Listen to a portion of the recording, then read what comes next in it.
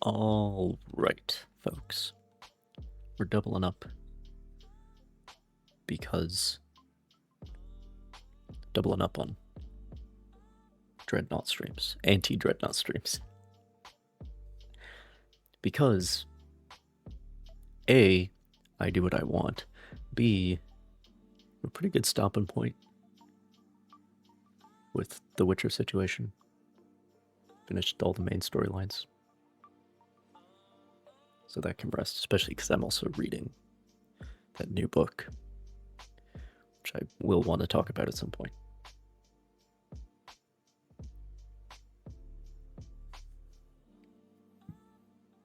But anyway, the third reason, C, is that there are developments occurring. So as you can see, Germany, you saw the majority of the naval war last time. And all that's happened since then is like the land war, which of course, me, the Navy, I had to fight the land war. Because I think the only territory in Europe that the army was able to take was northwest Italy. But also they're just slow, But it's very difficult to take like home territories from non-home territories. If that makes sense. Like I got 600,000 guys in southern England, but in my non-home territories, 26,000 up against their home territories with also 6 digits. So really the Navy's the only option, and in this case you need one heck of a Navy. Like 600,000 tons. I think I have over 700,000 in this area. But it's a little weird with all the fleets. And the game doesn't recognize them all the time. But anyway, so as you can see, one more turn and Germany will be no more. Unless I've missed something. So. And they have 4 submarines. Very well. Very well. I mean, because I'm basically blockading the only ports they have, so if they build anything, it just immediately dies. But yeah. Okay, so the other developments here are that we're about to get radar. Which, it's funny, up until this point you have the coincidence rangefinders, which are better at close range, and the stereoscopic, which are better at long range. I'm not sure why that is in real life, but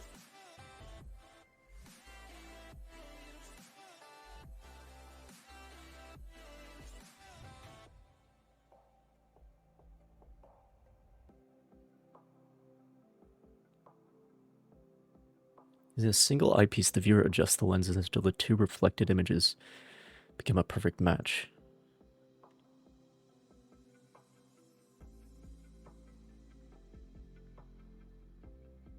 Yeah, if I remember correctly, stereoscopic rangefinders are a lot more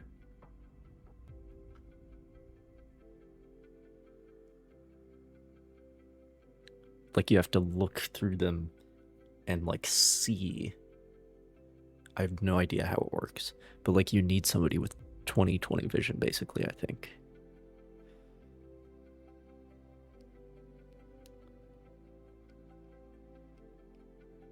But it is supposed to be more accurate, particularly at long ranges. Which is the primary way it manifests in this game. This is faster and better base accuracy. because I'm only building destroyers, this is all I've used so far. And the stereoscopic is better specifically at long range, and also helps with shell splash interference. But radar is like just better than both of them, because it has better aiming speed than even the highest level coincidence rangefinder. And obviously it's better spotting. So it's like the best of both worlds and then some, basically. So that's important. In terms of designs, last time, I think it's been like 5 years of doing this land war. But anyway, last time we did the meme triple stack 4-inch. But I only built the 10 of those because I very shortly unlocked the Mark IV 5-inch gun. And so I made a much more sane design. And that I've been building the heck out of, as you can see. Because it's a very future-proof design. But it's not the last... I think there are Mark V guns. And there might be more destroyer hulls, I don't know. But the hull that I have, the maximum is like 2850. So I don't... Yeah. Anyway.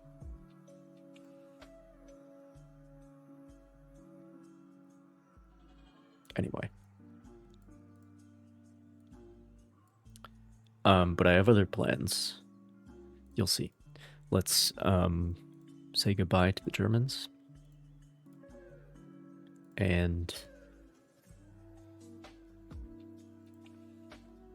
yeah.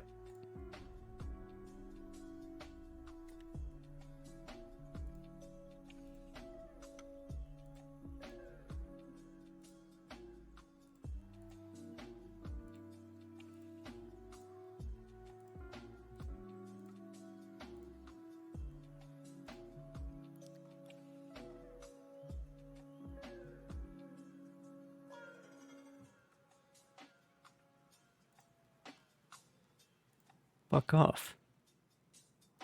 Oh, well, at least it takes less now. I think when they're under siege, under blockade, it like...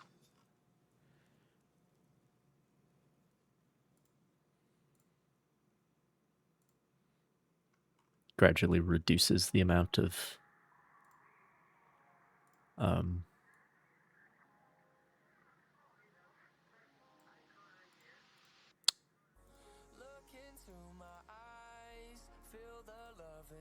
the amount of tonnage that you need. Because their defenses weaken over time.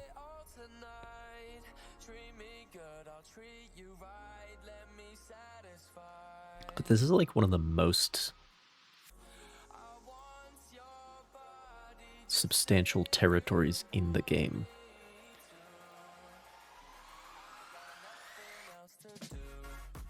Yeah, because like we're doing port damage, right?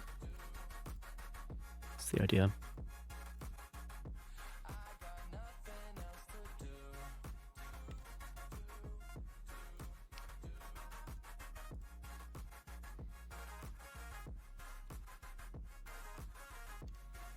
Yeah, it's like where they're shown is not necessarily where they are or where the game considers them to be. It's real weird sometimes.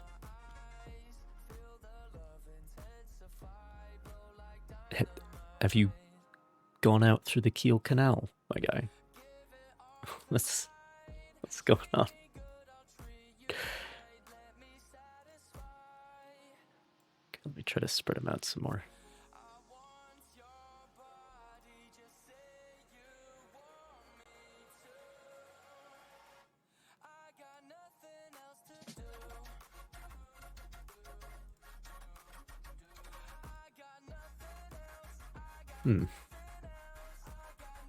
Oh, we can move there.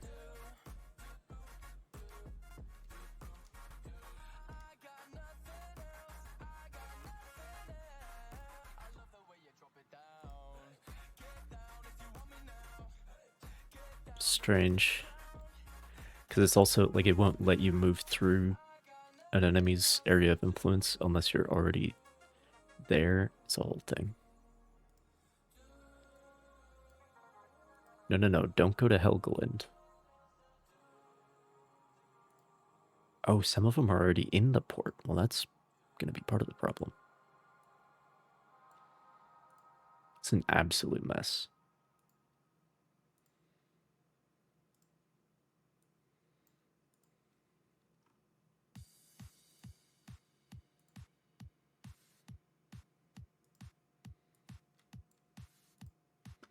But I think if you have bigger ships, they have like fewer crew per ton. So you wouldn't need quite as many fleets. Because your fleets are limited by crew size, not by tonnage. But anyway.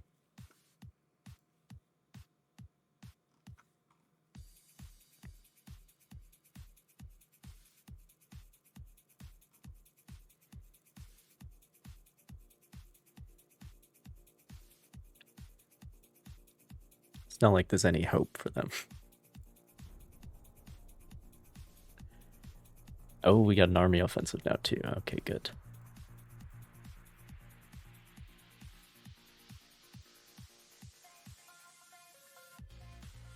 Even with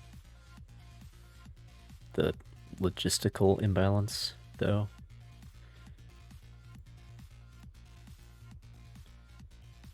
I have my doubts. That's more than an order of magnitude of an imbalance. But anyway. Oh, we're finally registering at least most of the ships involved. Okay. That helps.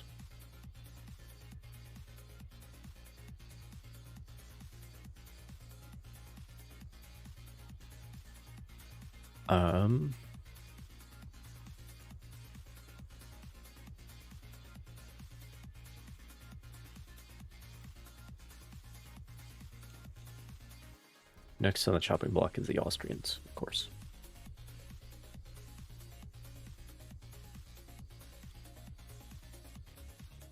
And they are a Baltic power now, somehow. Because they took Latvia off the Soviets.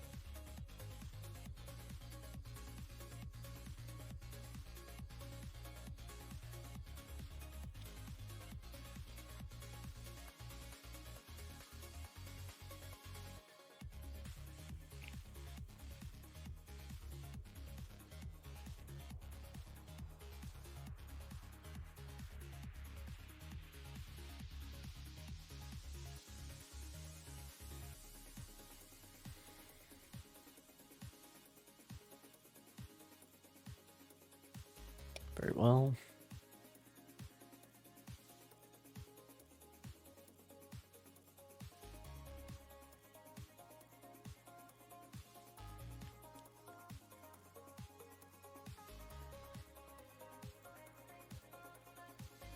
Four turns to go. We have an entire nation on death row.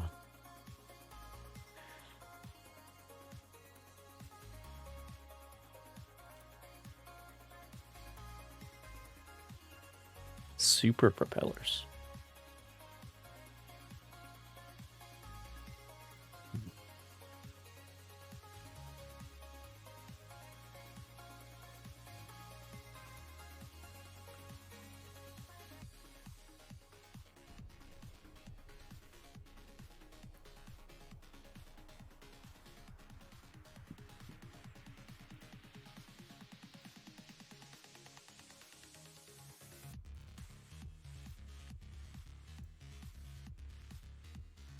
Just a destroyer.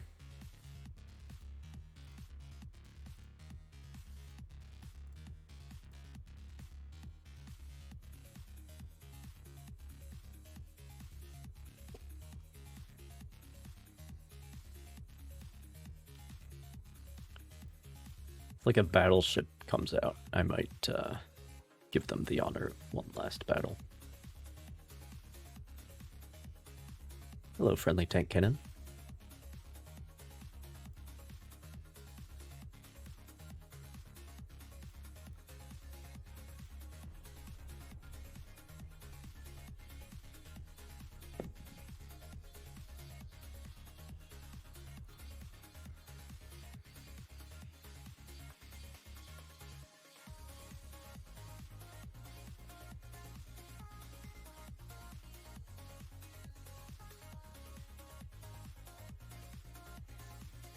How am I? Oh, not so bad.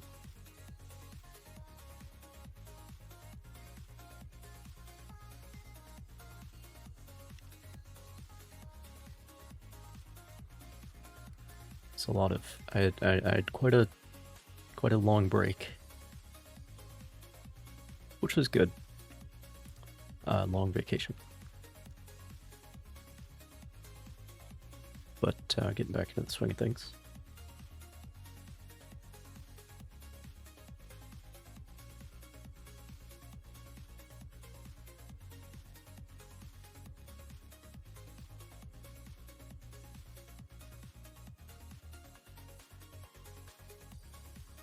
Mark 5 2-inch guns.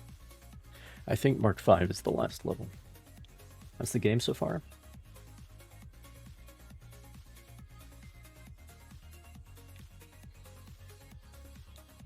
It's going all right. I've only got about half the world pink. Could be more.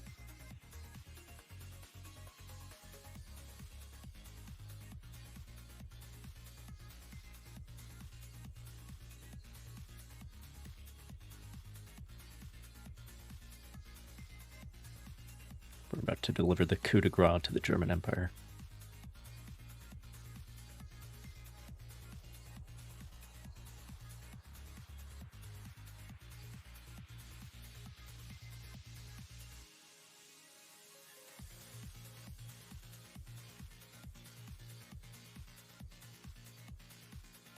How the hell do you take territory?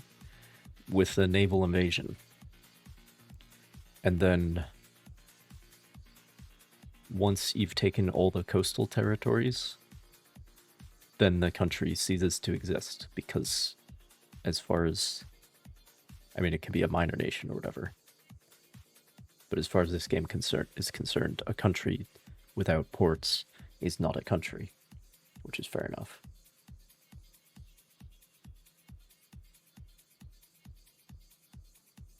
But the army will also do stuff from time to time.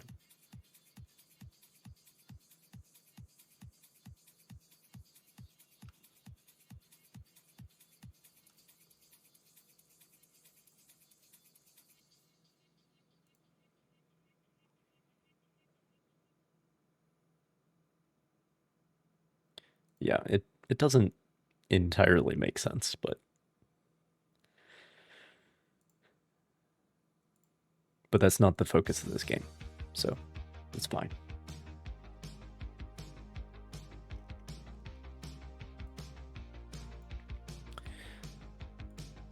Once this war is over, I'm gonna scrap a lot of things. 2 more turns, theoretically.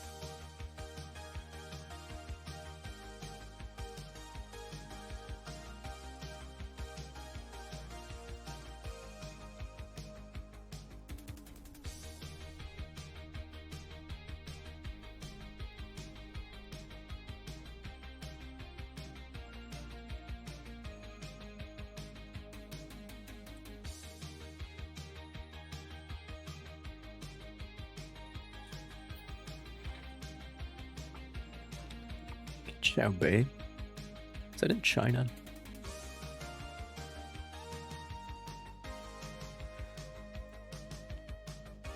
Okay. Okay, we can have a final battle. Damn, 50,000 tons? Alright, let's do it. Let's do it. I'll give you the honor. Is the US a problem still? The US is always a problem.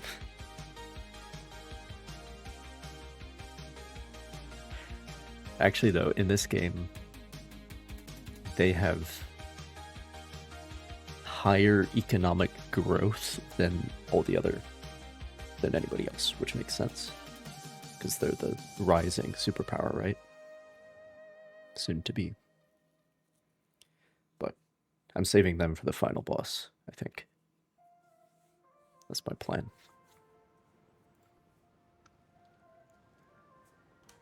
Because they also have advanced technology, of course. Oh my gosh.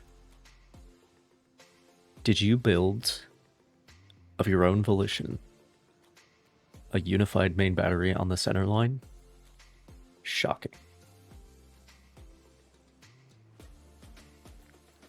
Just don't let them know where the oil is. Yeah, you gotta be careful about that.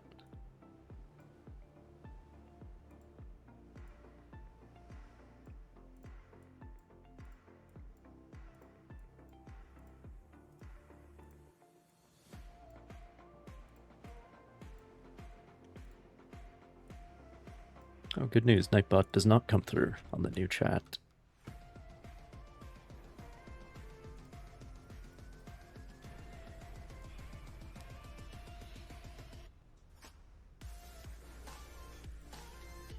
Shit. This game really needs a split division button.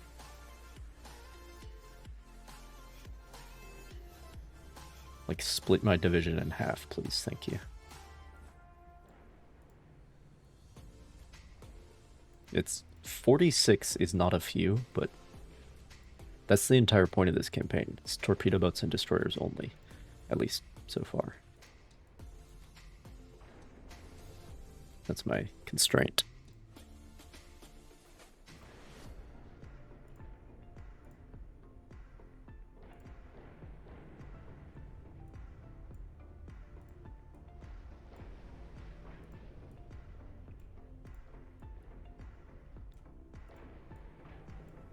Just hear all the hull scraping.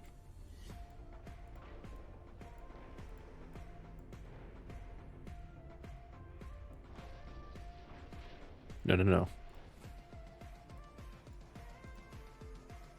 It's weird sometimes.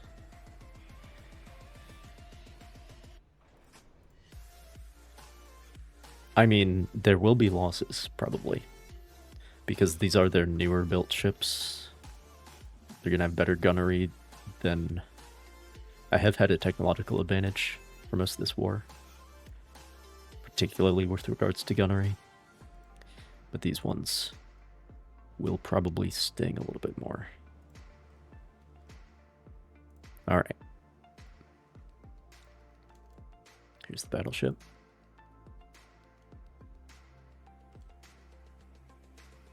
Schließen. I think there's a battleship or battlecruiser from the Great War with that name. 15.1 inch unified main battery, 6 of them on the center line. Wow. And they've... Listen, I think maybe the AI is capable of learning. They figured out that all I'm building is torpedo boats, destroyers now. I think maybe they figured it out because they got an absolute smorgasbord of secondary weapons. Mark III guns, too. 7.1, 6.2, 6.4, because that makes sense. 4 inch, 3.2. Yeah, that is fascinating. We got the casemates. We got like a... they're using this like stepped barbette. A few places. It's a lot of secondaries. And 25 knots is respectable.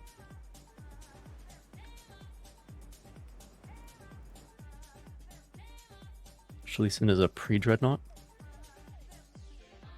I see. Because they did bring out a bunch of the pre-dreadnoughts for Jutland, if I remember correctly. Even though some people thought it was a bad idea.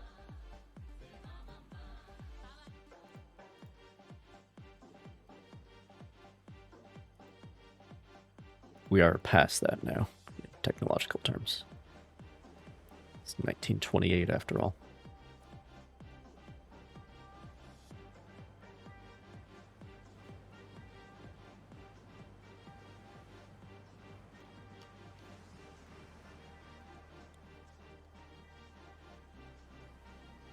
So these are my newest destroyers.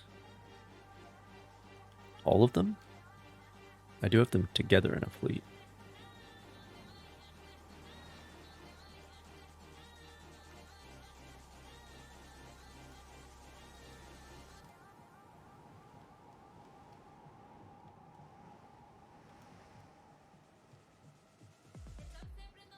Decommissioned in 1918.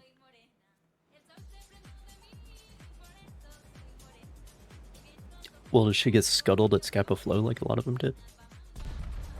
Or is that just the more modern ones?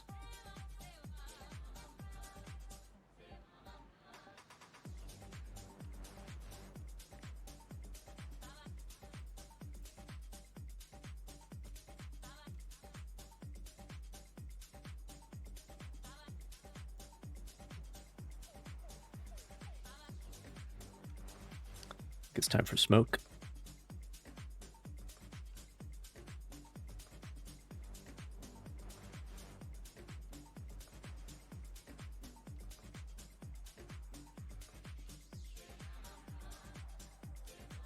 Wait, you're telling me they had a pre-dreadnought in service in the Second War? I mean, presumably just for like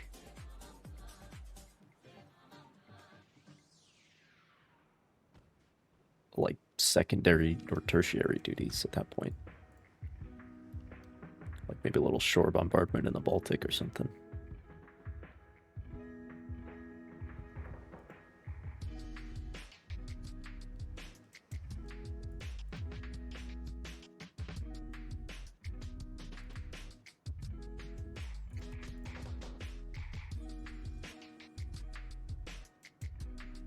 I mean, I guess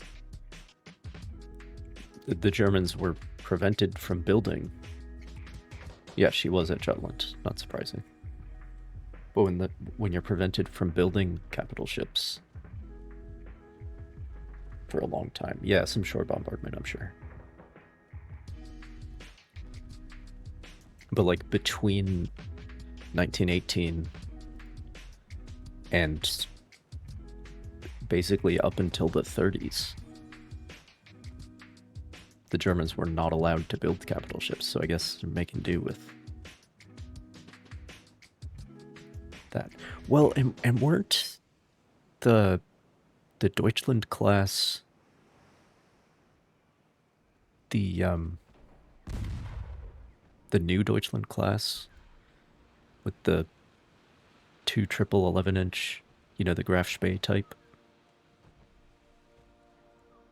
which are really armored cruisers, sometimes called pocket battleships. I think those were supposed to be, like, as far as the treaty is concerned, those are supposed to be replacements for the pre-dreadnoughts. I think that's why they were allowed to build those.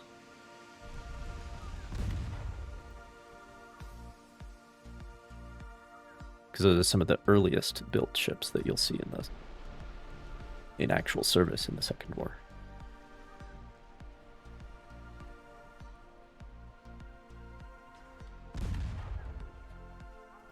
So I think maybe they were allowed to keep their pre-dreadnoughts, and then those were like the supposed replacements for them.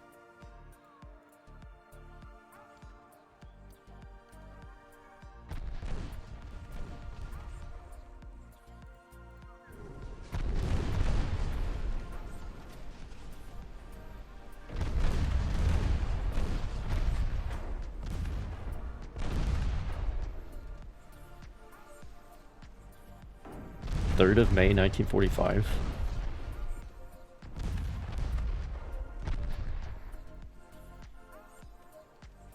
So she almost made it to the end of the war.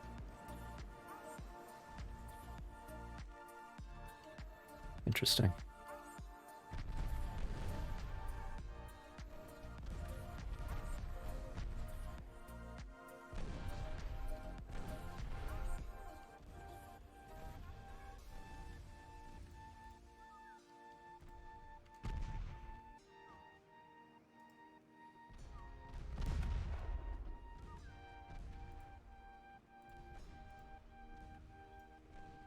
Of course, the battleship has torpedoes.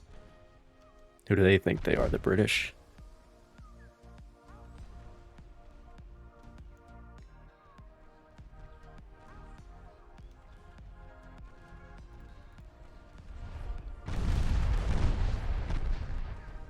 Sunken piece, yeah. Their destroyers are pretty modern too now. Mark III guns and everything. They're still putting torpedo launchers on the forecastle. Yeah, he likes to do that for some reason. With the gun turret super firing over, which honestly, that's not the worst idea.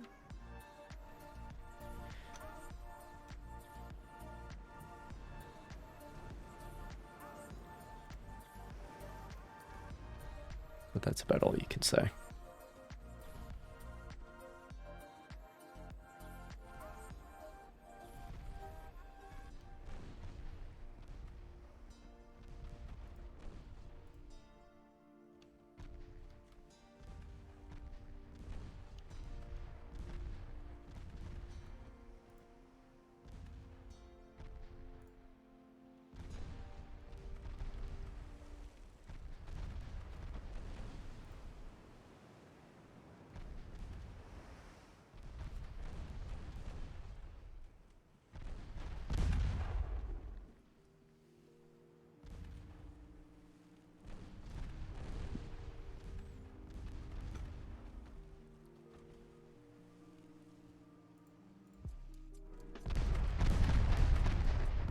Well, she's on fire.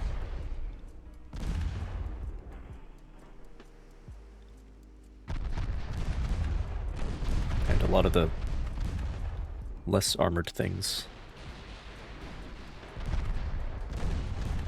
are in pretty rough shape. But like the hull and the main battery are all intact. As you would expect. Because all I've got is 5-inch guns. Soon, however, the torpedoes will be on the way.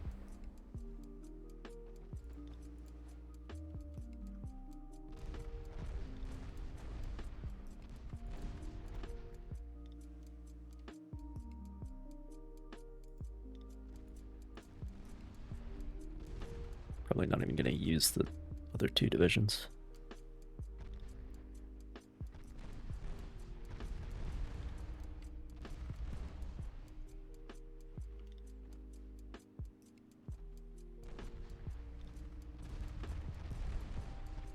My ship's top of the line for 1928, yeah.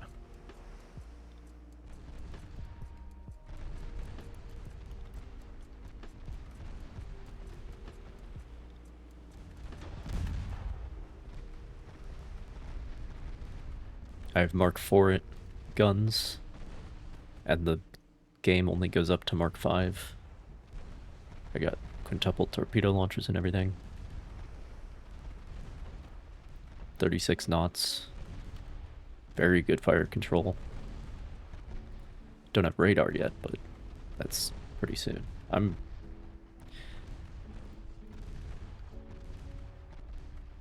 I'm pretty much on top when it comes to technology. And a lot of this war I was fighting stuff that's like 2 generations behind, maybe. This is more like 1 generation behind.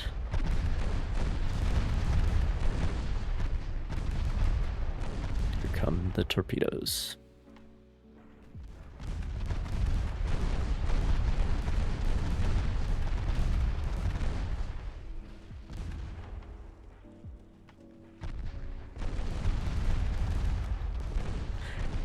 Look, man, you just hit that 16-inch belt with enough 5-inch, and eventually it'll erode away. Right?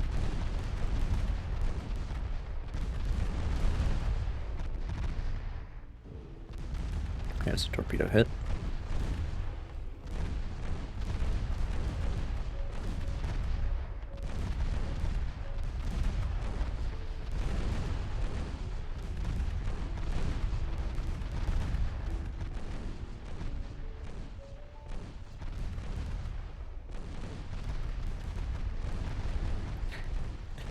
Just shooting a KV-1, yeah. Yep.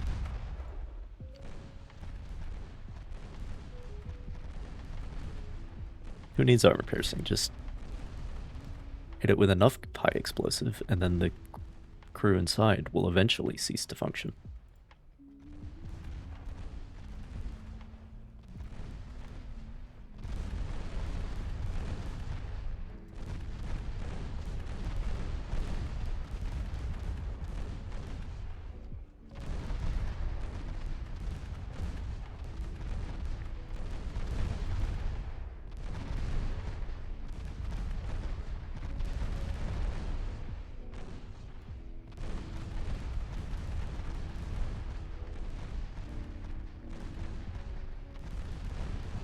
These torpedoes are almost ready.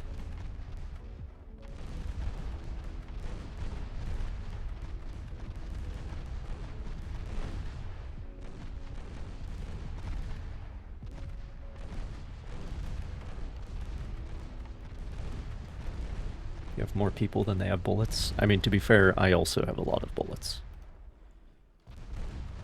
They're just pretty small bullets. Main thing is the torpedoes. At this point.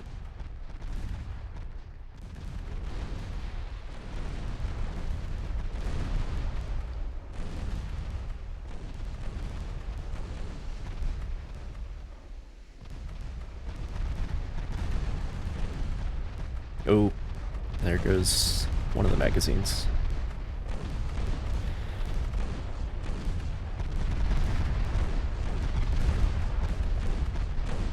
There goes another one.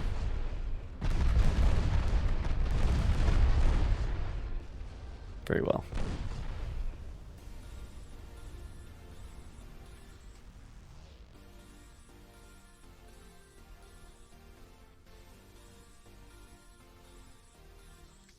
Didn't lose anybody. Any ships, I mean. Just some significant damage. Alright. Bye-bye, Germany. You fought well.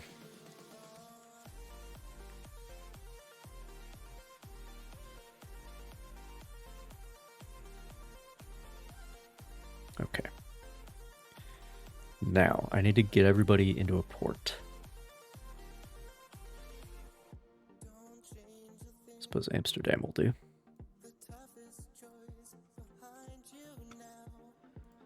And then I can sort out who needs to be scrapped and whatnot.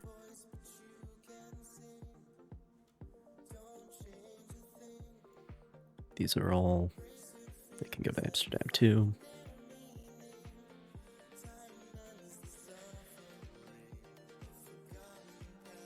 These are the new ones, so they can go to Scapa.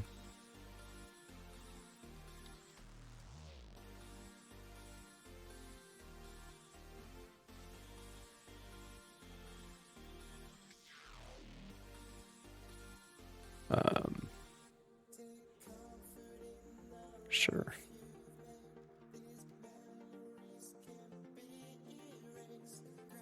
what a mess.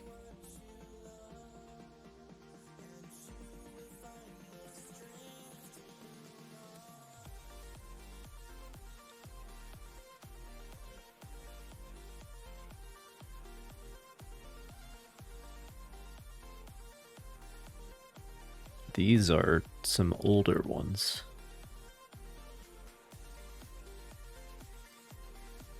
And then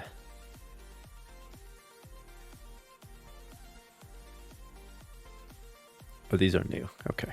These can go to scap as well. Alright, I think that's everybody, but we'll see next turn. Who's next on the hit list? Austria.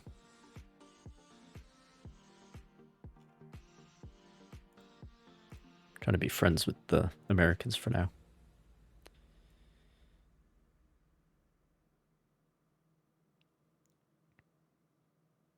Yeah, I'll wait for that. Because it's like reduced flaws, right? Yeah. That'll be good. But next month I'll invent a radar.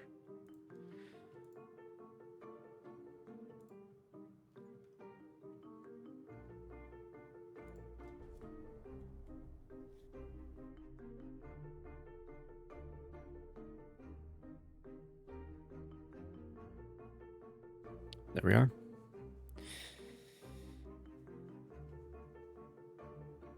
Transmitter casts electromagnetic waves of the radio or microwave spectrum, and the receiver reads the information of the reflected waves.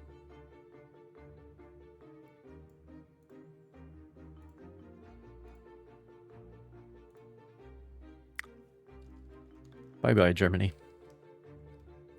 You fought well. So this is now ungoverned territory. Because all the ports have been taken. And what is a country without its ports? Okay.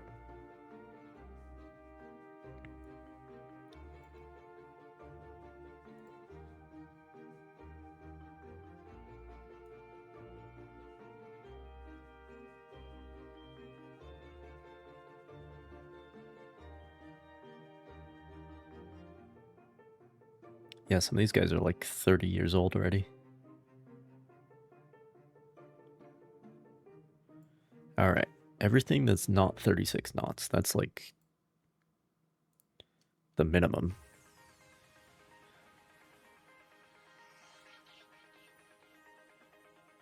Why can't I scrap?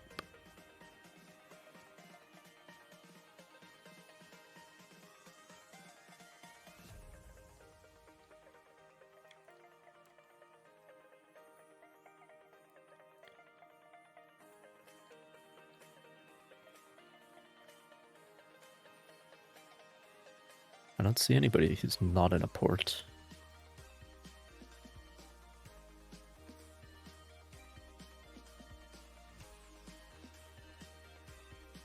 Oh. Okay. I think you can scrap ships even when they're being repaired. But we have...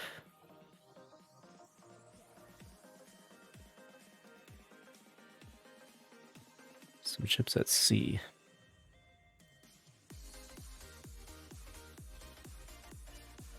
Okay, that makes the list much more manageable. Okay, in the South Pacific? Where?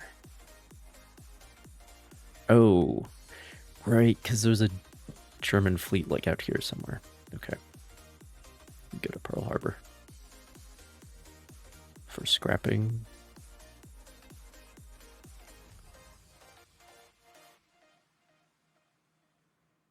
But yeah. So that gets rid of everything that's not 36 knots. And then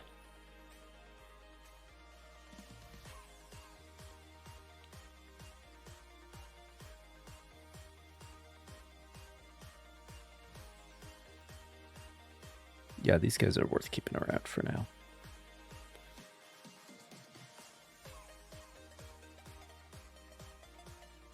It also gets rid of everyone who doesn't have depth charges, which is good. So we're down to 291. It'll be 261, which is just fine, especially because they're so big now.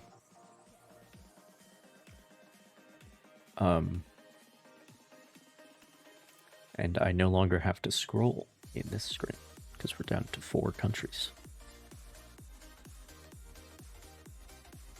Which, like, that's the real end game, let's be honest.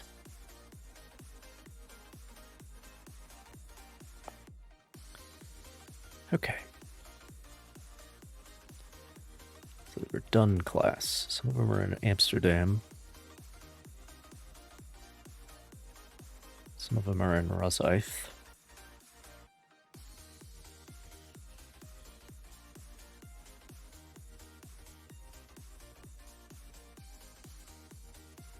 What do I want to do with them? Got 70 of those. Just a few of these.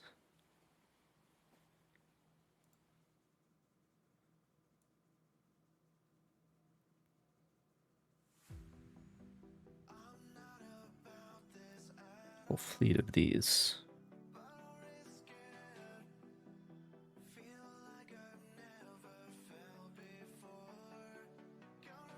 I mean, I already have 100 of the newest ones. The Mountsy class.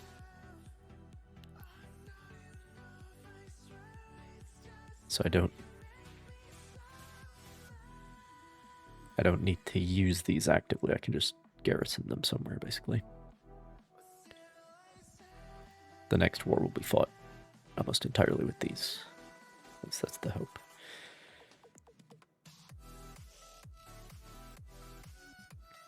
So that.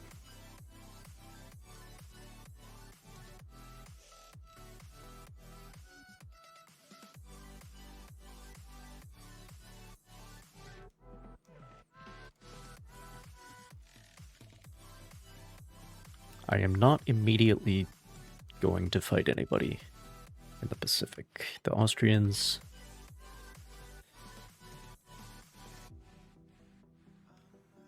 are basically a Mediterranean... well, they are. They do have a Baltic port now, because they took that off the Soviets. And they also have Brazil for some reason, but, you know.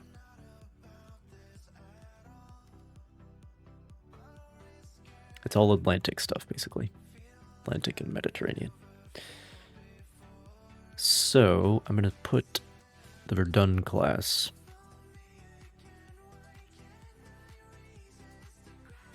Which, that's funny. So I first built the Verdun class, and at the time, there has been no Battle of Verdun in this time period. I mean, maybe there was, but not the way that there was historically. But I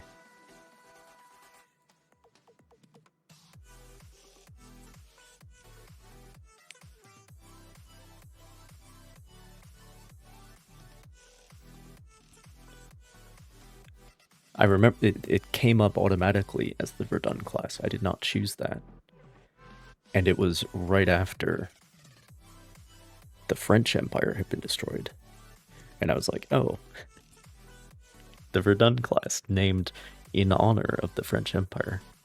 And now that is my oldest class still in service. Now that the German Empire has been destroyed.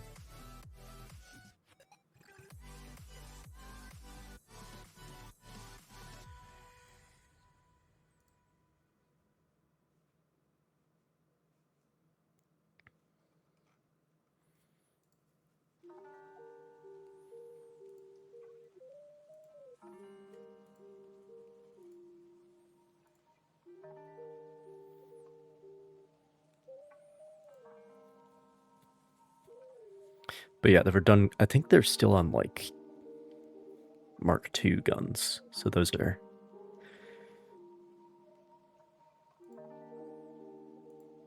basically no longer useful.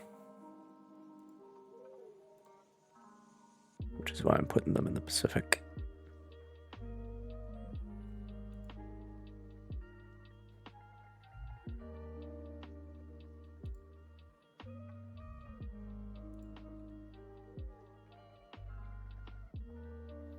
Unless you think I should scrap them too.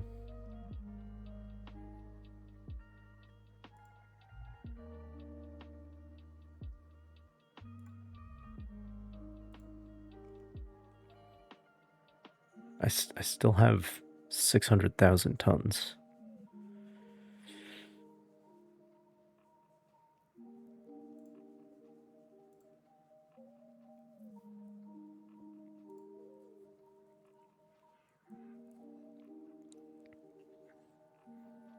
If I scrapped the, we'd be down under 200 ships. But I'm still building.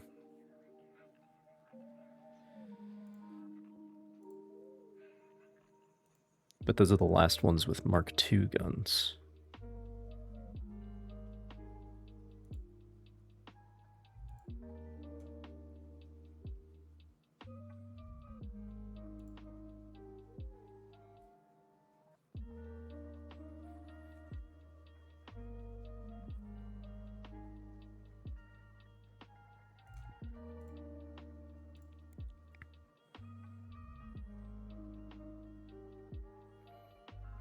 Yeah, let's do it.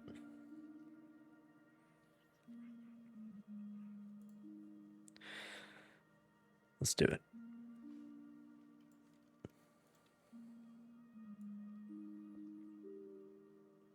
Because I'm going to want to do it pretty shortly anyway. Because I have all these new ones.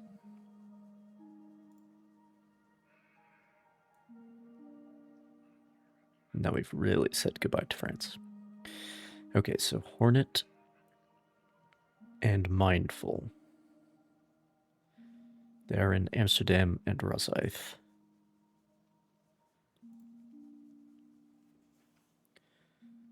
Those ones I'll put in Yakuska.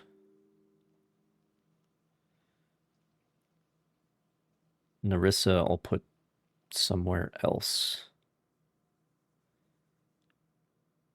Maybe in like South America. And then these are the ones that I'll actually fight the next war with. Good riddance? Yeah, I suppose.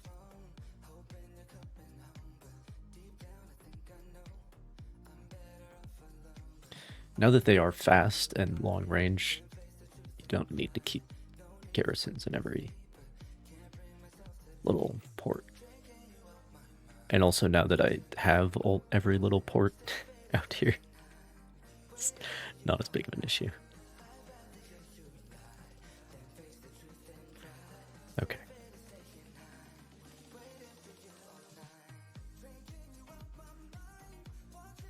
I think Ikusuka is my biggest port out here. So not the Narissa class. We want to sort out Hornet and Mindful.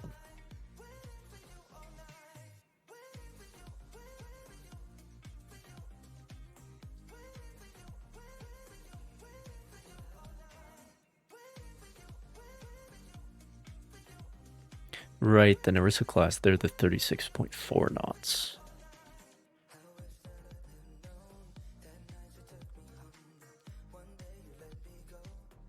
The only ones. Mindful herself, still around.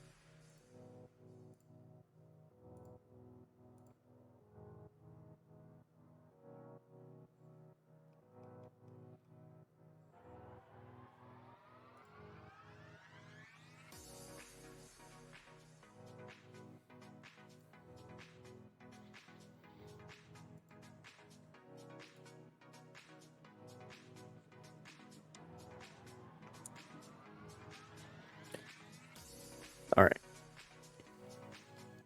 It's easier to see on the other screen. But yeah. Is that my biggest port out here?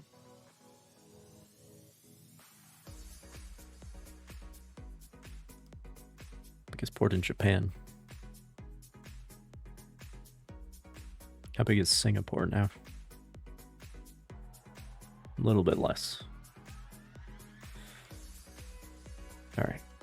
But like that can cover, because they can move so fast now, that can cover any situation in like this entire area, even the Indian Ocean.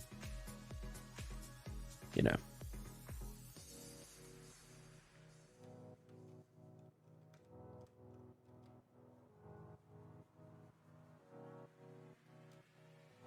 So, the ones from Rosyth.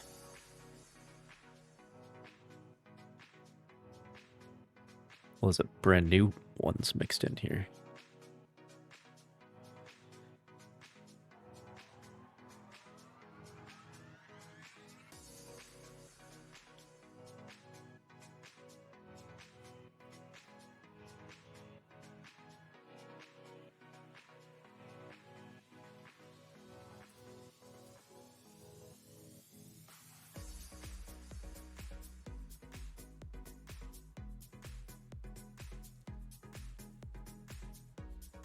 The whip and the Mouncy can stay mixed together because they're like very similar.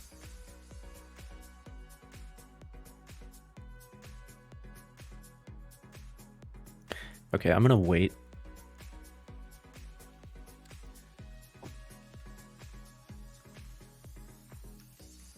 So that they're done repairing.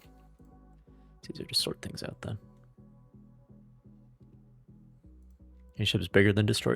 No, that's the whole point. You understand. Torpedo boats only. And once you can no longer build torpedo boats, destroyers. That's the entire premise of this campaign. Though I might be about to break that rule.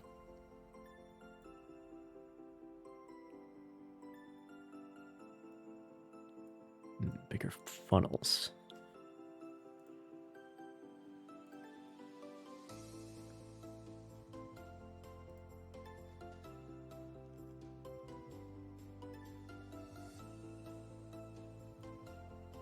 We'll see. Just one more technology, then I'll start building. Just one more. Next thing you know, it's 1950.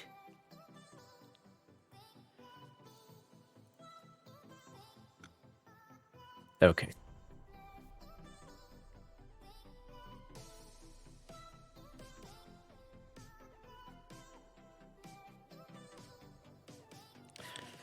So now I can scrap. This one's in Pearl Harbor. Yeah, that's a reference to the 2nd Pacific Squadron. The Russo-Japanese War.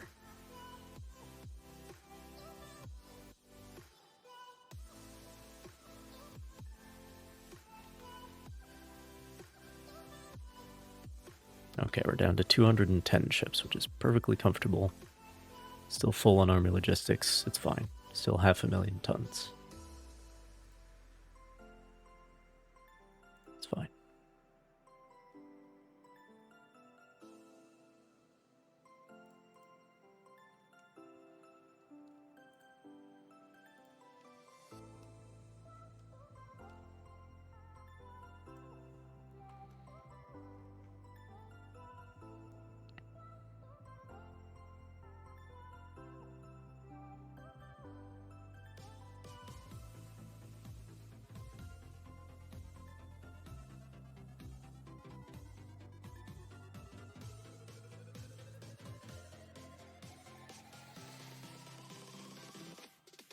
It's all Germany's fault because I had to get everybody into one place to get 600,000 tons to be able to invade Germany.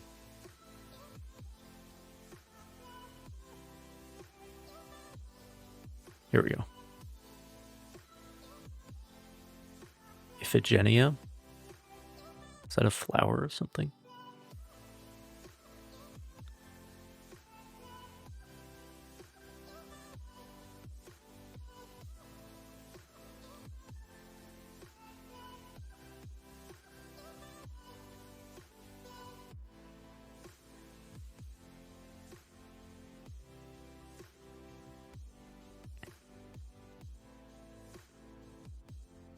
Oh, this is a hornet as well.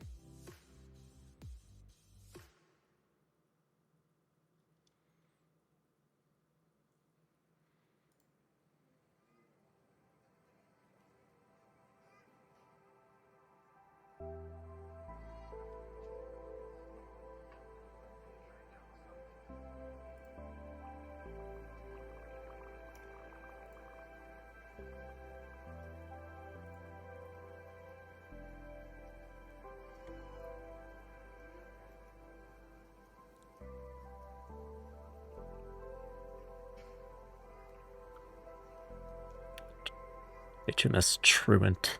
I think that's a real one. If I ever have a yacht, that's a name contender.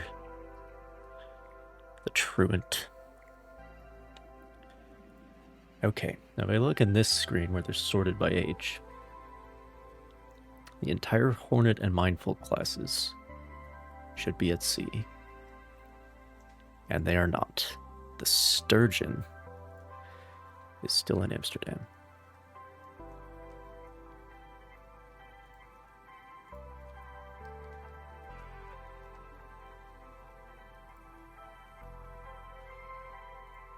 See, here they're sorted alphabetically. So if you know the name of the ship you're looking for, then that helps, but anyway.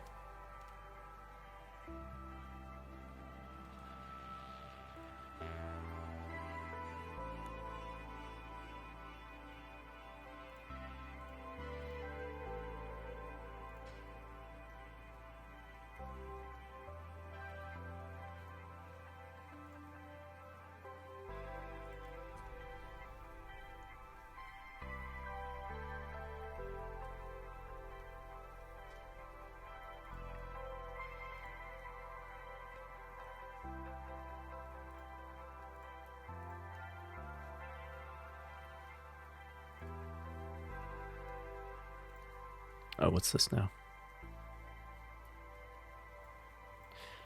20-inch guns. Well, we'll see.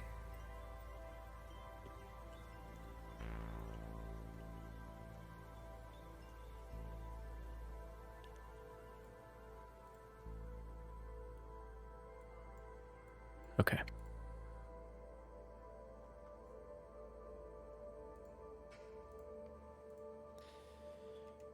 So now, where does the Narissa class go?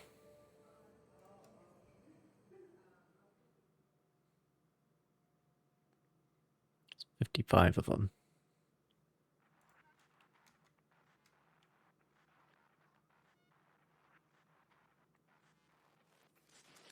I could put them in Rio.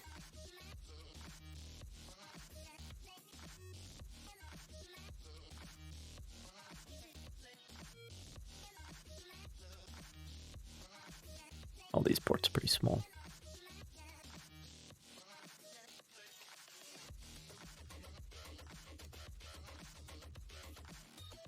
I'll put them in Rio because then they can cover the west coast of Africa as well.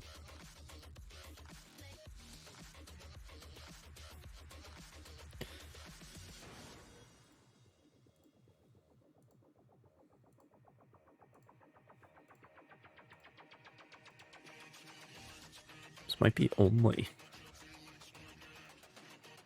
Narissa's now.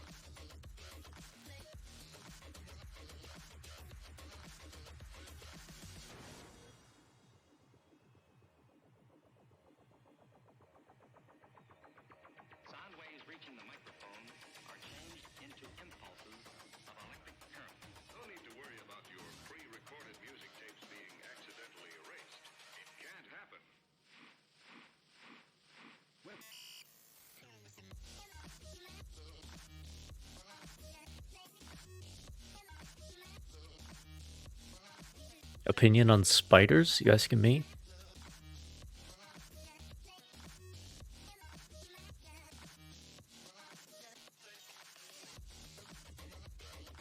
I do not like them. At all.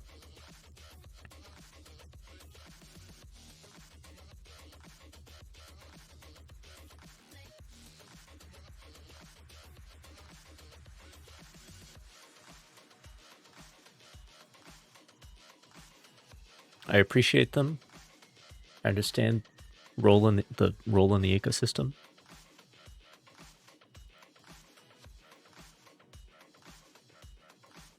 Oh no, snakes are cool, dude. Snakes are the exact opposite, where I'm like with spiders, I'm psychologically aware that they are good, that they do good work, you know? But I'm like irrationally hate them. Snakes, I'm psychologically aware that they can be dangerous, but I irrationally love them. I think they're very cool. But most of the snakes that you like normally come across, at least where I live, are just fine.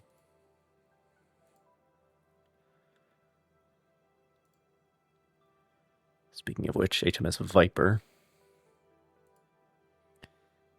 which is like garter snakes or whatever, you know. What's the problem?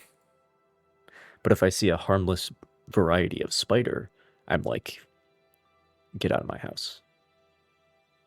You know? Every time I see a spider, there's a existential battle that occurs between two parts of me. Both parts that don't like spiders. Right? Because there's the one part of me that says,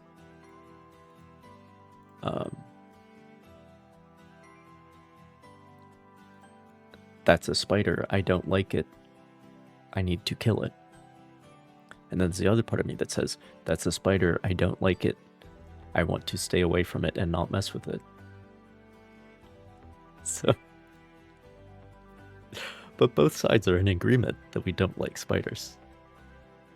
It's the funny thing. Anyway.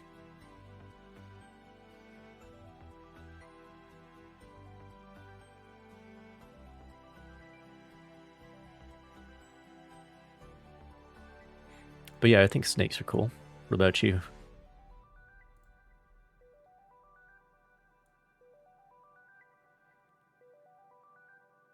Okay, the entire Narissa class is at sea.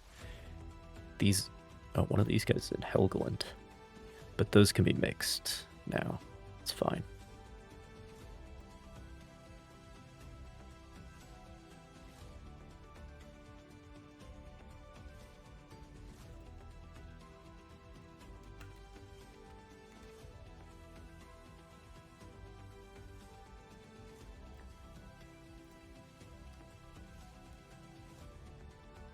Yeah, as long as spiders mind their own business.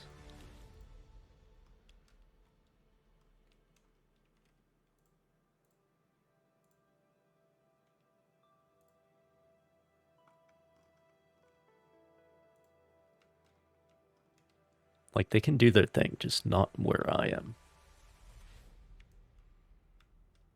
Please.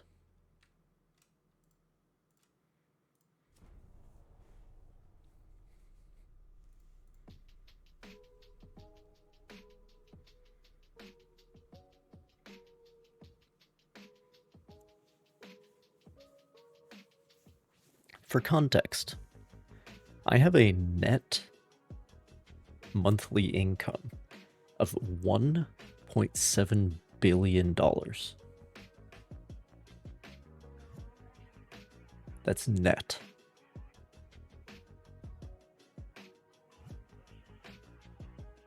That's net. I also have $1/3 trillion in the bank with nothing to spend it on.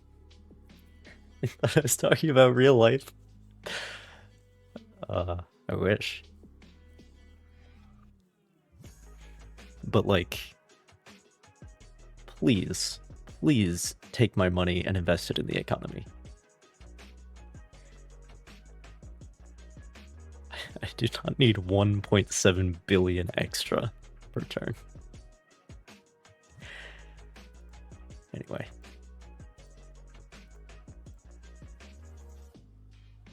But I always take that option because the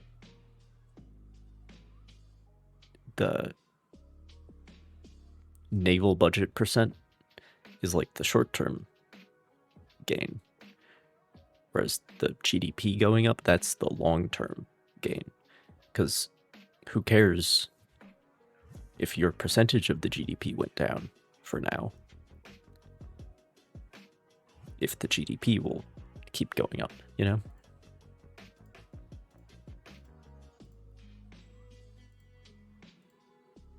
GDP is gross domestic product.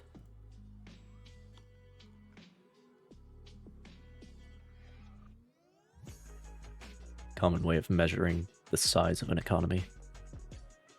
Though there are, I think, been led to believe there are problems with the form of measurement, but it serves a purpose. The GDP of half of the world at this point is 2 trillion. Which makes me wonder, like, what's the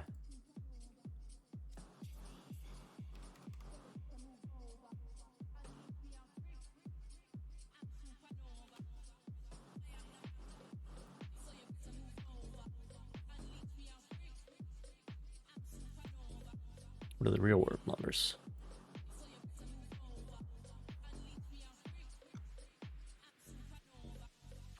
So we have more than 20 trillion?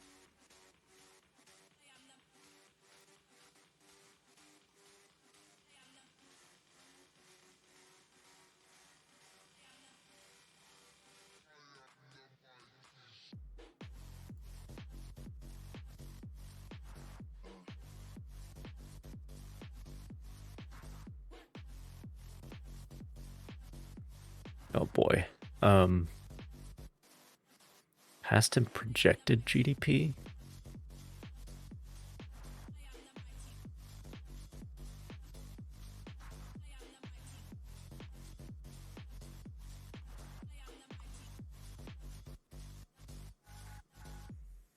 What is... Values are given in millions of United States dollars and have not been adjusted for inflation.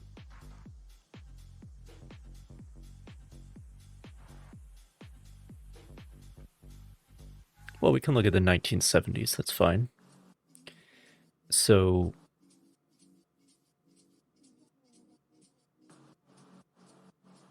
in this case, thousands are billions.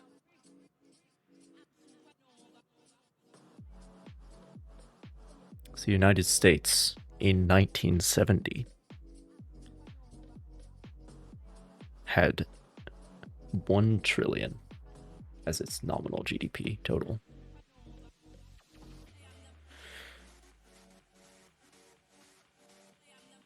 And then in 1980, it's 2.8 trillion. Of course, like,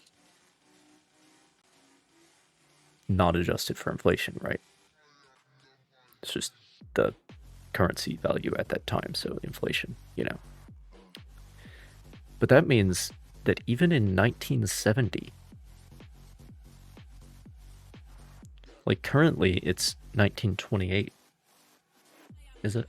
No, it's 1929. I have 2 trillion GDP.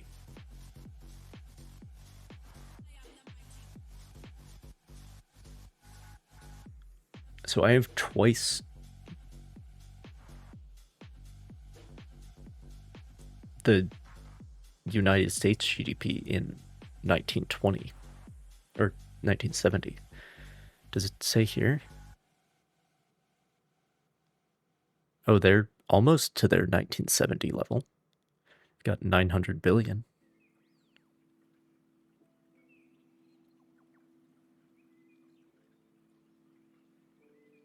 Interesting. I think they start with the highest growth. But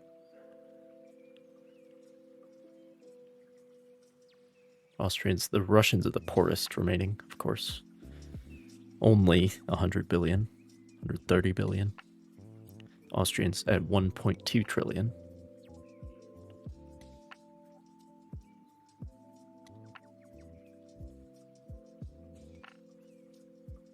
But yeah, so not converting for inflation or anything. I have twice the GDP that the United States did in 1970. Now, granted, I directly control about half of South America, about 2/3 of Africa, India, part of China, basically all of Oceania, not to mention France, Germany, Poland, half of Spain, Scandinavia.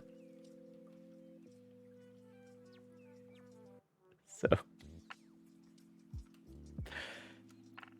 I can understand why it's 2 trillion, but it's still a very big number. Anyway.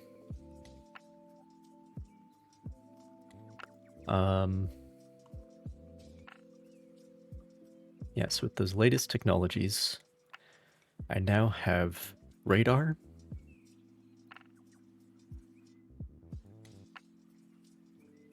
and a bunch of other stuff. But what I would like to do now, I think I'd like to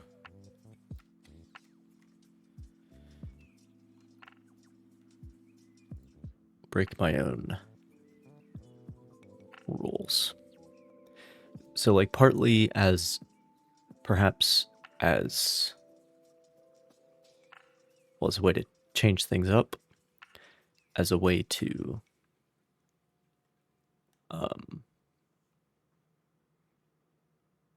make certain things a little bit easier to deal with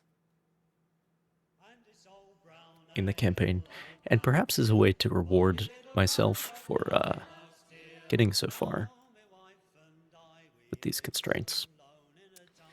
I'm going to start building super battleships. And no, there will not be anything in between. It will be destroyers and super battleships.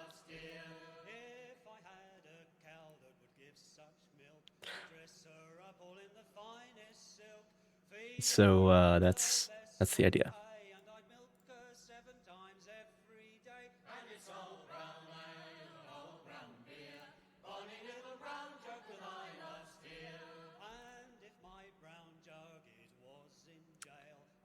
Aiming speed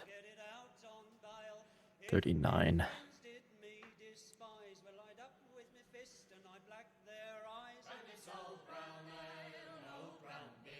This is less.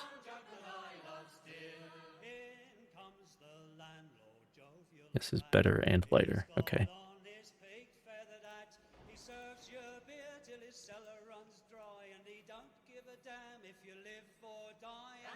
Now here you definitely get the national flavor, right? Because this looks very like Nelson and Rodney, King George V. Is this what's called a Queen Anne's mansion? Is that the term that's used to describe this? I never understood why that's the term, but it is. Oh, there's even hangars in the back for the scout planes that don't exist. That aviation is never invented in this timeline, to be clear.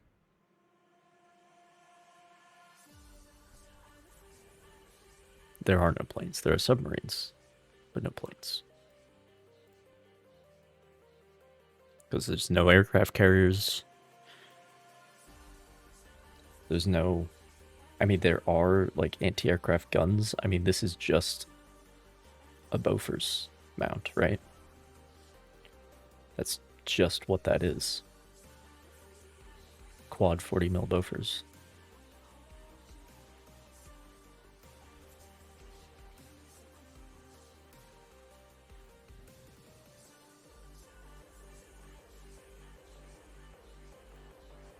But there's no aircraft to shoot with it. So.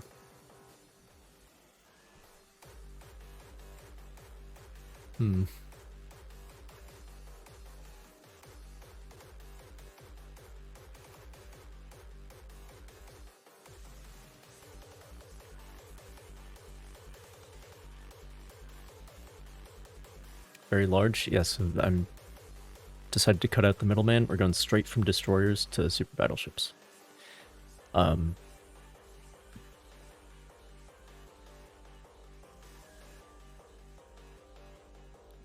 I need to take a break. So I'll be right back, and then we'll figure this out.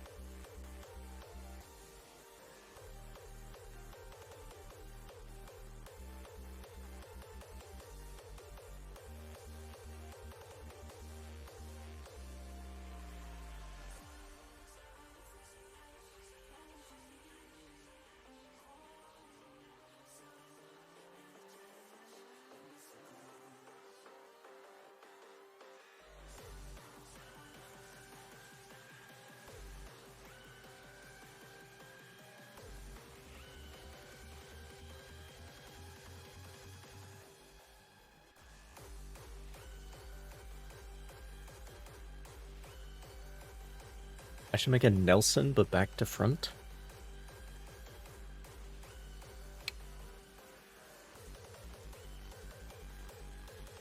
No.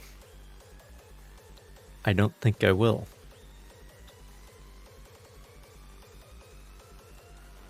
Why? Why would I do such a thing? That's like something that AI in this game would do.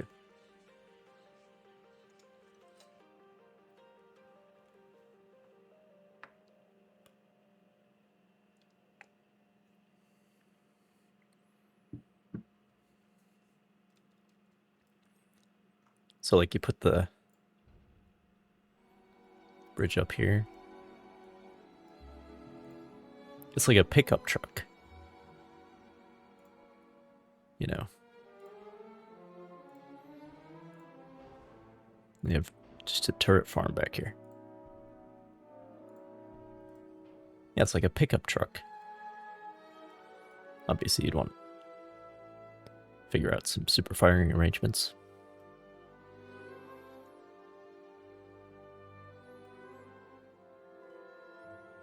Hmm.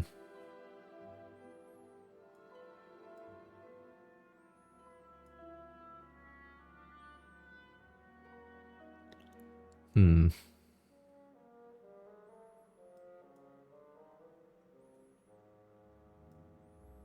Hmm. I think I need to get this off my screen before it explodes. Or something worse happens.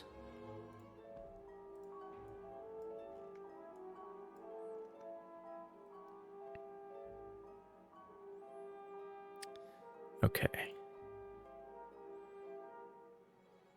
So the alleged optimal speed is 32 knots, which suits me just fine.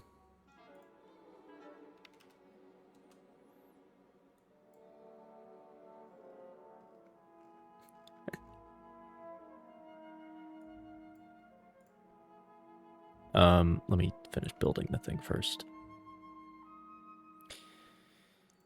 So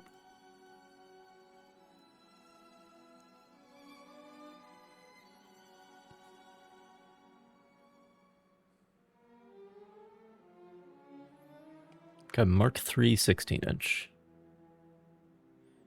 But then we've only got Mark 1 above that. Got a Mark IV 12-inch, but that's awfully small. I could just do the Mark 1 19-inch, but...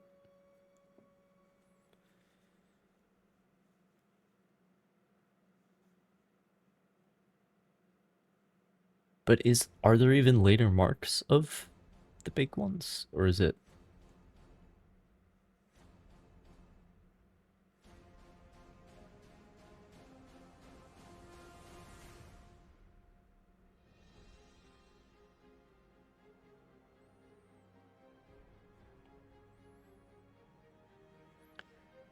Okay, well, let's just take the 18-inch here.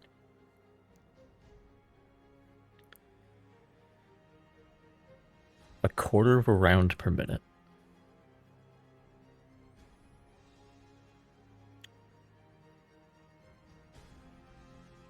.24.5 kilometer range.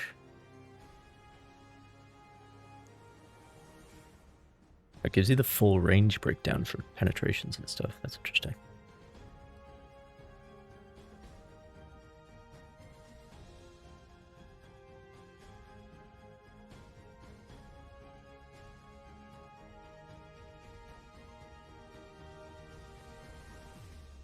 So this has better accuracy. It has more than 3 times the rate of fire. And 2 kilometers less range. And then,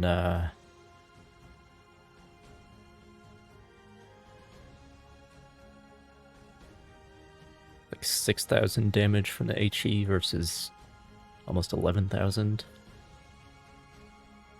Interesting.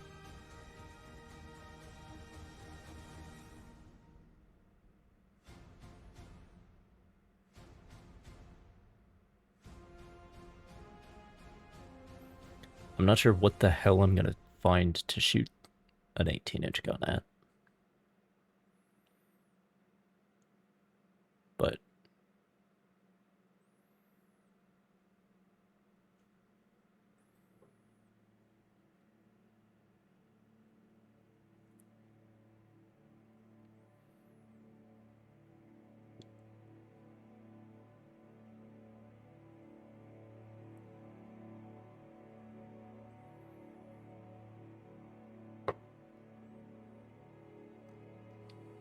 maybe I should just have a lot of 16-inch guns.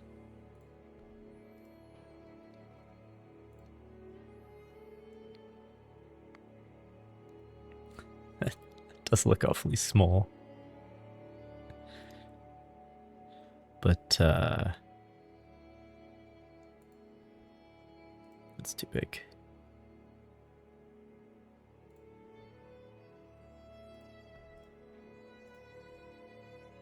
Could I do like a triple arrangement?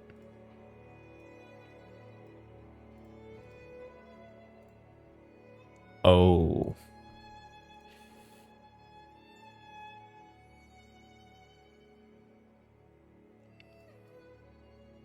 Yeah, but that's too big for a 16-inch.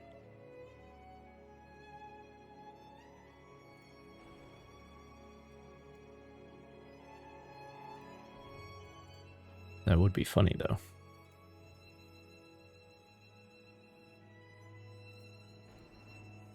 Superstructure back a little bit. Do the Atlanta stack, except with 16-inch guns.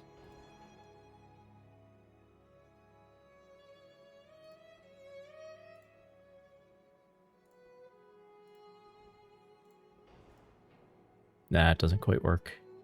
I would need a shorter barbette.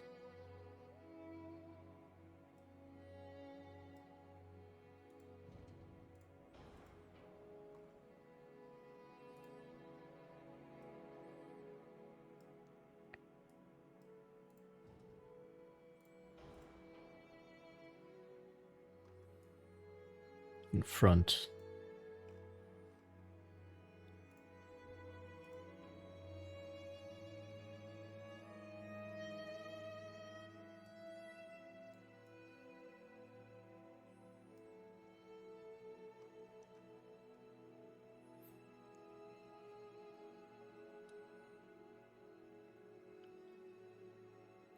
These pre-made hulls, there's like a whole selection of hull types. And then they each have like a displacement range. This one has the highest displacement range, obviously, because it's a super battleship. But it basically just, like if you make a smaller displacement version, it basically just shortens the hull.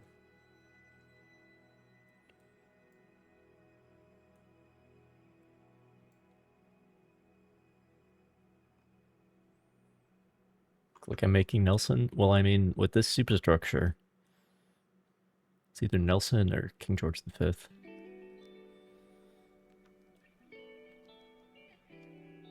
Although really, it's probably more Vanguard adjacent.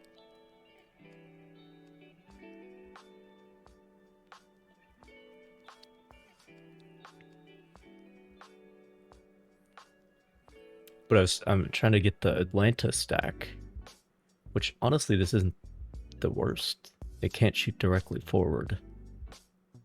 Maybe it can at long ranges?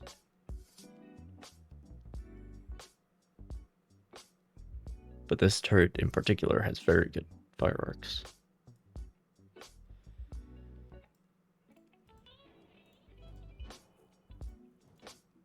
Let's try 18-inch. And they will be triples as the Lord ordained.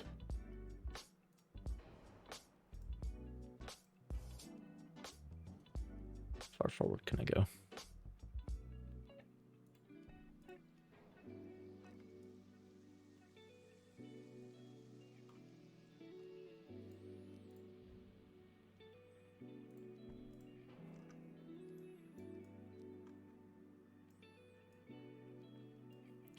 That doesn't look quite so puny.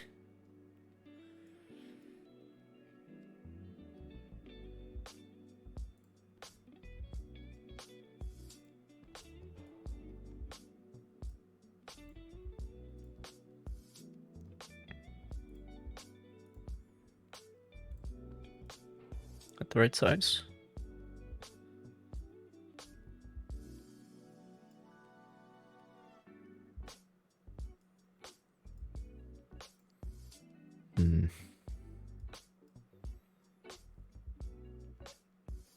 How about the huge one?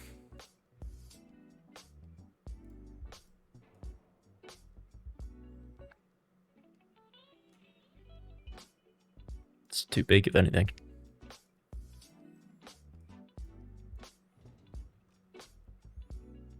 This is fine.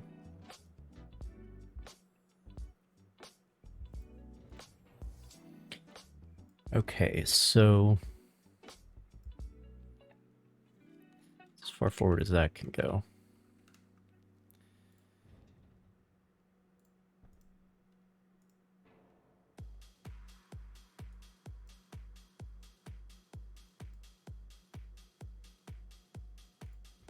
Back it up one, maybe.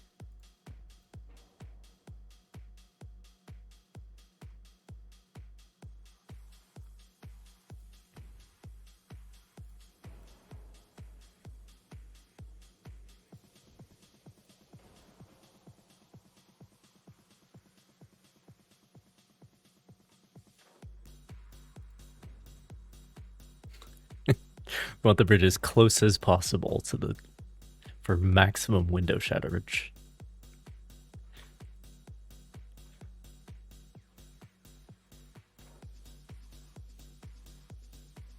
But that has a deleterious effect on the fire arc there. That's probably fine.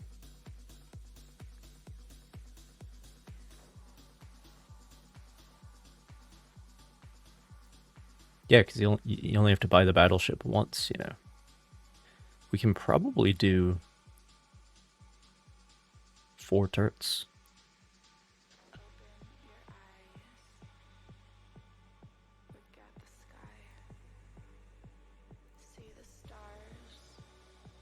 For 12. But they will be triples. Because, like, I'm not a heathen. I don't know why I prefer triples aesthetically.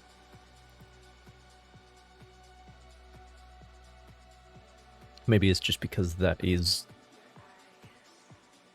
what emerged historically as the most common solution.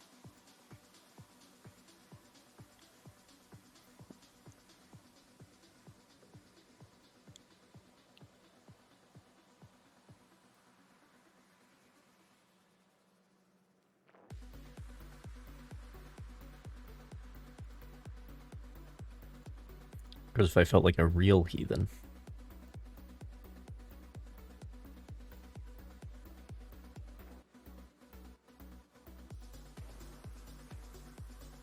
If I felt like acting like the AI, you know, we could,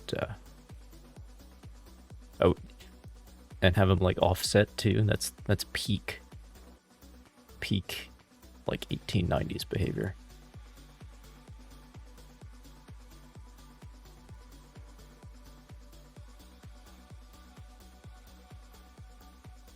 Mark II Nelson, basically. It'll be a lot faster though.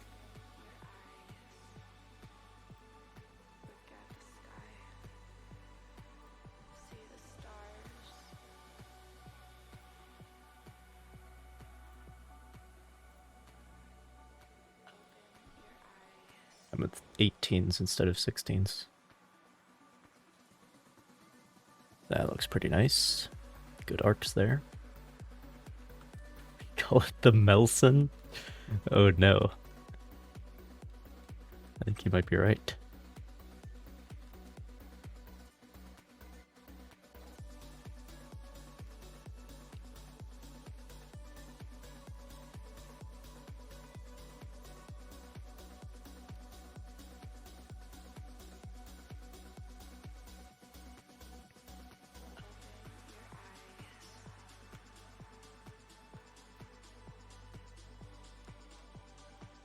All right.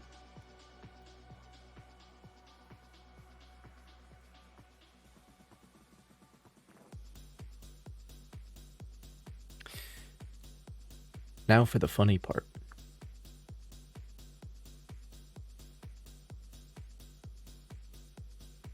Should I get with a 6-inch secondary?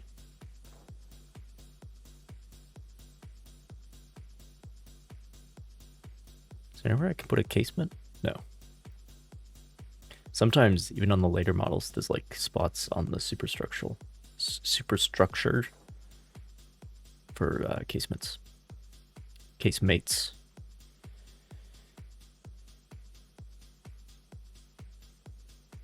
I mean, I could have like an 8-inch secondary. How big is that?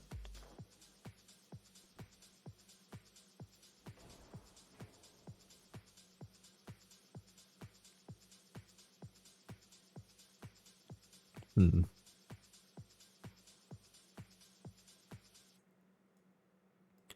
Oh.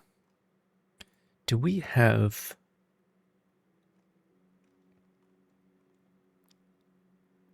What are the options here?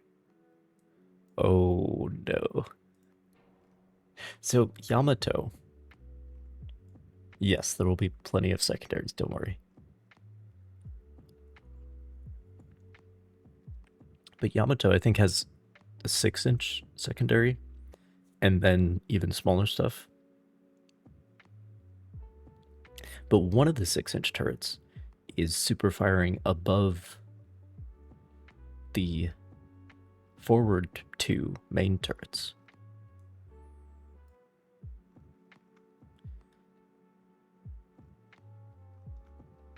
But I'm trying to... That's like basically... I need to move everything back though.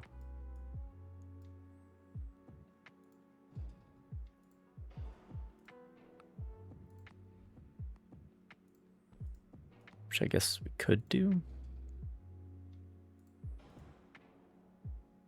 Get rid of these for now.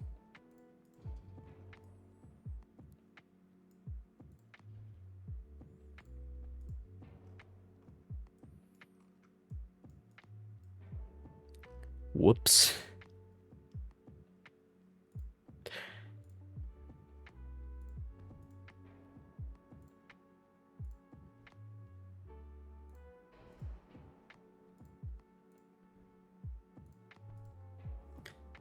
Okay.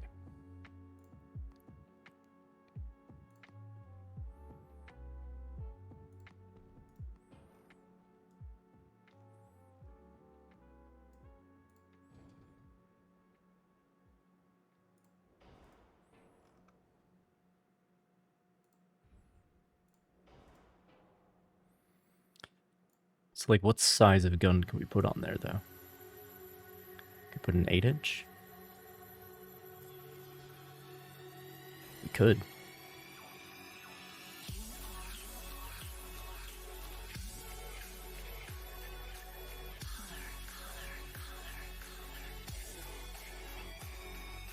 Is like the 6-inch turret the same size as that? No, it's smaller.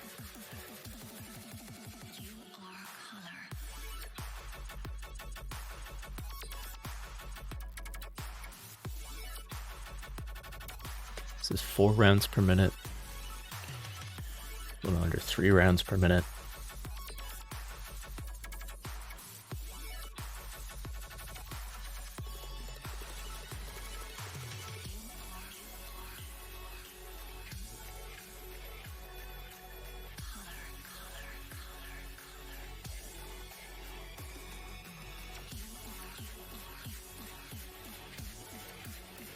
What are the other options?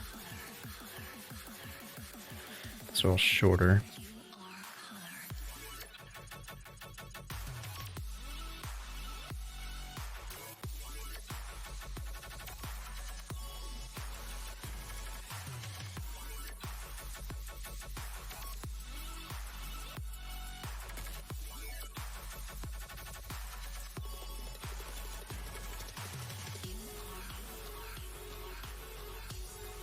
I do like that idea though, because it really helps with secondary battery firepower, especially forward.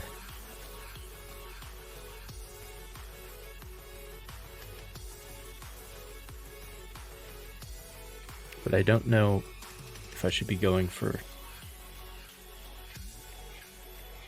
8-inch or what.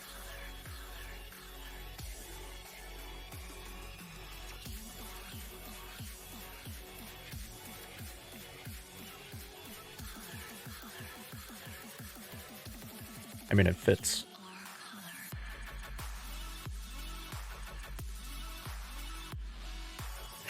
It looks so small for an 8-inch turret. But then you could also have some, like...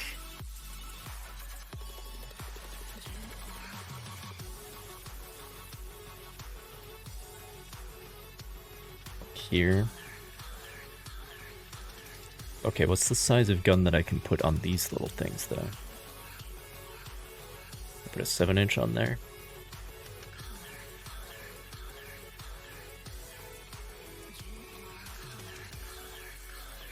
I think maybe we should standardize on 7-inch then. Because that's the biggest size that I can put on these little platforms.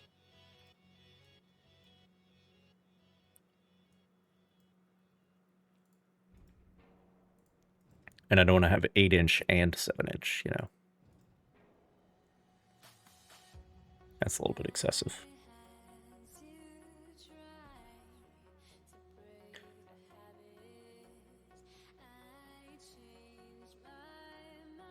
Hmm.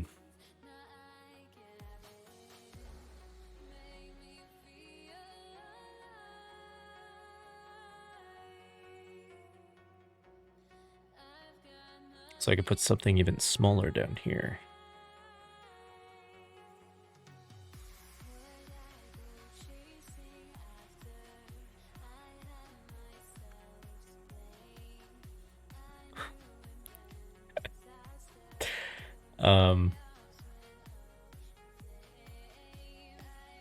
That's pretty far out to the outside.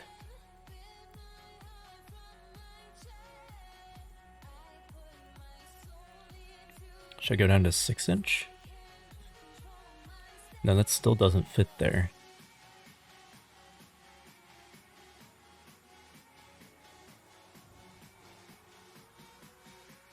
But that's weird to have the bigger gun super firing over the smaller guns.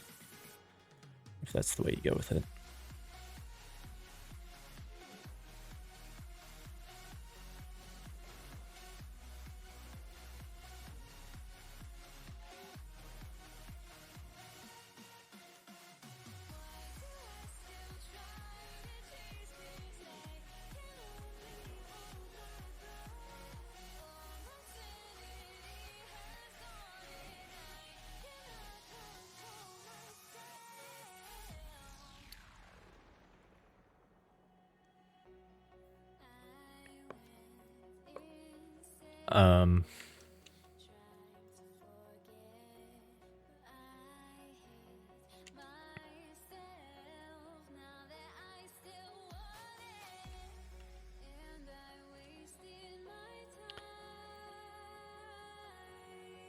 I mean, we could get really stupid with it and put a barbette here.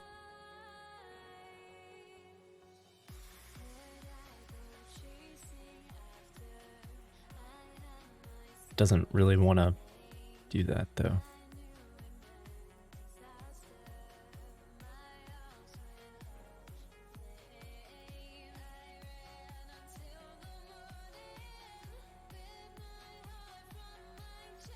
I don't think that affects this fire arc.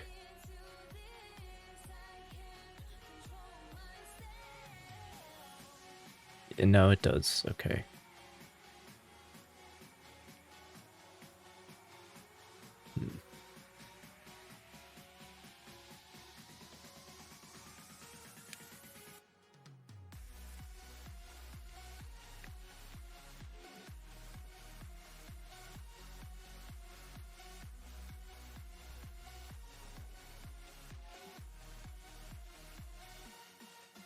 Could also just go for an ass ton of 5-inch.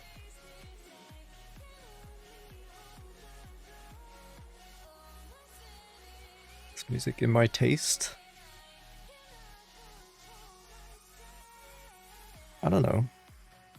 The song is not bad.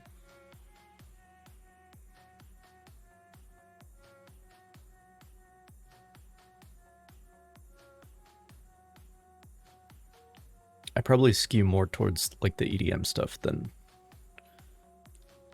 a lot of other people.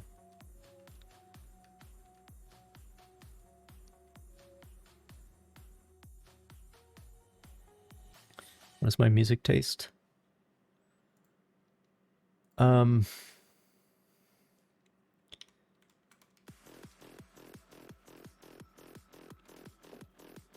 Give me a second here.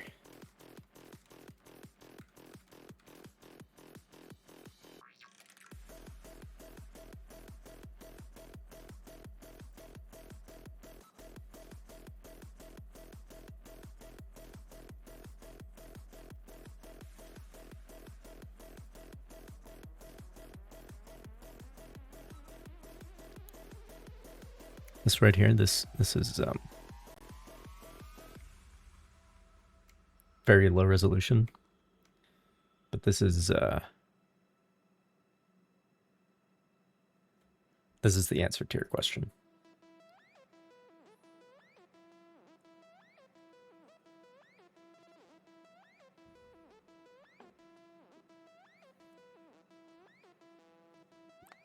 So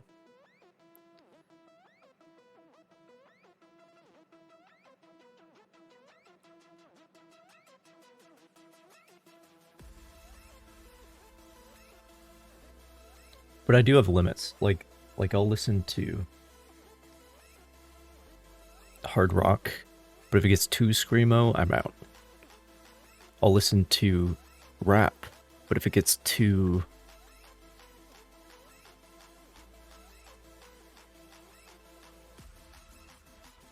like there's a point where it doesn't appeal anymore. Which I find is the case with like almost any genre.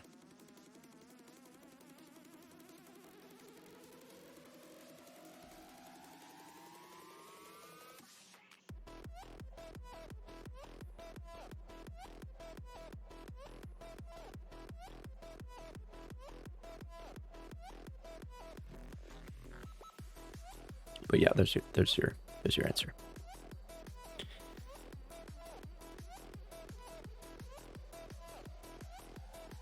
Even the 5-inch shoot does not have a particularly good arc. What if I widenify the ship?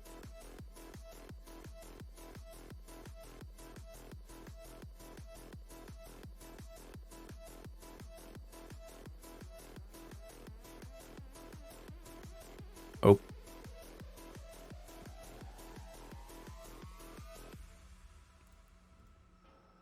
Then can I fit a 7-inch back here?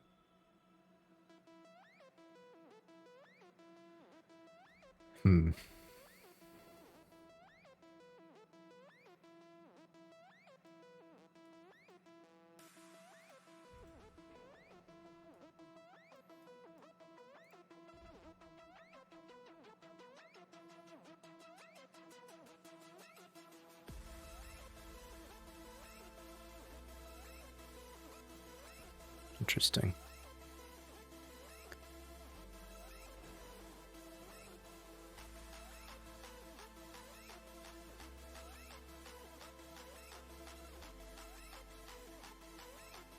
I don't think that helps very much.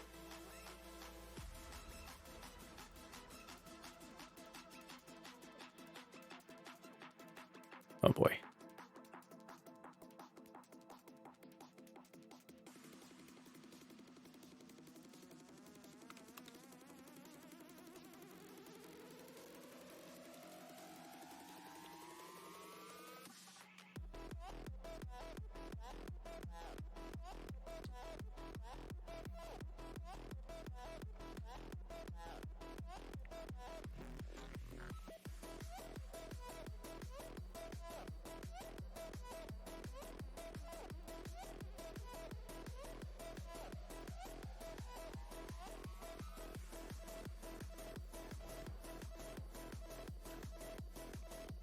Okay, well this works up here.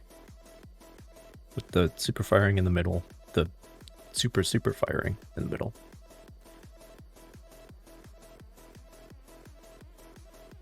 And then these two on the outside, which I don't think affect this arc really at all. Because they're far enough back.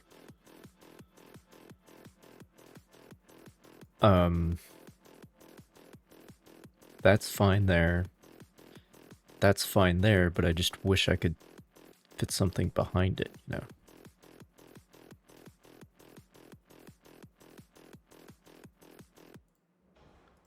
I take it back.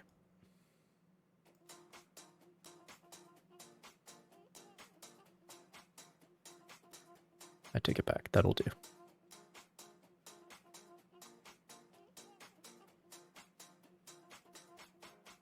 That'll do. It's probably way too much weight.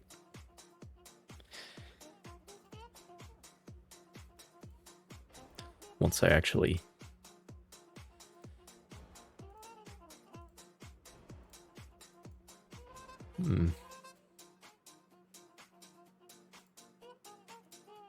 Oh, right. Your turbines. I'm gonna need 2 funnels.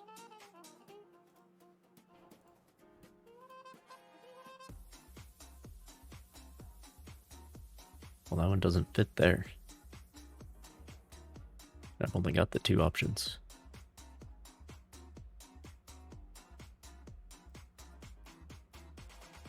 Maybe it has to be forced draft.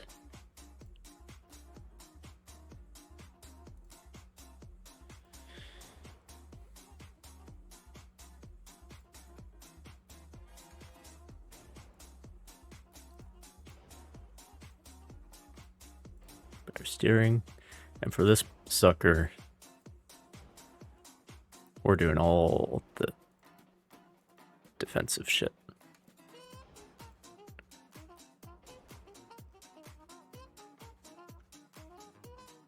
This thing's gonna be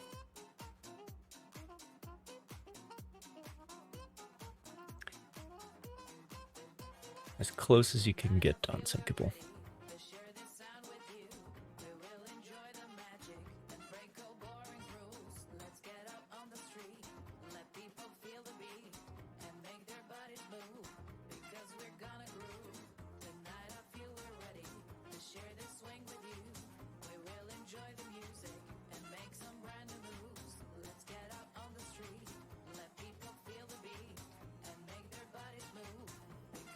Put on some Bofers. What are my interests?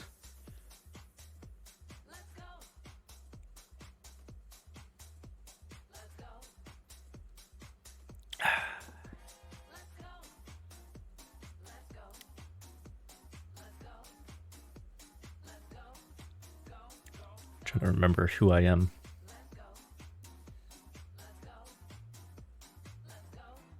Like history, video games, but that's pretty obvious.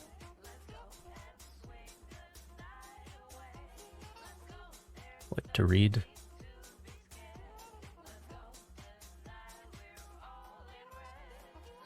But I also like doing things outside, sailing, hiking.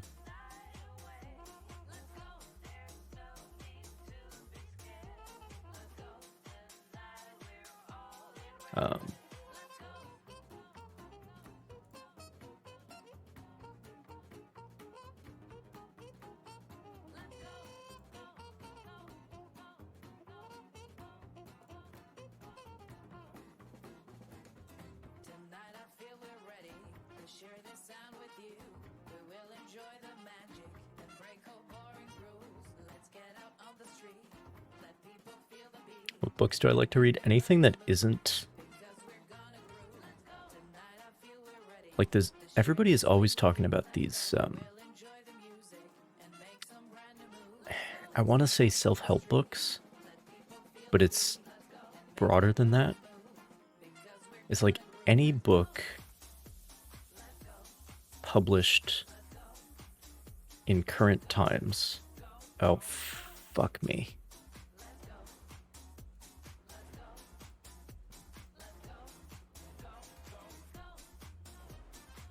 Okay, it's fine. Any book that's published in current times that is like about current times or about current like this entire class of book that like I don't get it. Like there's all these people writing books about like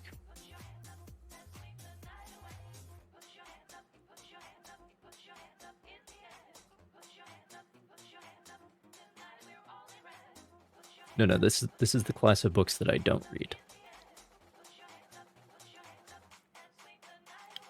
Like decluttering your life or something like that, you know? It's like all these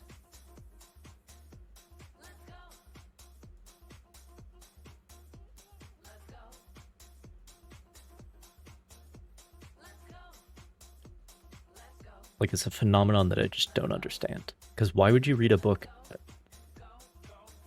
about your own predicament when you could read a book about history or about a fictional world?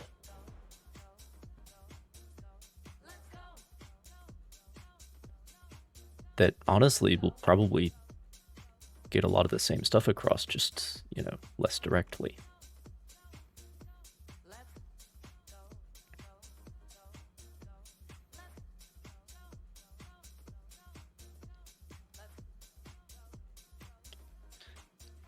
doesn't like having all that many guns on there. The game doesn't like that.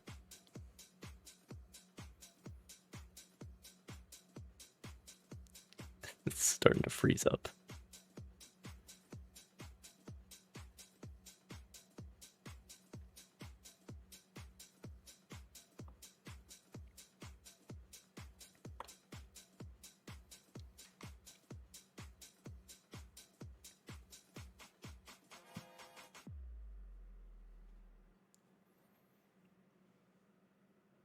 But it's not just self-help books. It's like philosophy adjacent stuff and like current events. If it's been written in the past 50 years,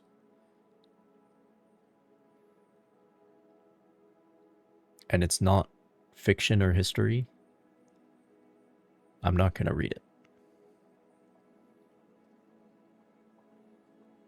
Like, I would read an old philosophy book or something adjacent to that, or an old current events thing, because that's just interesting.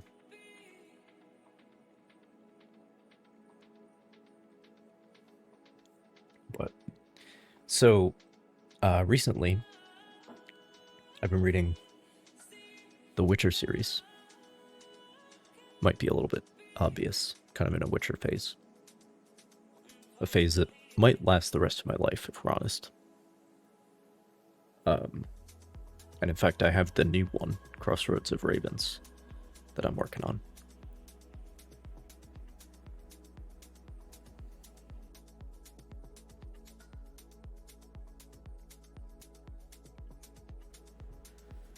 But there's that.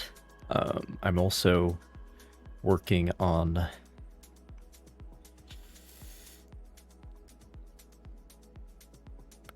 Gordon Prang? Is that the name? At Dawn We Slept. The tome about Pearl Harbor. I'm working on that. Kind of as part of a project, but also just because I want to.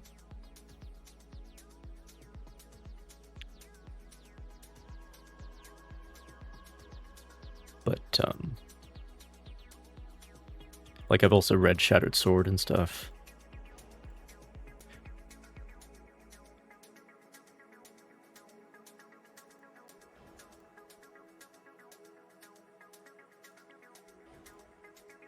Oh, the radar's separate from the rangefinders. Well, I guess that makes sense.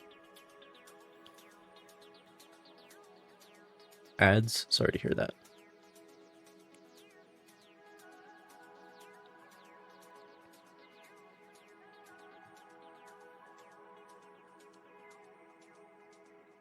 But yeah, big history tomes I tackle every so often.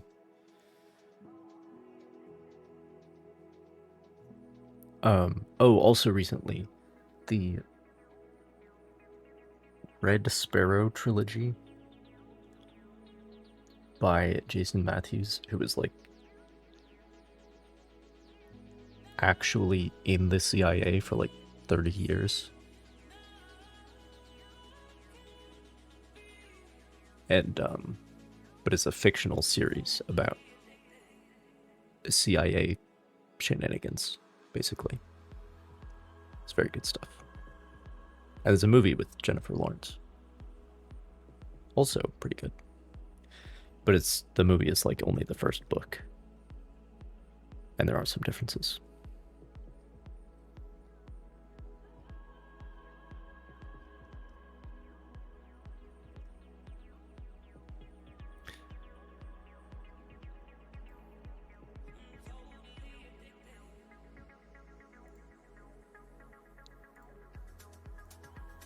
Anywhere else I can put some Bofors? Yeah, I could put them back to back there. Just because it's funny.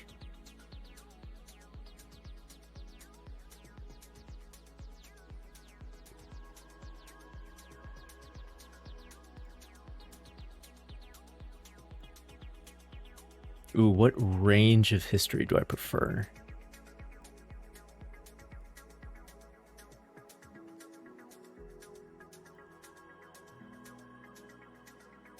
That's a tough question.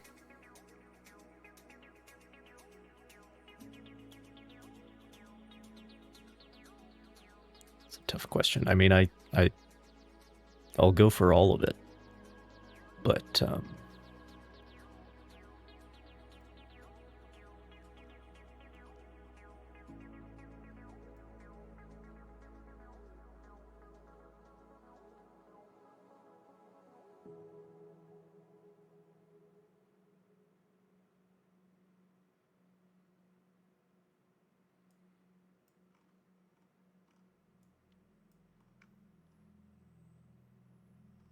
in terms of preference, I mean, I think I was shaped as a child / teenager pretty aggressively by Sherlock Holmes and similar things. So like the late 19th century, I mean, and the early 20, like look at what I'm doing right now.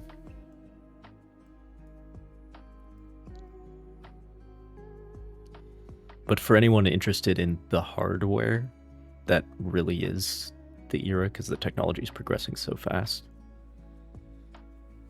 Which is the whole point of this game, the progression from pre-dreadnoughts to, you know, Yamato.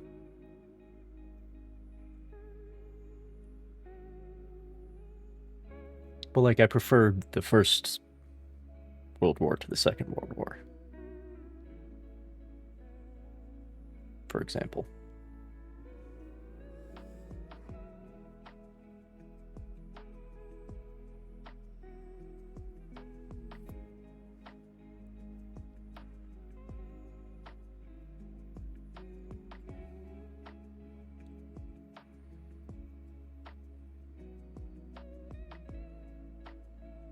Yeah, I guess so.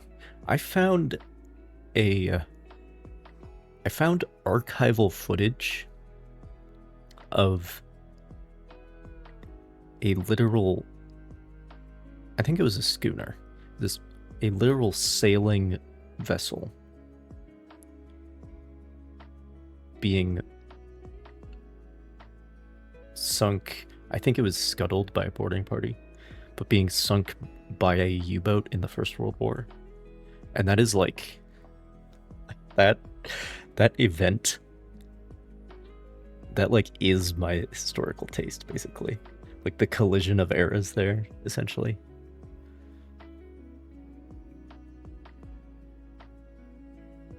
Which are both eras that I find interesting. And then they come together. But yeah, I mean, I'll go for the Napoleonic stuff too.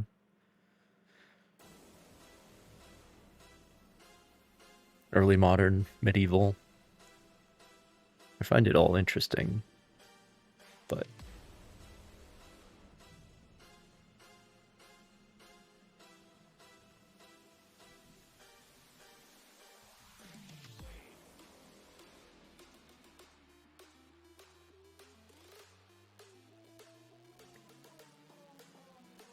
I don't think I have like a gap. Like Dan Carlin, for example. I listen to his podcasts, as you might guess. But he and I think he's said this like almost outright on certain occasions, that the sort of Napoleonic era is not his preference. And he's like a war gamer and everything, or at least used to be.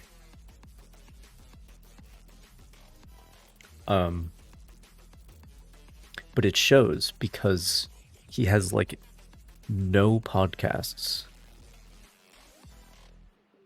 Like he doesn't have anything hardly in like the early modern period. He's all like ancient up until, well, the Vikings he did recently.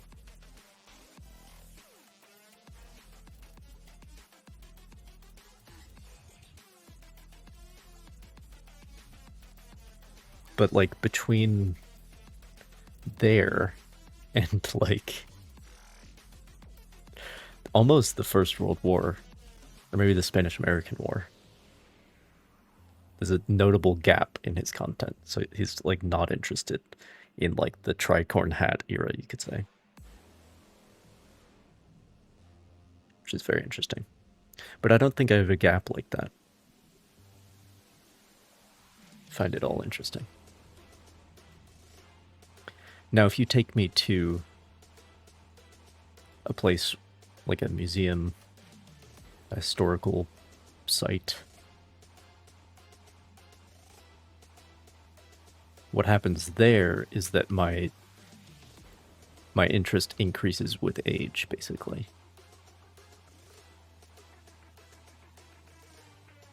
If we're actually like getting hands on the significance of an artifact. But I guess that's just how it works. I don't know. There's a whole lot else I can do here.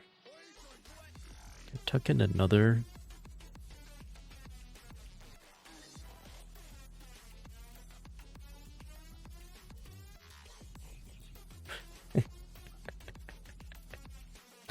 Sure, why not?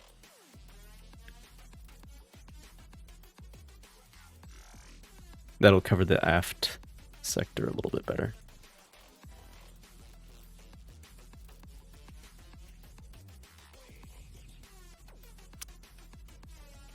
We are overweight though.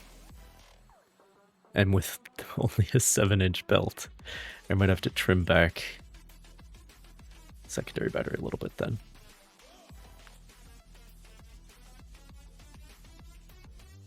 We'll see.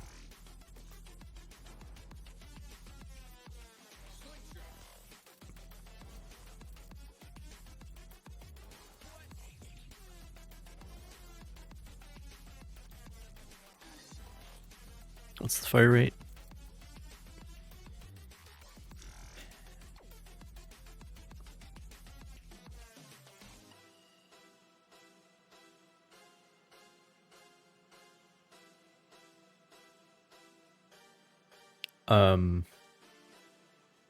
So they each have 223 shells.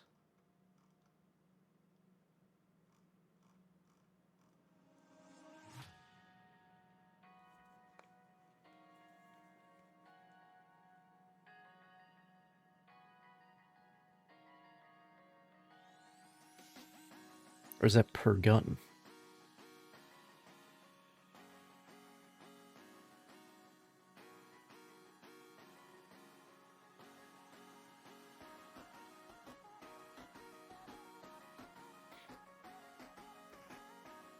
More on the tech side. Well, that's the other question. Like, are you in it for the hardware or for the for the software? I guess you could say. Are you interested in the human stories?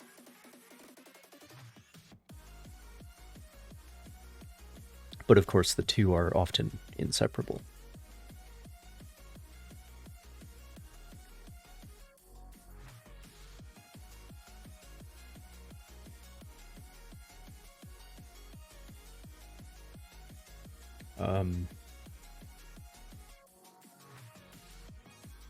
I don't know if that's... It does not make sense that a turret would have 223.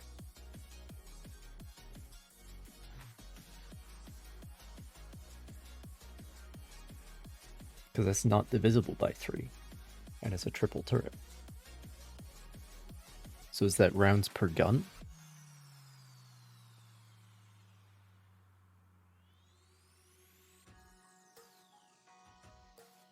I mean, if it is, then that's a lot.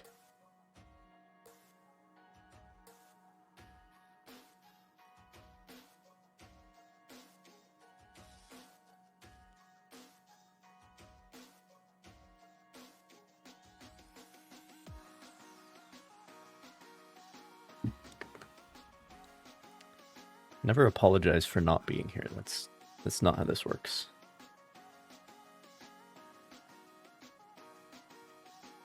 You being here is not the null hypothesis. It's a bonus.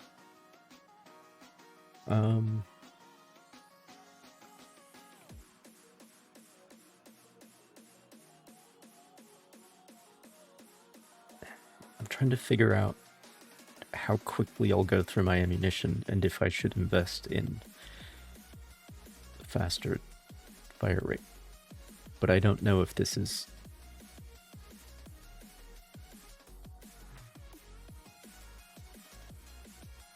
rounds per gun or rounds per turret.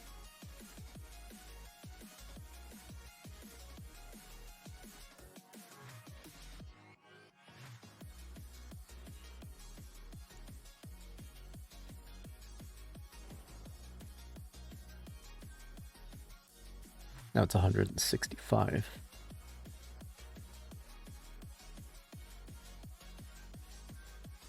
Which is divisible by 3.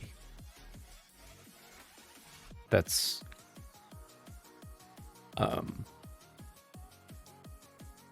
55. It probably is.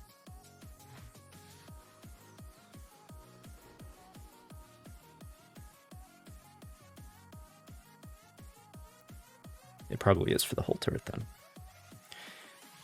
Okay, so we essentially have, and the reason why it's not divisible by 3 is because we're increasing it by a percentage. Okay, that makes sense. So we got 74 rounds per gun.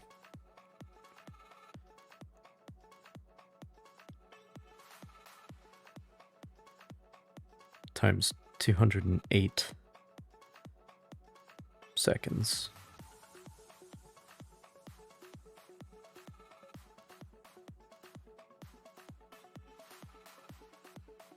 So it would take 256 minutes to fire off the entire ammo load.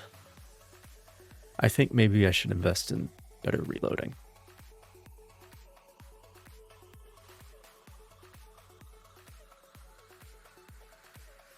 Maybe just enhanced? I think it affects these things as well.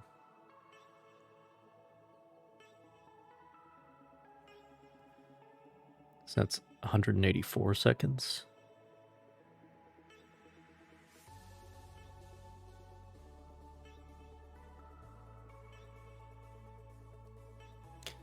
Not that much different. Okay, I need to figure out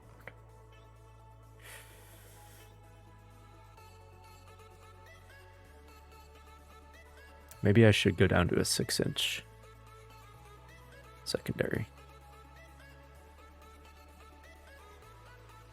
to save weight.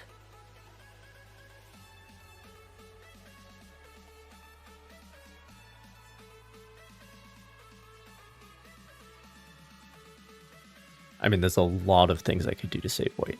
I could drop a main battery turret.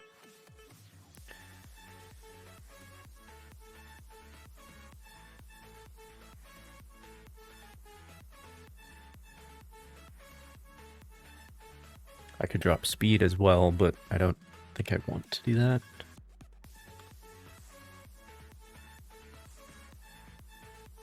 Well, it's not going to be above 32.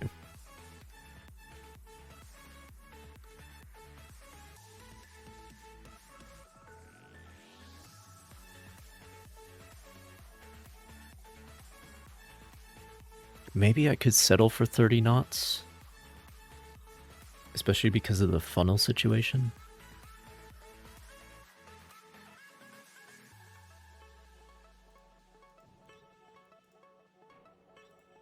I'm going to do a 6-inch secondary instead. It's more reasonable anyway. Could also do not quad turrets everywhere. That would also be an option, but you know.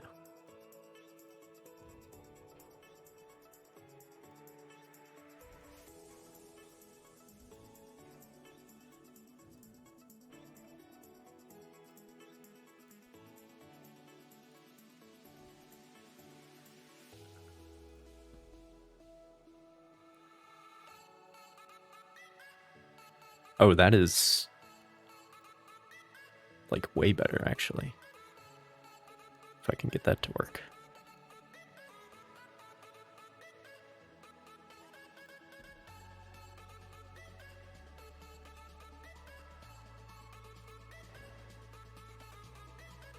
Oh, those plays way better.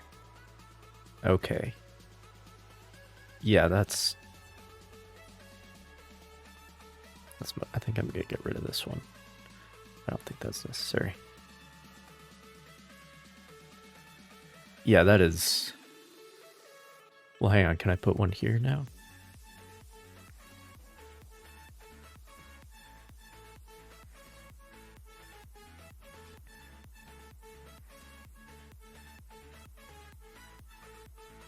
Oh, oh, oh. Let's go. Yeah, but then there's no room. I better fire arc here anyway.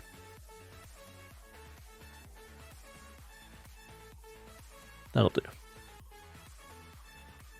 That'll do. I mean, I could lift this one.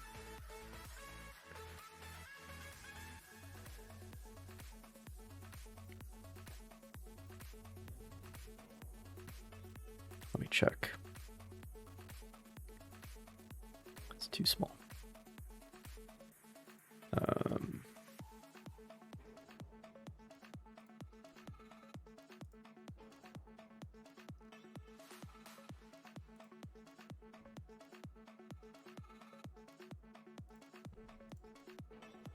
Well, there is that too, but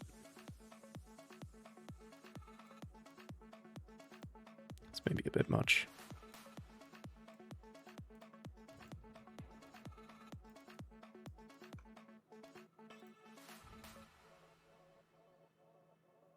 Ooh. Ooh. Hang on. That's very weird. But, you know, I've seen worse. That is so many. That is so many. Good lord.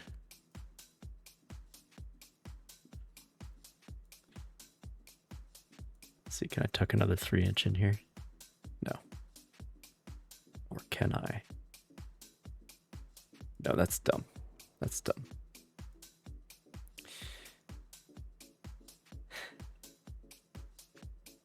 I mean, the whole thing's kind of dumb, but,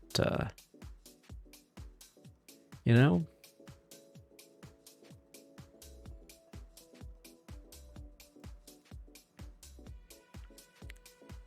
$11 quad 6-inch turrets. What could go wrong?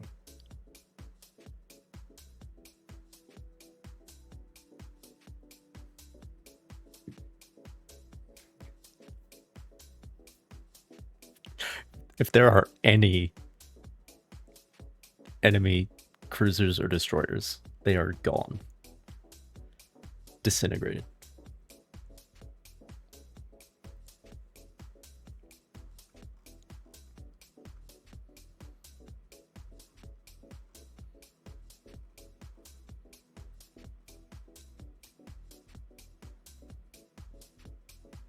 Yeah, we got force draft. I think I will settle for 30 knots. That's fine for now. We can definitely up armor this.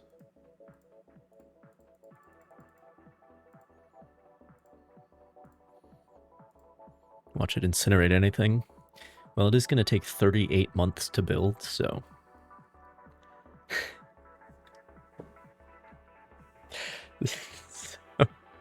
So you might have to wait a while.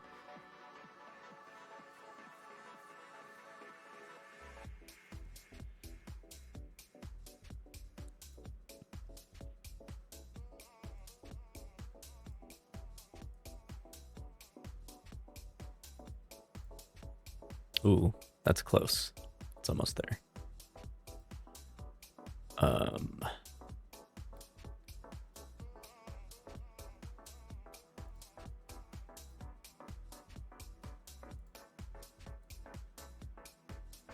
Interesting.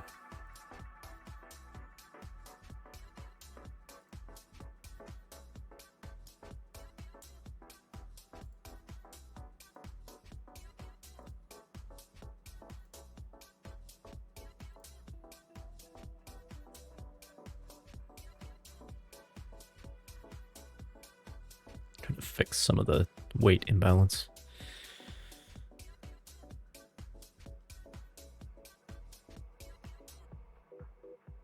Have I gone fishing before? As a child?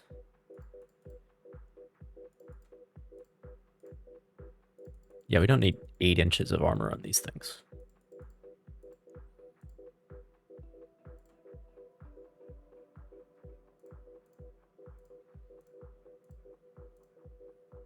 It's been a long time since I went fishing. How about you?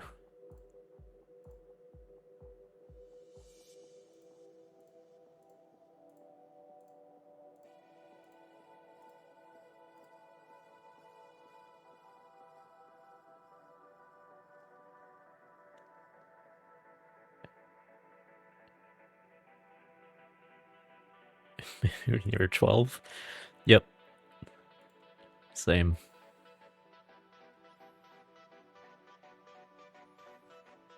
I need something that I can adjust more granularly with.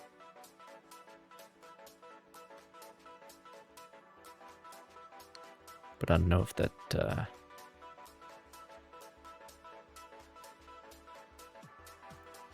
exists.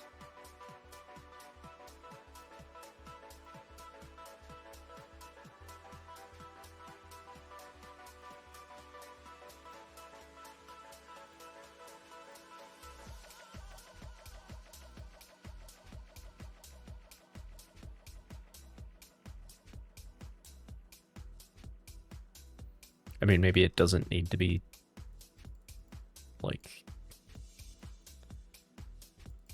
perfectly whatever.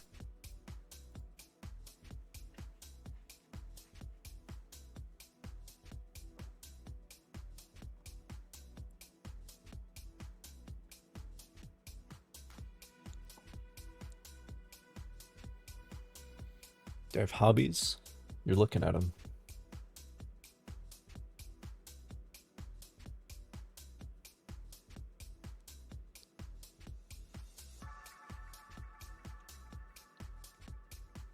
I am definitely naval history focused specifically.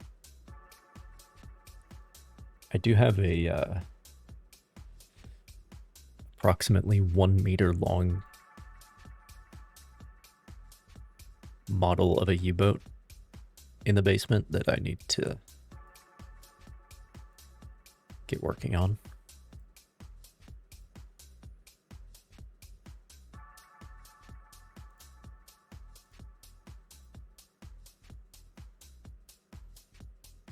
Is that good enough?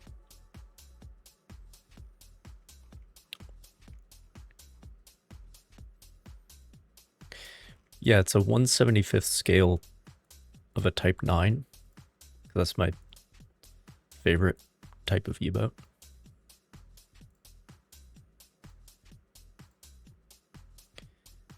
But the Type 9 is 76 meters long, which means a 1/75 scale exceeds 1 meter.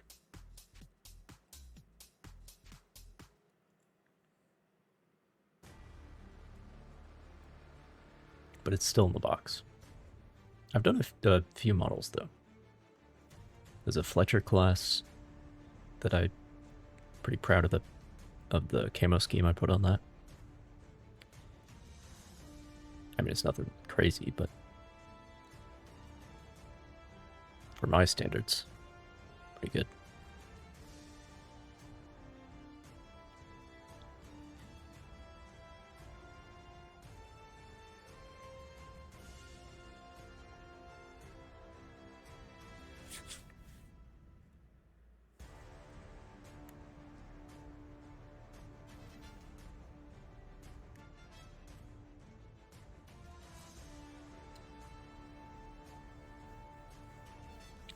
Kind of in a U-boat phase. See, in my case, it's like, at what point does it stop being a phase and does it become the rest of your life? You know what I'm saying?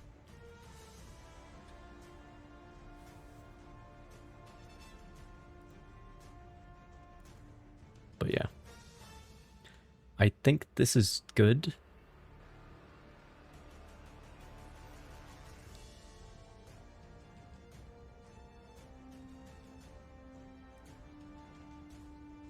On the 7th day, I looked upon my creation and saw that it was good.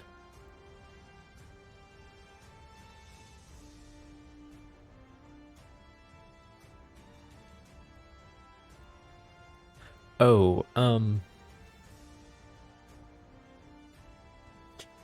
you know what? I'm not gonna mess with it. It's fine.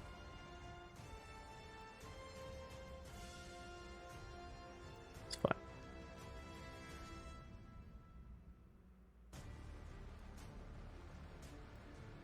This secondary tower is really not playing well with what I'm trying to do, but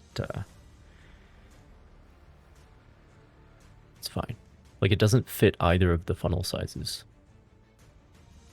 that I have available to me. So, it's fine. I don't think the name should be Africa, though. How about,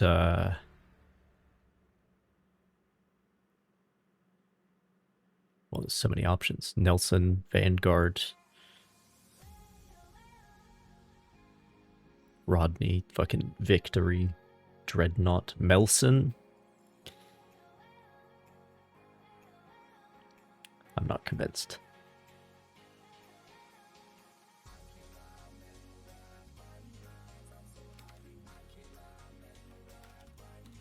But revenge.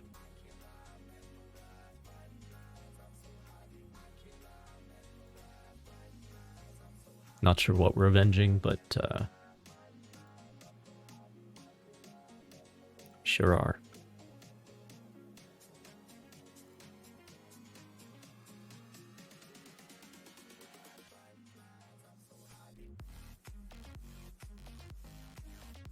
That's the name of the giraffe from Madagascar.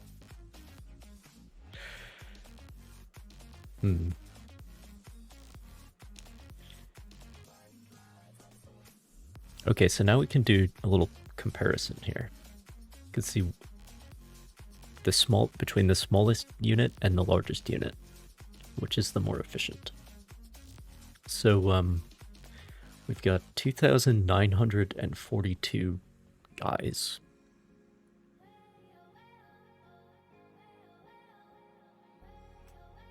In 92,500 tons. So that is 31.4 tons per crew member.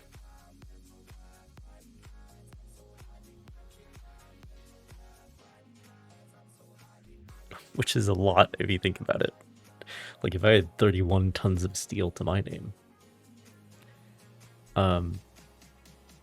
Okay, and then my latest destroyer design.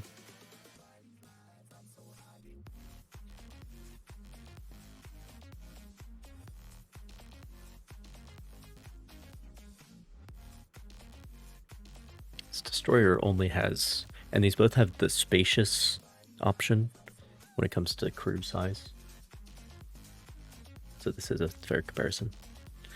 The destroyer, okay, remember the battleship was 31.4 tons per crew member. The destroyer is 8.8 repeating tons, 8.9 tons. You could call it 9 tons per crew member, which is almost 4 tons less. Or to look at it differently, the destroyer has 4 times as much crew per displacement.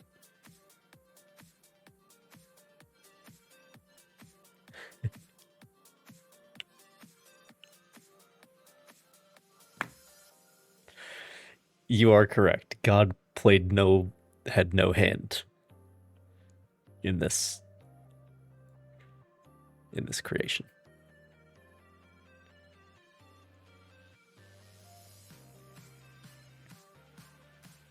But in terms of,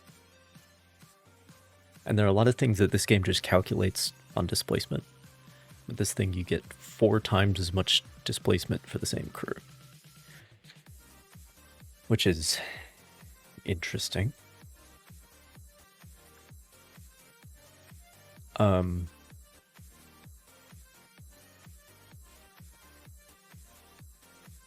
22,000 kilometers. Isn't that almost the circumference of the Earth in terms of range? Isn't the Earth like 26,000 kilometers? Or is it miles? And then the other thing to consider is cost per ton, right? So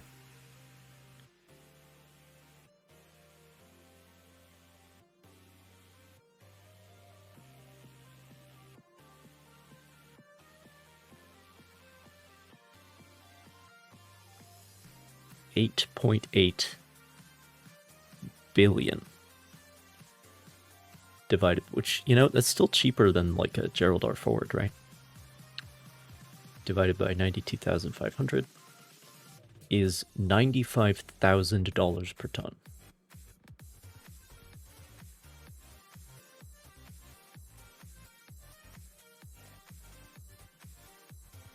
Okay. Now this thing is a third of a billion.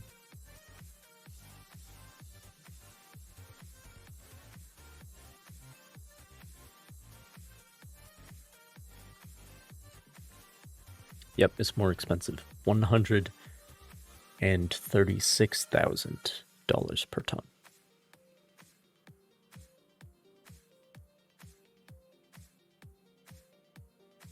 So it's more expensive and requires more crew per ton. However, I do think, even if you have the same technology level, I do think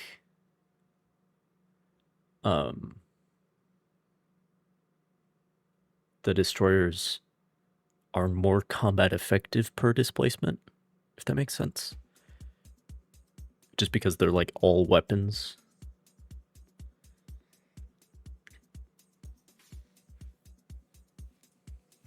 Become Death, the Destroyer of Worlds. You know, I could even build 2 of them at once. That's ridiculous. I might as well, because it takes so damn long.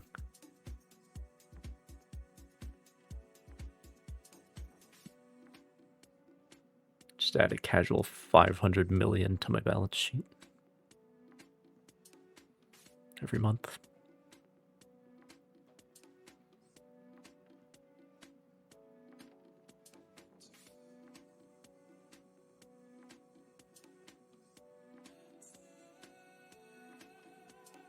How many crew? Almost 3,000.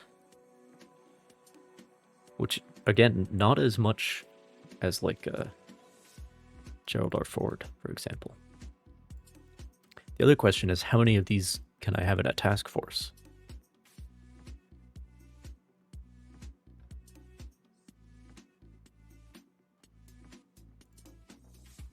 Because I can have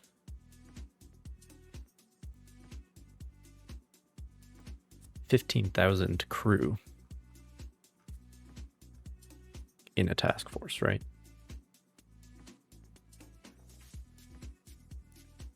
Which I guess is 5 of these.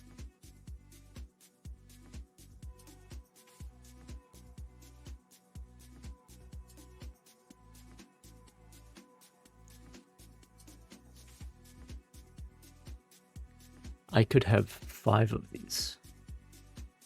That's with the spacious crew option. I could have 5 of these in one place.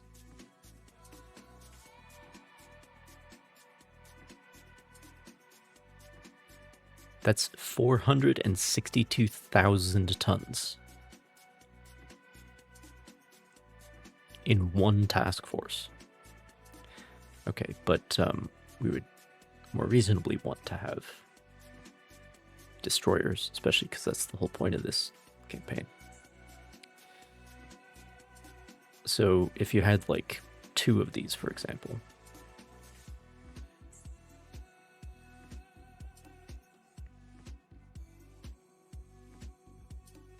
then you'd have 9,116 left of crew capacity. which is 28, almost 29, but it would be 28 destroyers. So 30 ships total. 2 of these and 28. That's a lot. How many guns? 11 quad 6-inch. So 44. And 4 triple 18s. And 8 quadruple 3-inch, the things that look like Bofors. About a few is the answer. About a few.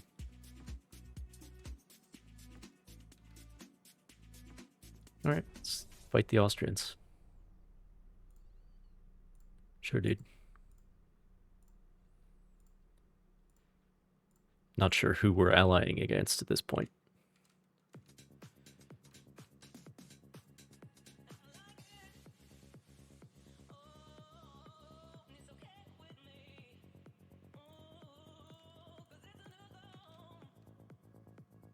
It's gonna be a long time before those are ready, though.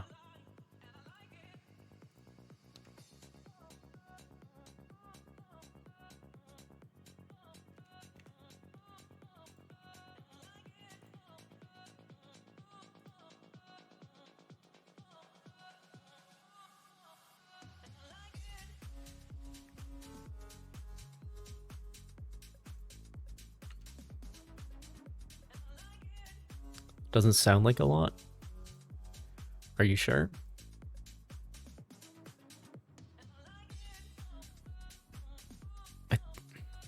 Yeah, okay. It's fine. It's fine. It's fine. Actually, hang on.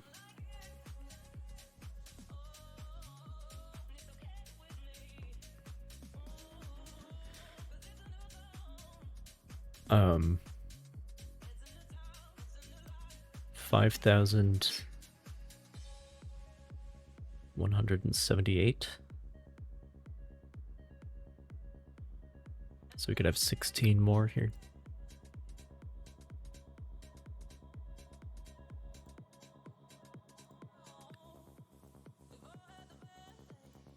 Let's do that specifically.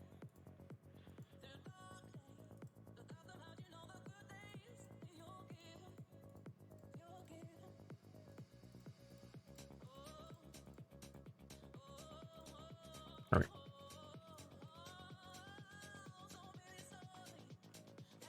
That'll be one full task force ready to go.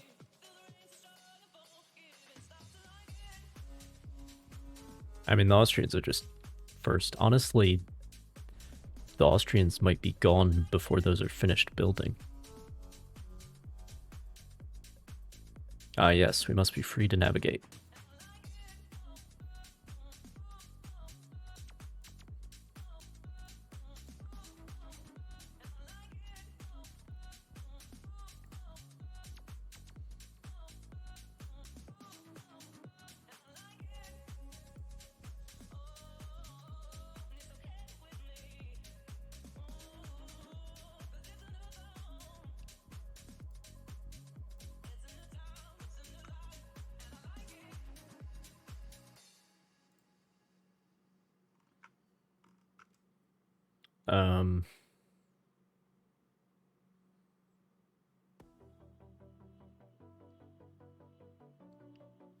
I can fight them at the Soviets at the same time.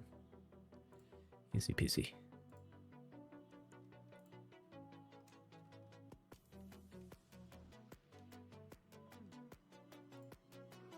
$48. So if I did my job right, which I did, okay.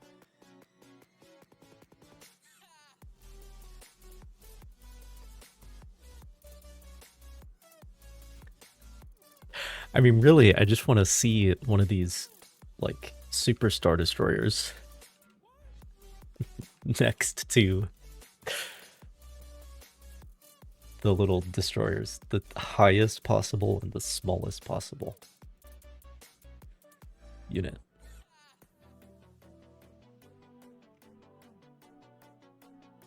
That's really what I want to see.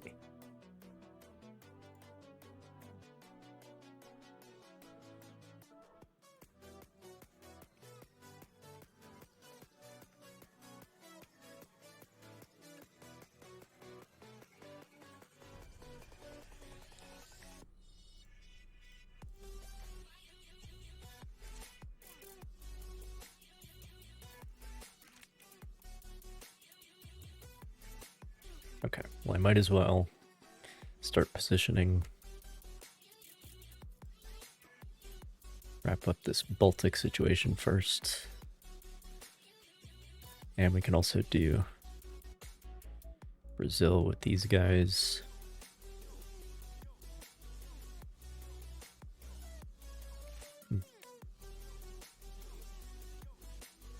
Oh, that's too many. Interesting. We'll keep them together still.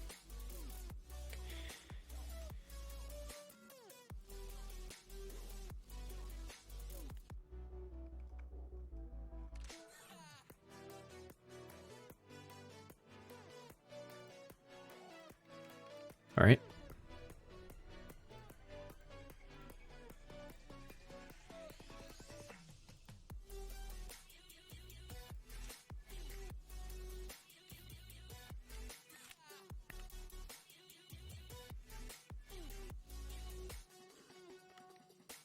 And then I guess we can send another fleet.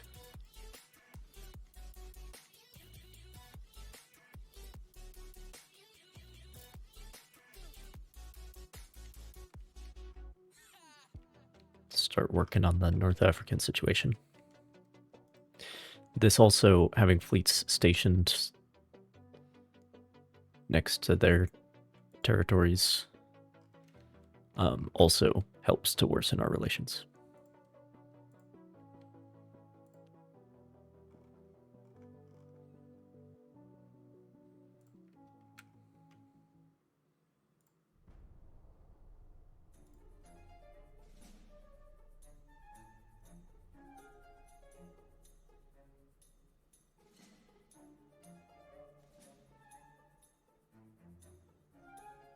Should have called it the Executioner. You know, the Executor,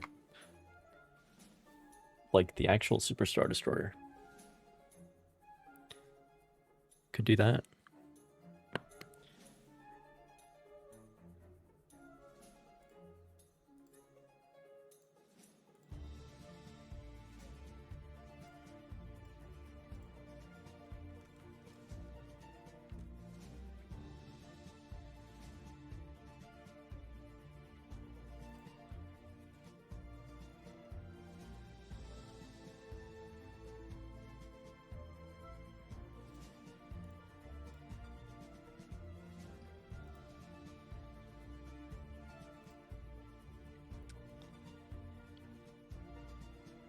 But gaming, any particular gaming fancy? I mean, it's probably pretty obvious at this point. Like dem RPGs. I like a Dark Souls. It's Executor, not Executioner.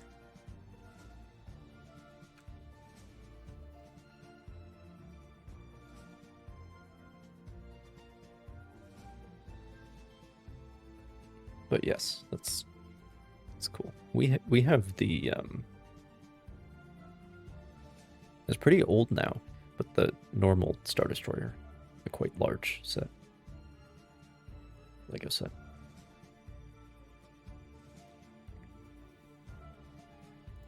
Well, let's see. What kind of games do I like?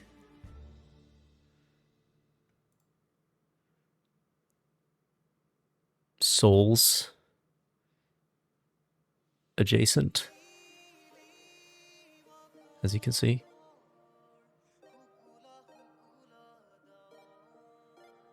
Like me some action adventure RPGs. This as well, of course.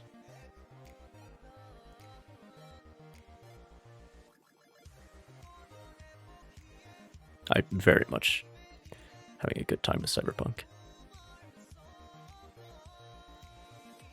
Metro Exodus is phenomenal.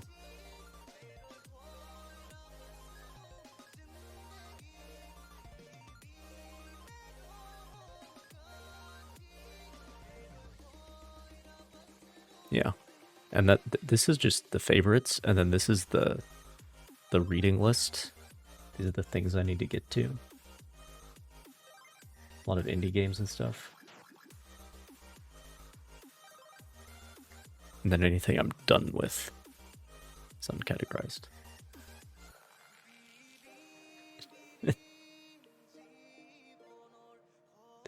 Yes, many games that there have been streams of course.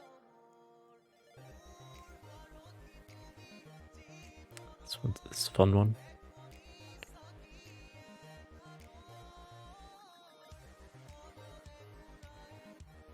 It's probably easier to say what kind of games I'm not interested in, which is like A, fighting games, and B, like Man of Culture. Thank you. Not into fighting games at all. And I'm also not into all of this like pixel art slash boomer shooter nostalgia because I'm not that old.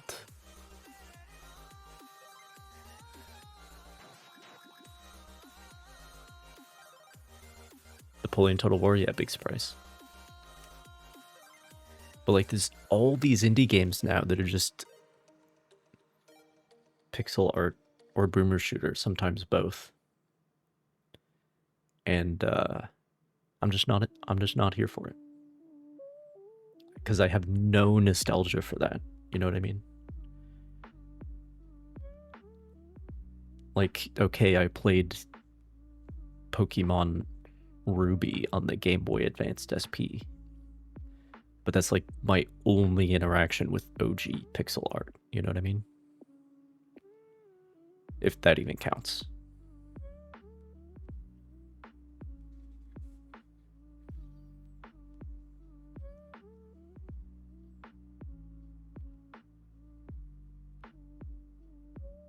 If there's something interesting going on with the gameplay, though, like beyond just the art style, then of course there's always that.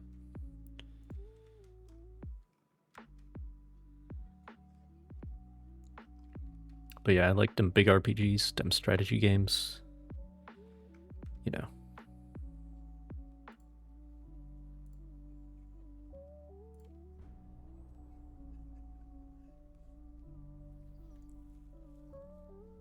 What are the achievements for Titanfall?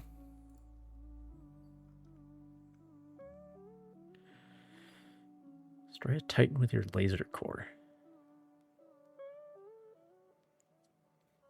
Dude, the gauntlet, I don't know, man.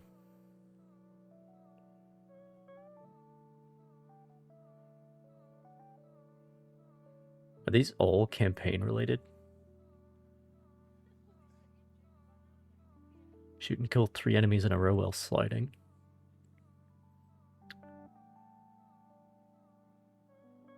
Well, there's one that's multiplayer based.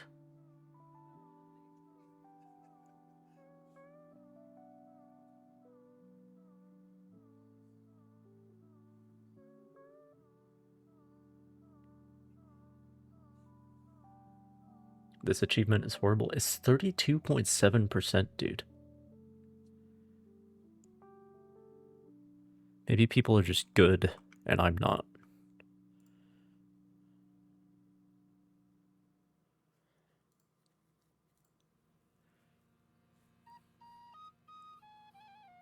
All except a few.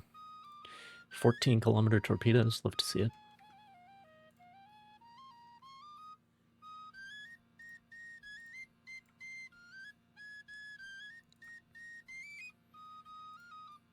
I never really used to care about achievements.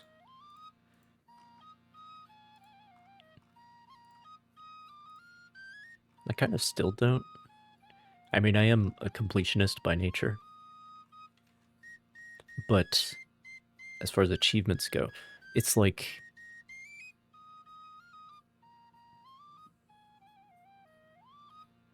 if I'm trying to get all the achievements in a game, it's because I really like the game, you know? Like it's a like a marker of my appreciation that I want to do that, if that makes sense.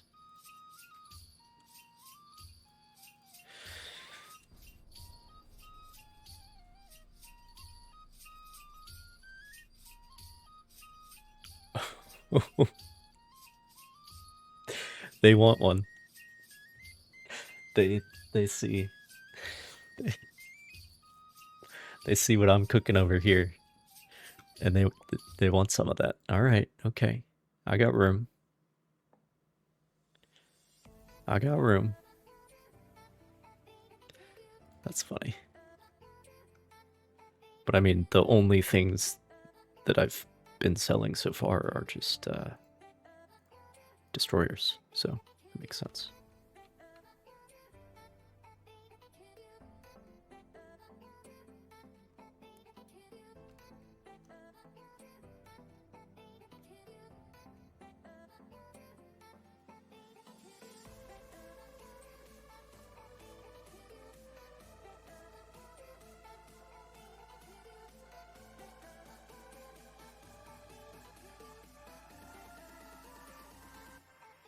Oh, did you type lol and the emote came out instead? That happens sometimes.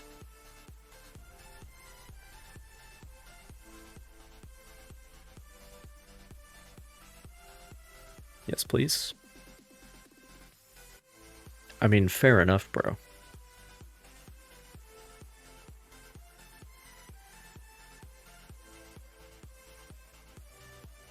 The mutual understanding at sea between all countries. I mean, the mutual understanding of my supremacy, yes. That's... I support that.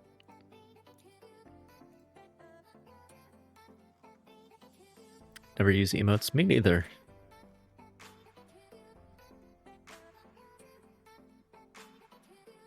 Except for like a specific purpose.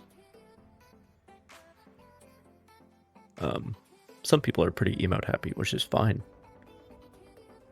Different way of communicating.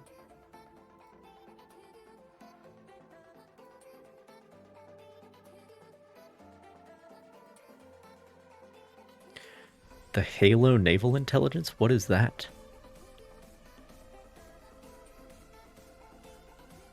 I'm not a Halo guy. I hate to say it.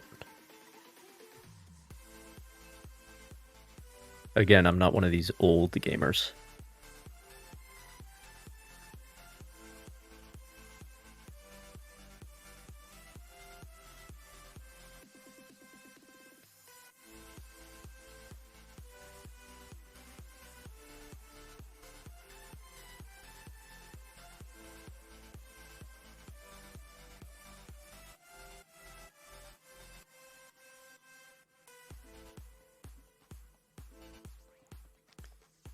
What's taking so long?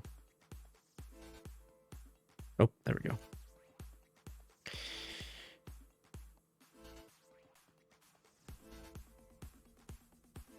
Meant to be naval intel, but they're kind of puppet masters.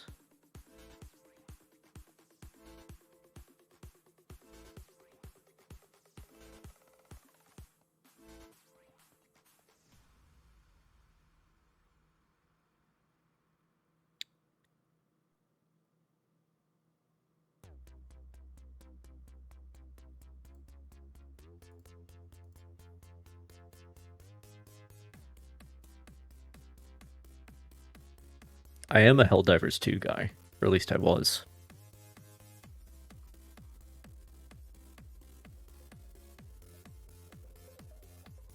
But the way they're managing that game is not very attractive, as far as the long term is concerned.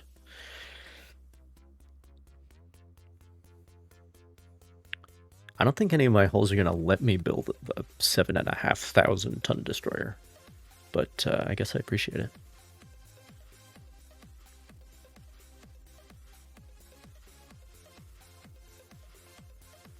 So their job says intelligence, but they're actually like running everything, basically.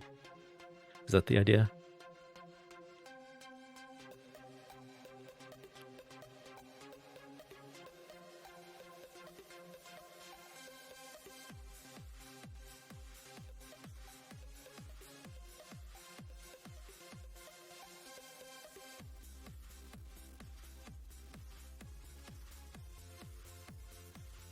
Yeah, Helldivers is, I mean, I'm not up to date, but really it's just a fundamental issue with the developers' approach of how to manage a live service.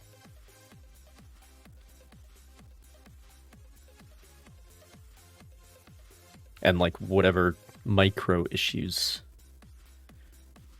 might be arising are just an expression of that. At least that's how I see it. Because some creatives or creators, when they make something, yeah, it's balancing or whatever, but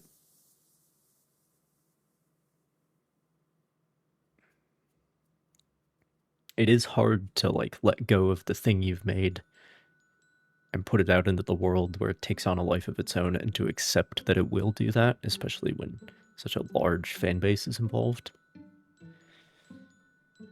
And I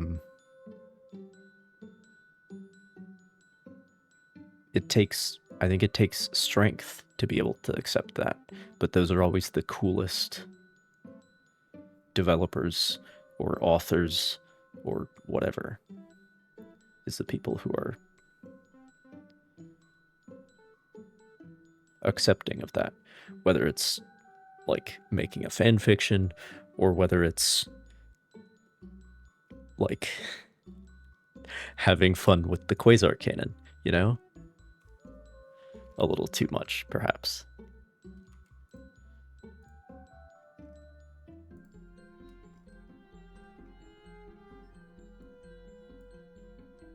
But anytime that a developer is like, no, that's not how it's supposed to be, that's never cool.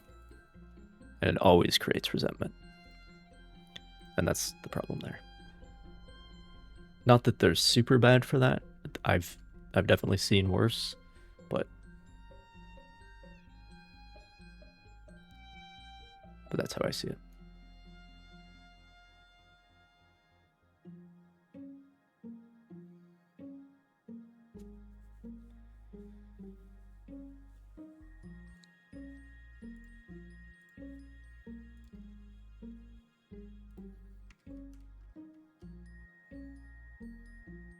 Good luck with that. I mean, they do outnumber me, but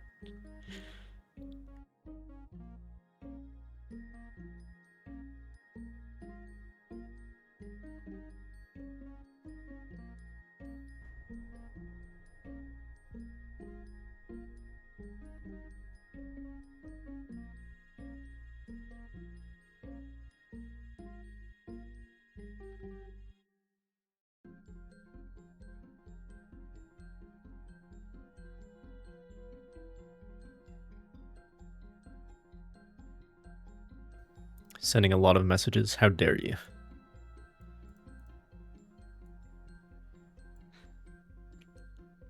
It's not like the chat exists for that purpose or anything.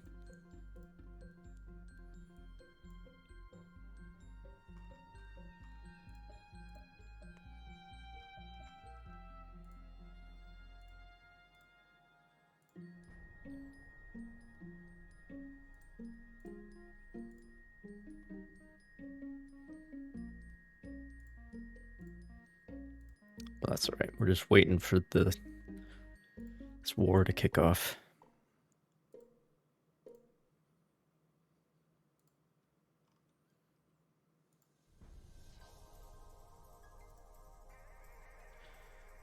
It was definitely the incompetence of the Austria-Hungary.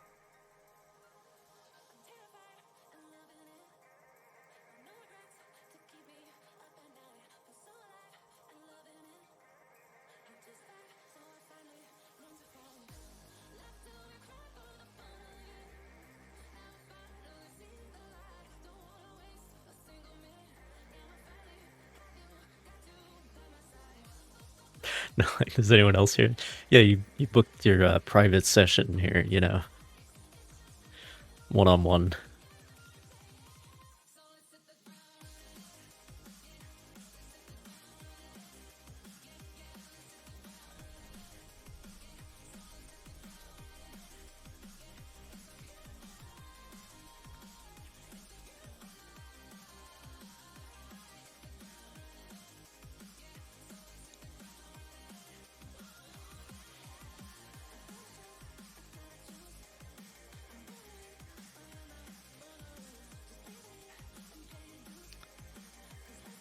Okay.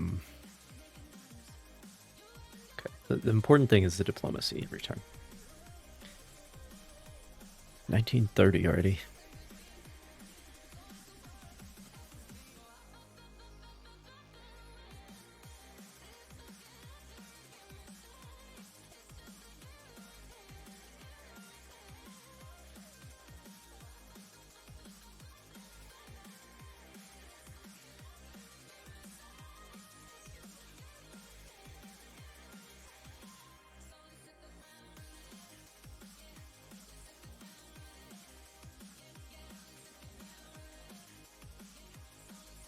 It's your first live service game?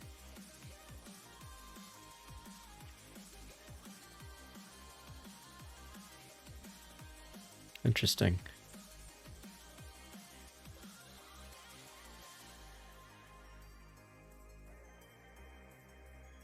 I just realized I also have a Revenge class torpedo boat. Forgot about that. Not sure why they want those.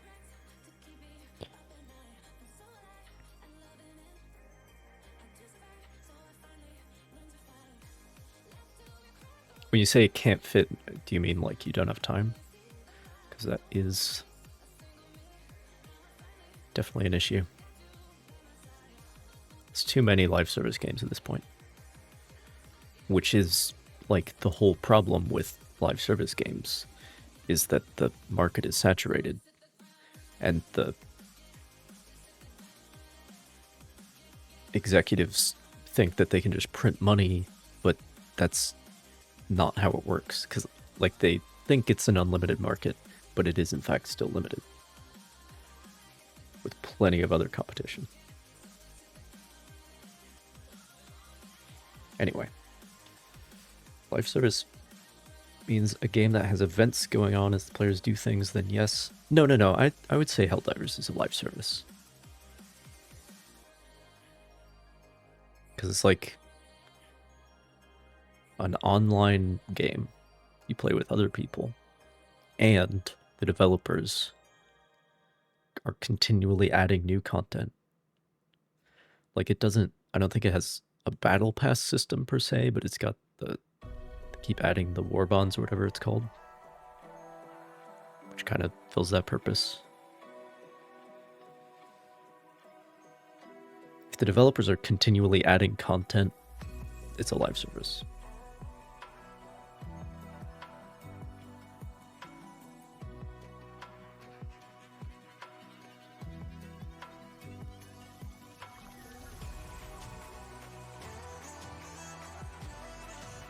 Continually adding content, not like every now and then.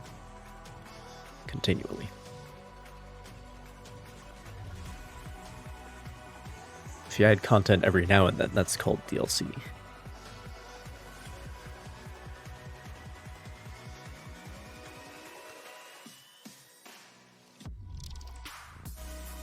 But yeah, especially with Helldivers, because they're like running the galaxy map, and it's definitely a live service.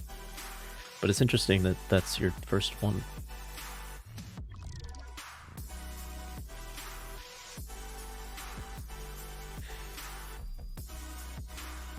My first live service was Warframe.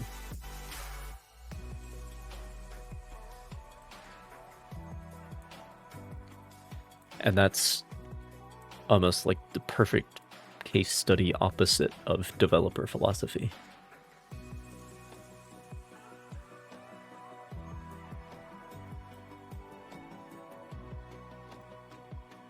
Like it's a much less sort of tailored experience.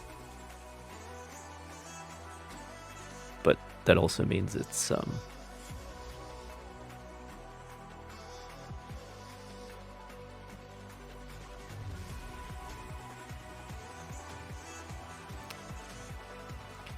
basically, developers of Warframe have a hard time saying no to anything.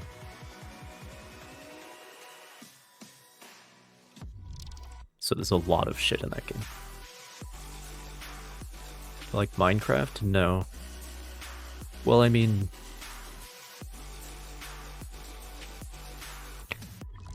I have never seriously engaged with Minecraft, let's put it that way.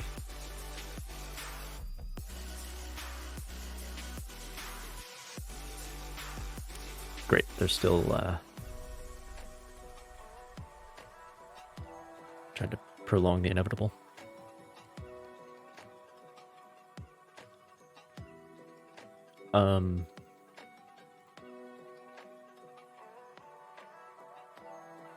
Let's see here.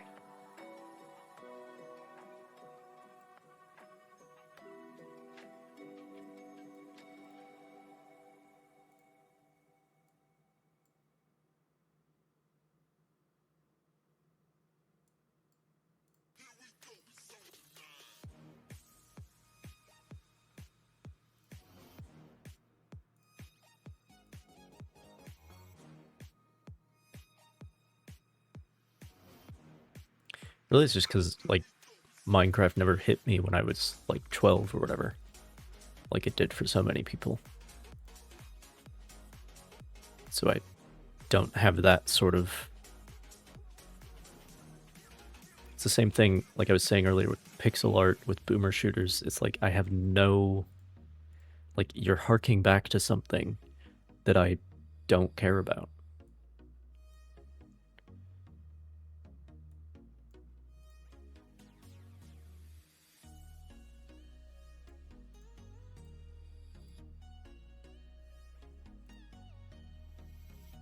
But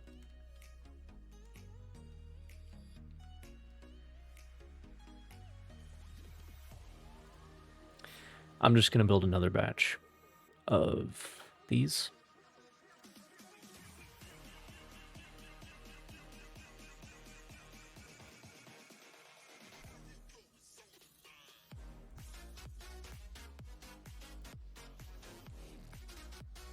Let's keep things moving. But I'm about to unlock the next destroyer hulls. But there's a bunch of other technologies too. Better depth charges, so on and so forth.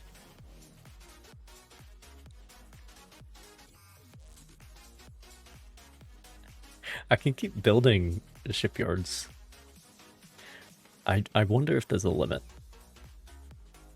to how big of a dry dock I can make.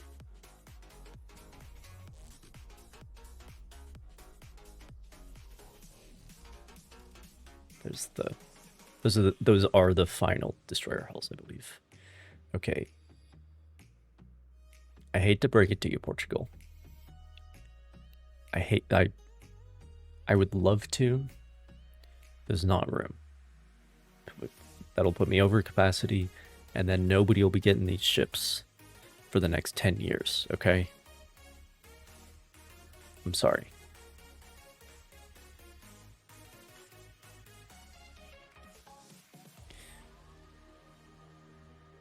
Which does bring up an interesting point. Like, when you have to repair these super battleships,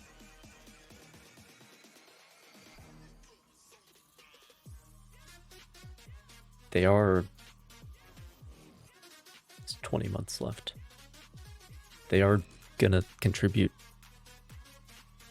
to the build capacity. Interesting.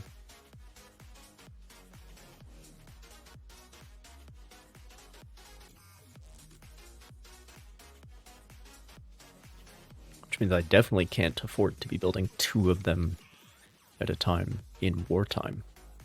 That's definitely not gonna work. But just to get us started, you know.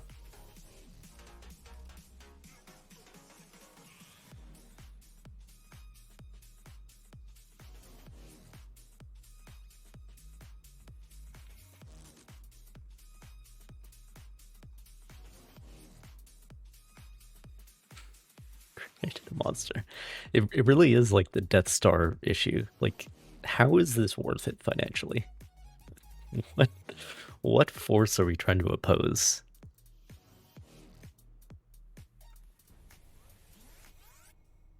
That is worth this level of investment.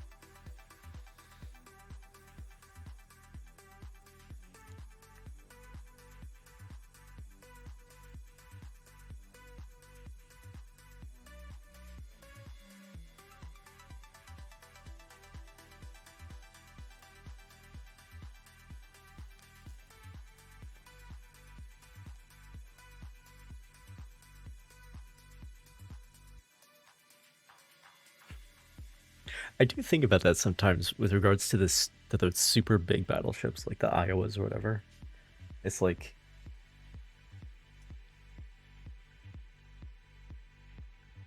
if you just consider that you have taken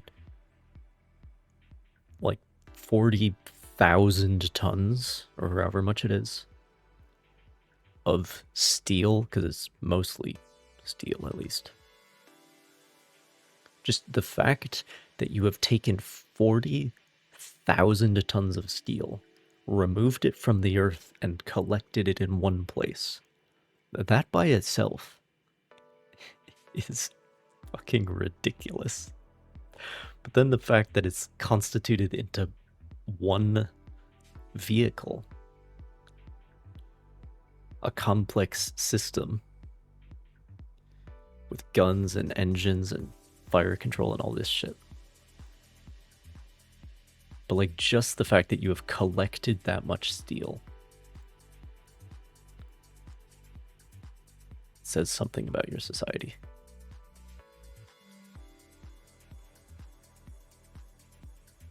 Oh. It's the end of the line. No more destroyers. Very well.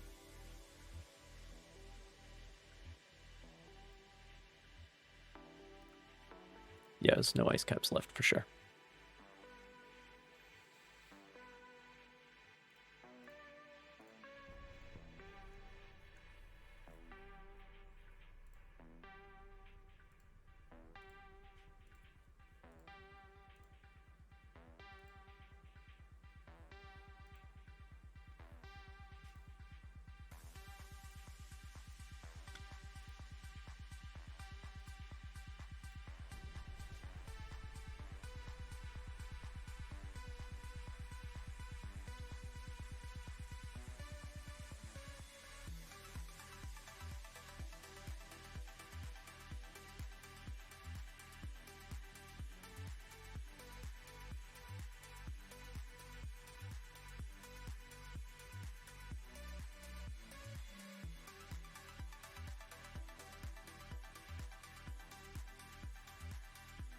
Finally.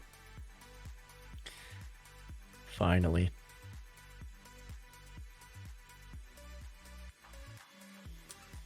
I've accepted the inevitable.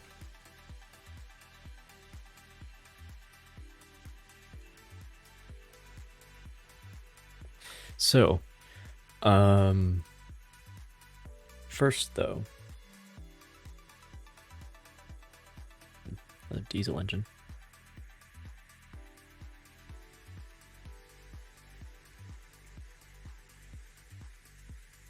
Yeah.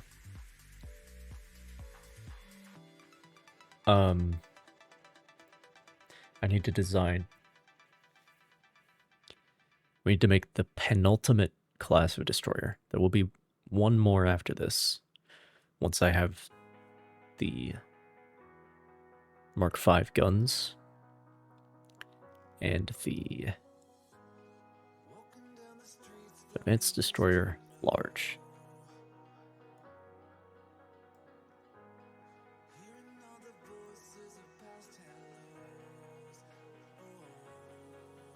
Over 4,000 tons. Okay. You say so. So yeah, once I have the top of the line guns and all the other super duper technology,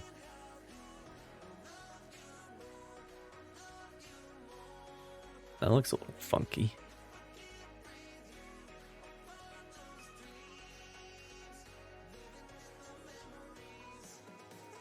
There will be one class after this.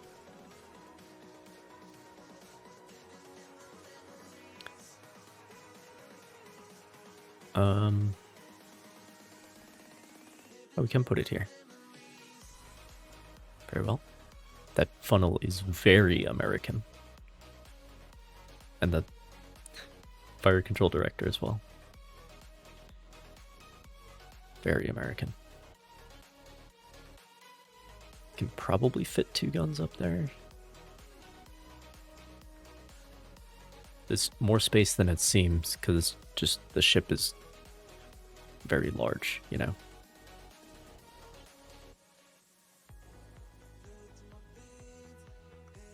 Yes. Okay. It's like some fishing boat.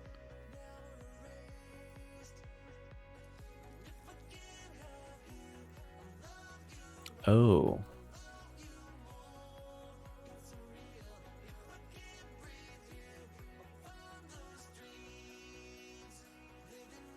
This does have better stats than the other ones.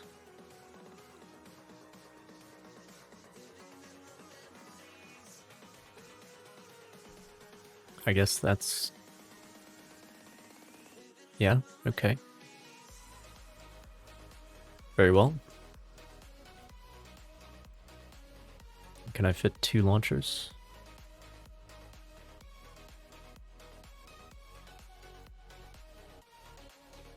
They don't have the best fire arcs. But they'll do. They'll do.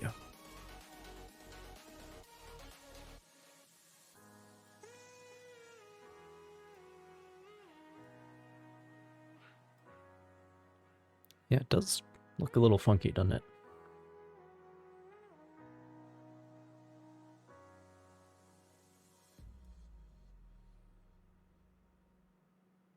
Just the fact that you have this massive superstructure and then like nothing back here.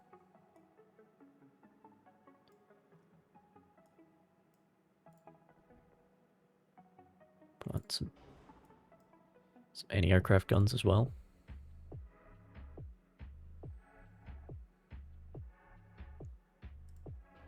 I guess that's about it.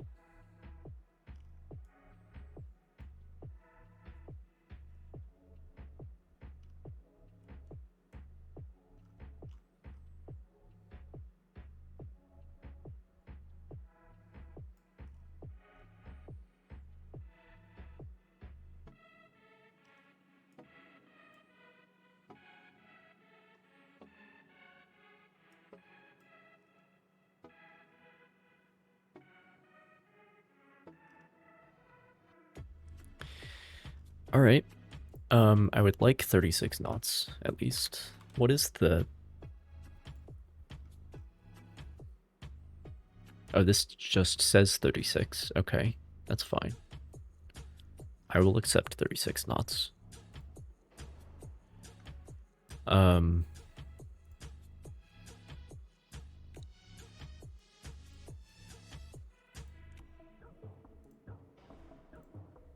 need that, apparently. Even natural is fine. That's 92%.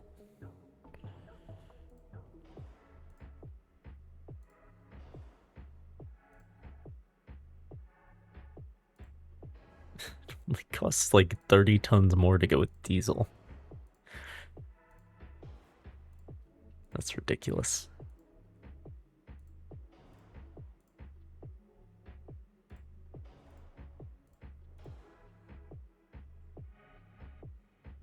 I want some barbette protection. I'll look at that more later. Top of the line shells, more ammo.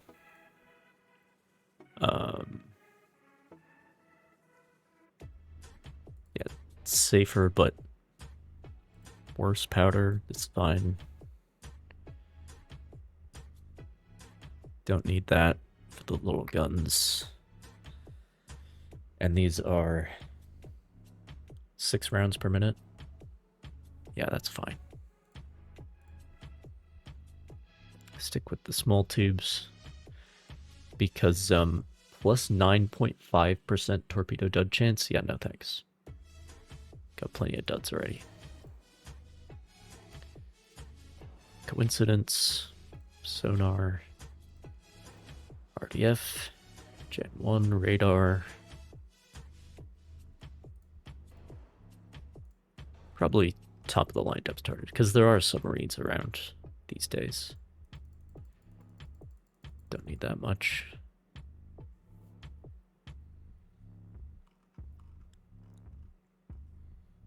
Okay, so now let's look at...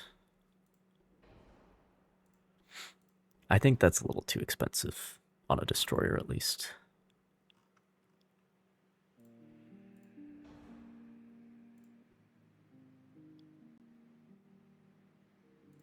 How much? That doesn't cost that much. Okay, that's reasonable.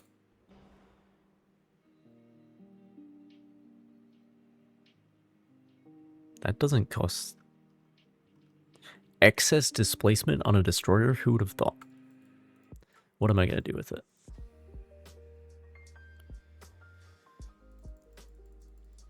Get some more weight aft.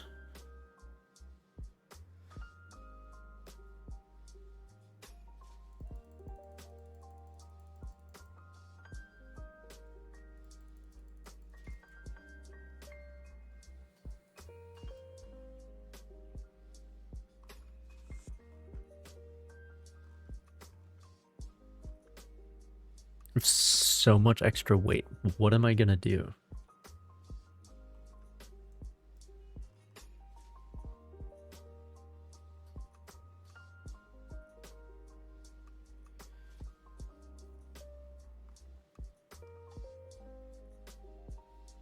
I could go for fucking triple turrets, maybe.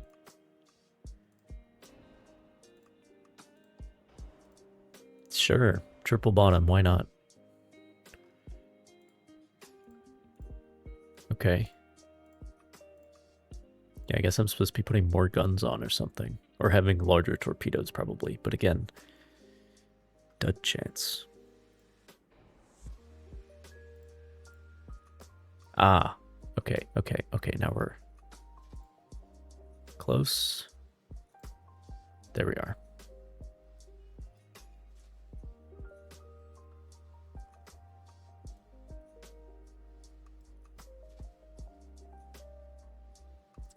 Pitch stability is a little rough. It's because we have so much weight forward. Which is mostly just because of this stupid, gigantic superstructure. But it'll be fine.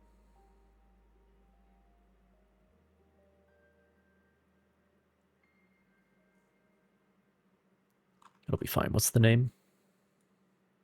Comet?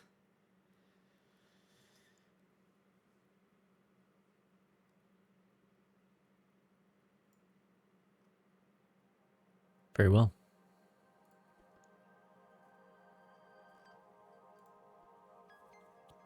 there something I hate?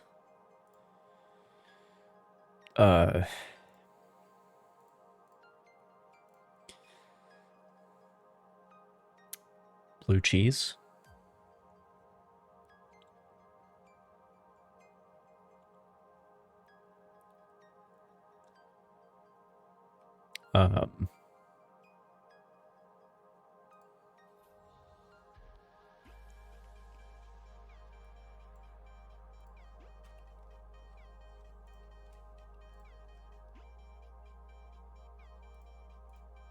Doing laundry.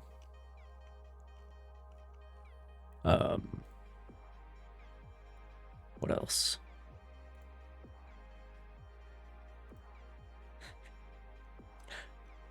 Understandable. Thank you. Thank you. Glad we're on the same page.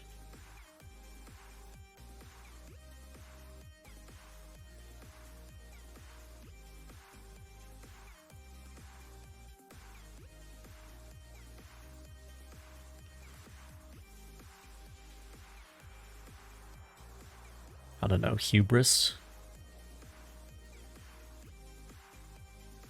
My own or others, let's be honest.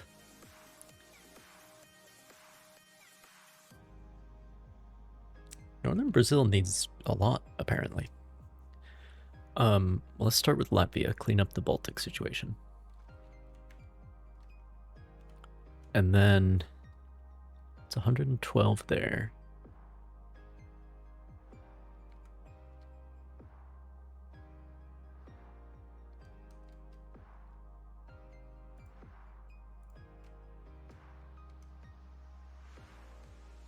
I guess let's go and do that. Well, where do they have, like...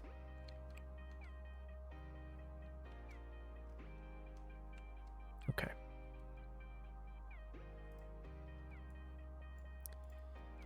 You can go there. And then the home fleet, Scapa fleet, can deal with this. But they can wait a turn for some of them to commission. All right.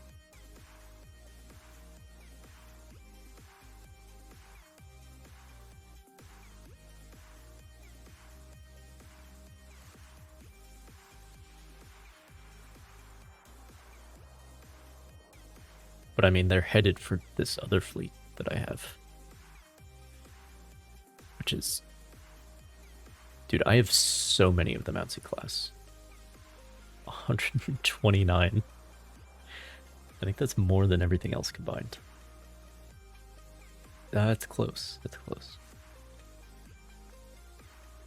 It's close. It's my favorite food or favorite meal.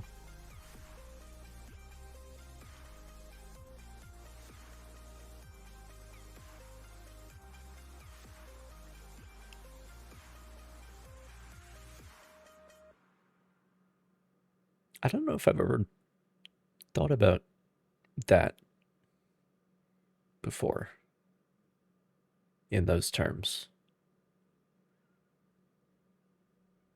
Like, you asked me to pick an absolute favorite. There are things I like, but like...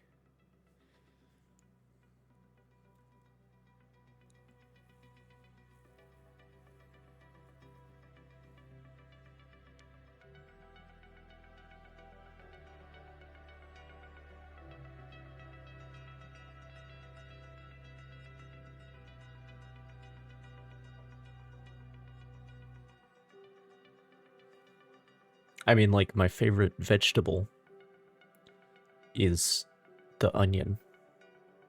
Be praised.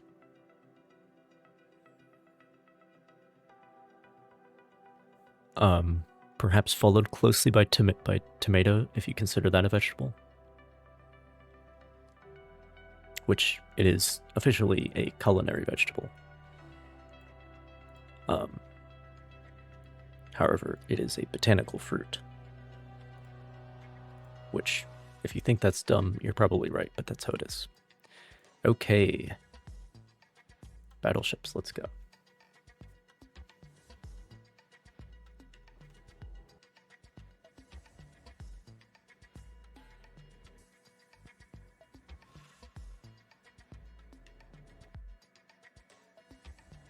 I mean, there's so much food. So many different things.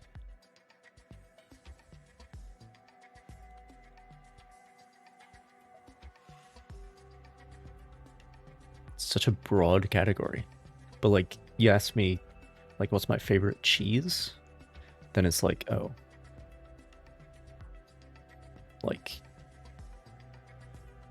pepper jack. Well, pepper jack if the options are like basic.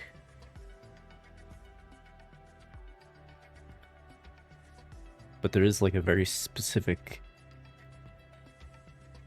I think it's technically a cheddar. But it's like a hard cheddar. It's got this nutty flavor. It's the most delicious shit imaginable.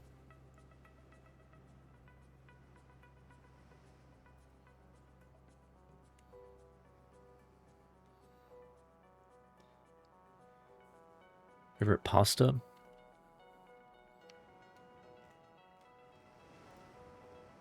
Are you British or are you just using British English?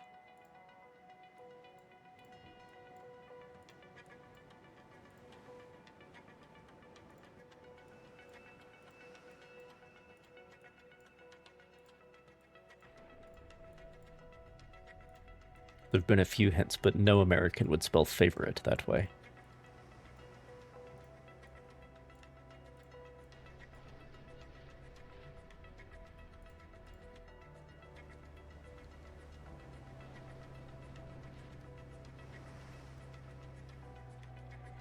Where are they at? Straight ahead. Okay.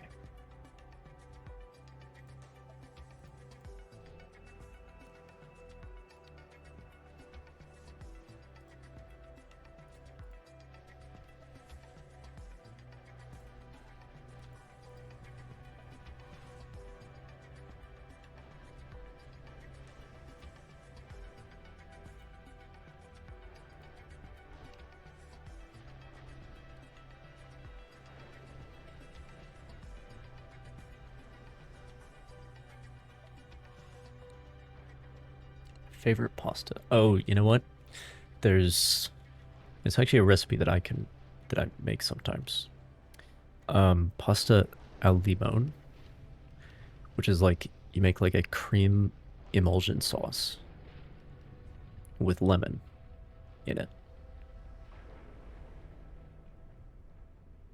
And then you use like linguine or any other long pasta will do.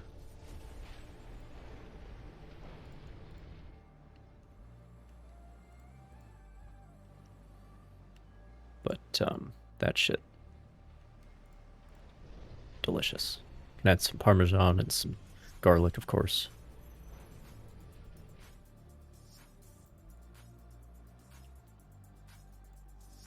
Very good.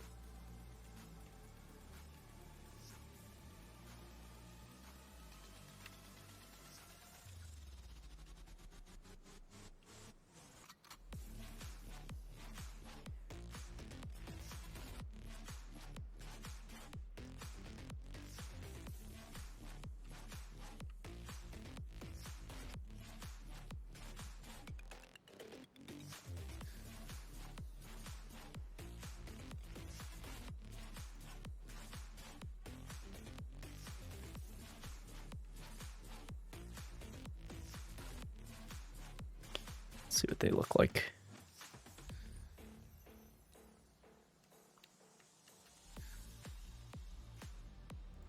Take it off. Very well.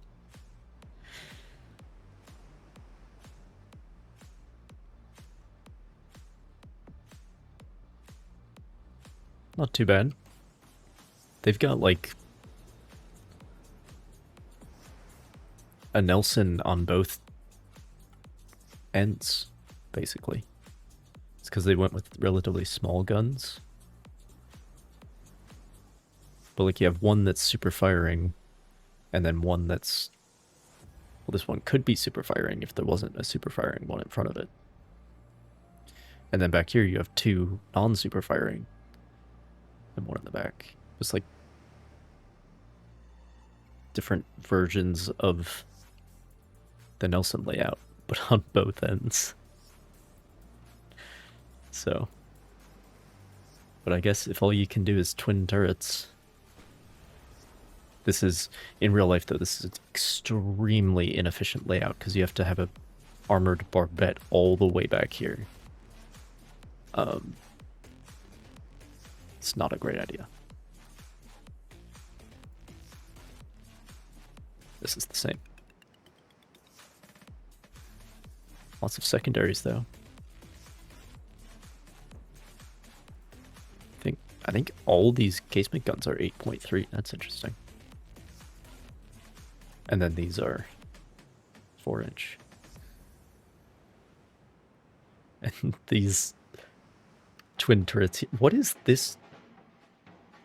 Well, you know, that's not terrible because it can super fire to both sides over the... it just can't shoot aft very well. Anyway.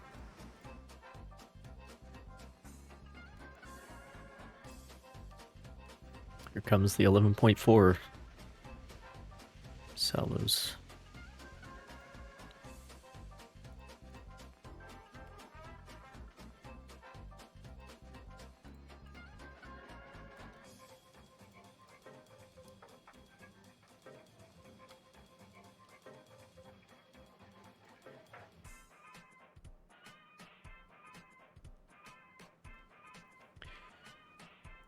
You know, if I had to pick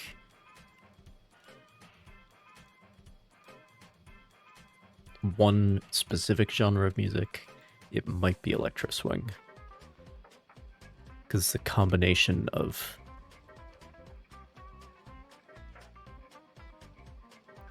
like all of the things that slap together in one place, you know?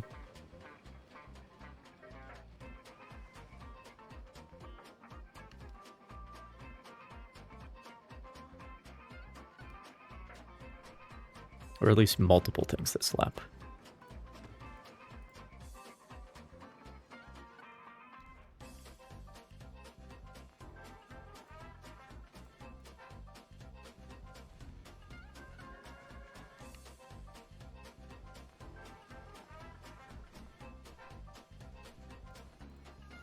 Look at their light cruiser.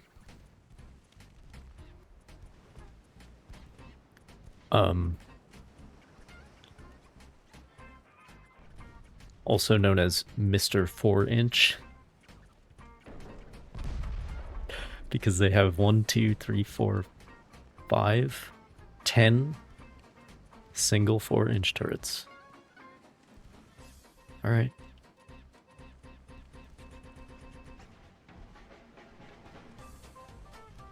I mean, against destroyers, that's just the thing. Although really I should say against torpedo boats. Once destroyers are invented, that cruiser design stops looking quite so effective.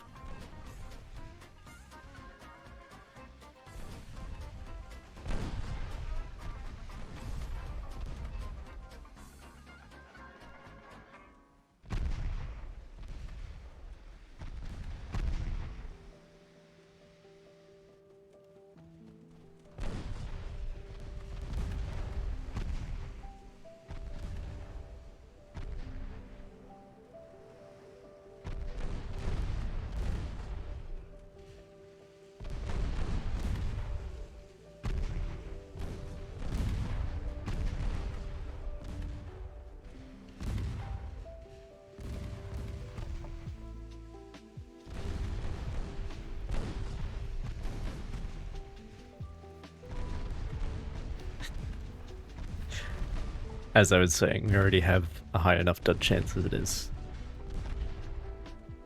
I don't need fewer, heavier torpedoes with an even higher dud chance. No thank you.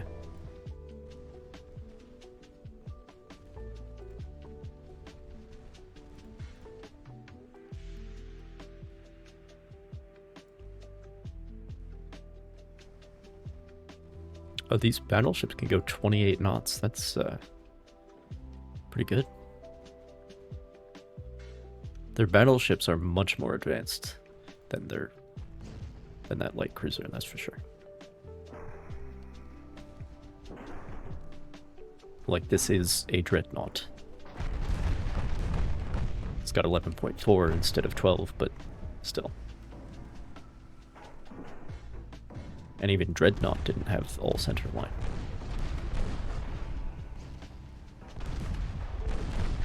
So this is pretty advanced.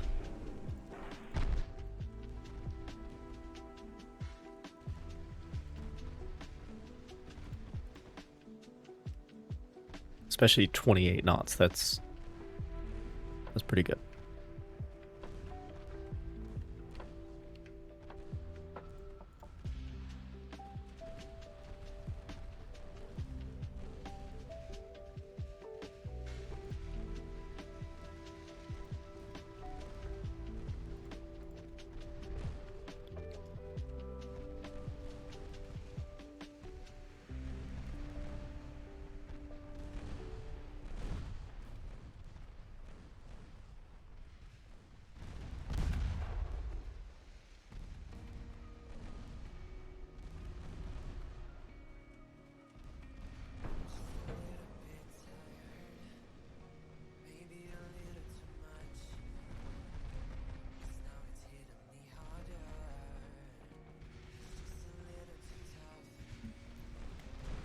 My gunnery is still more accurate though. Even though it's just 5-inch.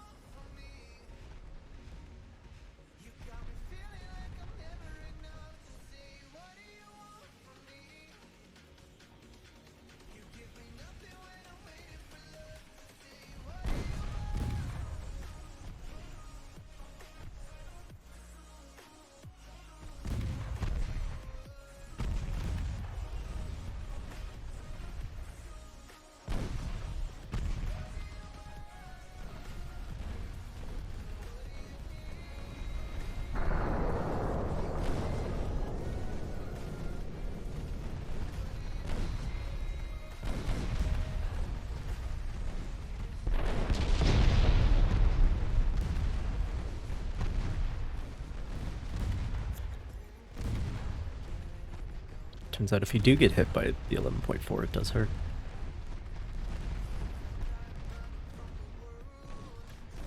How's the Demon? What, you mean the super battleships? Those are still building.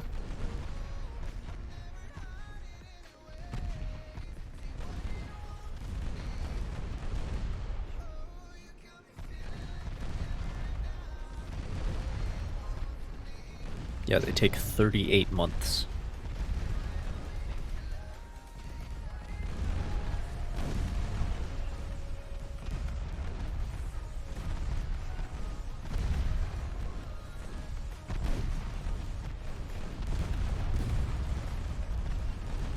Yeah.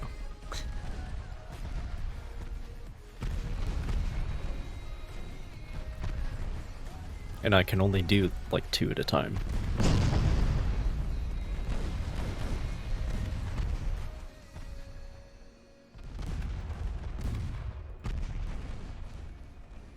I mean, I can do 3 at a time, but you always need spare capacity, because right now I'm building 1 for a minor ally, and there's always repairs to do and shit.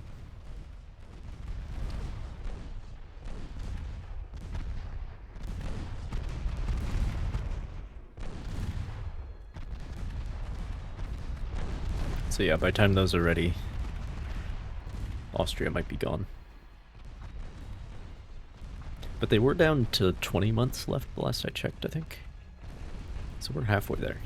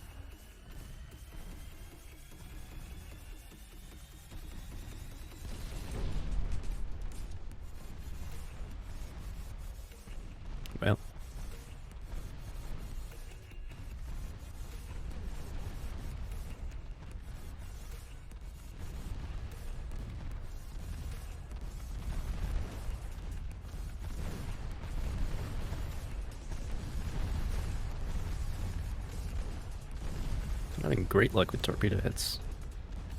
Until now. But now they're crippled, so it's easy.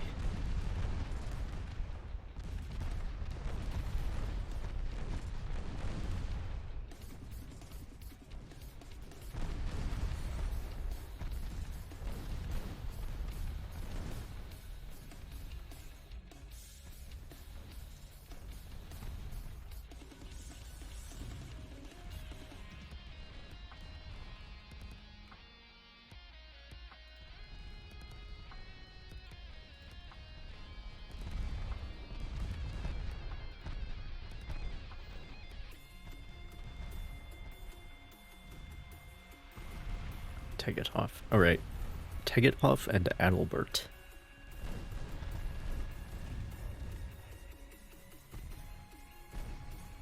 I don't know about Adalbert, but Tegethoff is definitely... Wasn't that also in the German Navy? Tegethoff? I mean, I'm sure the Austrians had one too, but...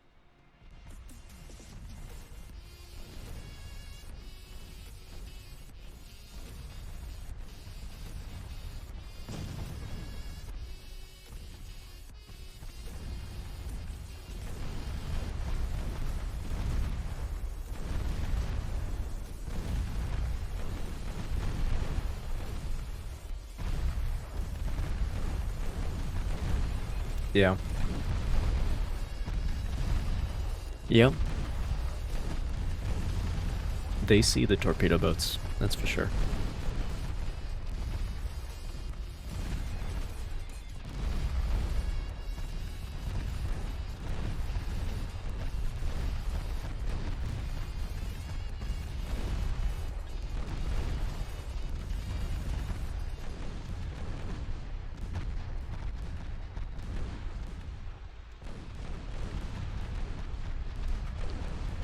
No, they are destroyers at this point.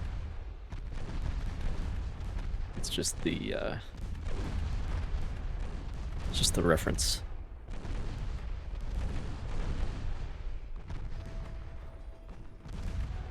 And the fact that destroyers are at least descended from torpedo boats.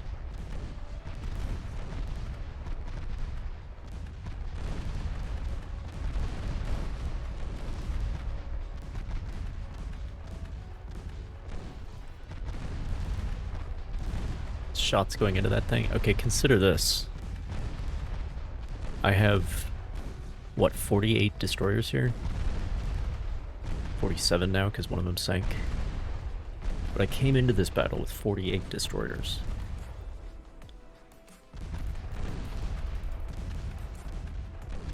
And that is 720 torpedoes. Some of my destroyers have 2 launchers. The new class is going to have 2 quintuple launchers. So that's even more. The torpedoes are the expensive part here. Especially because we're just firing them off into the middle of nowhere.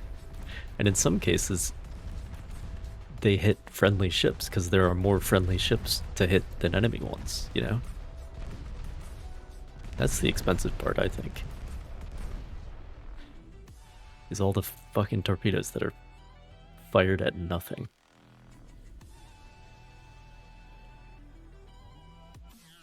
Anyway.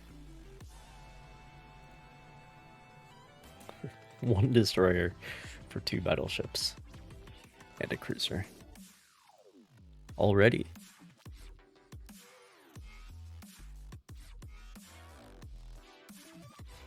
Well, let's see what this armored cruiser looks like.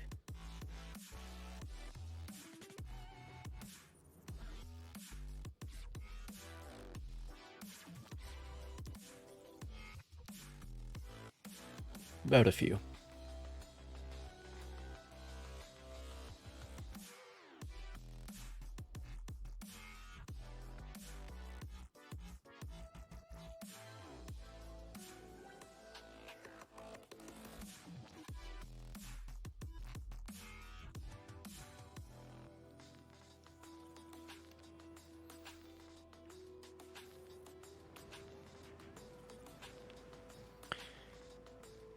Um,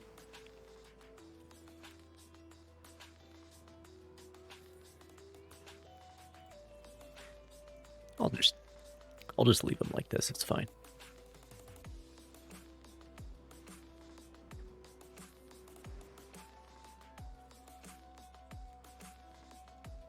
Chaos is the goal. That is where the torpedo boats thrive. The torpedo boat destroyers, specifically.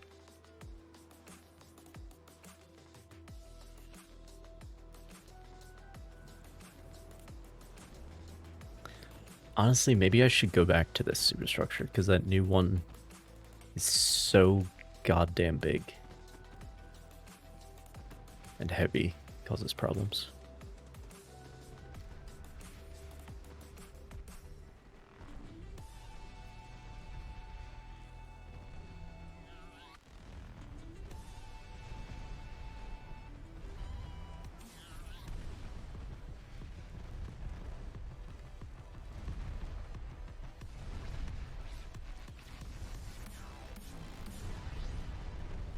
Oh, I should look at it before it becomes unrecognizable.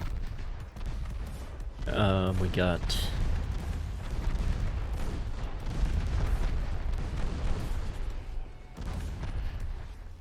three single 10.5s. That's interesting. It's a super firing in the back, which you can sort of see through the smoke. That's interesting.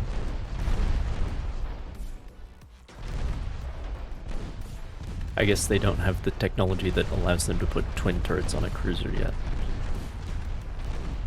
But the hull's pretty advanced. This is like 1900s at least.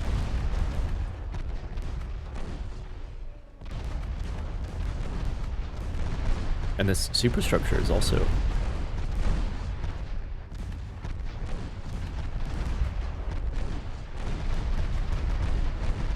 but the guns are lagging behind. They are Mark III though.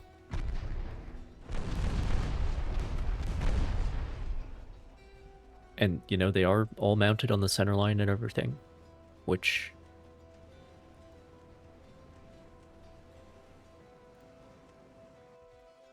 is not... no damage. Oh boy.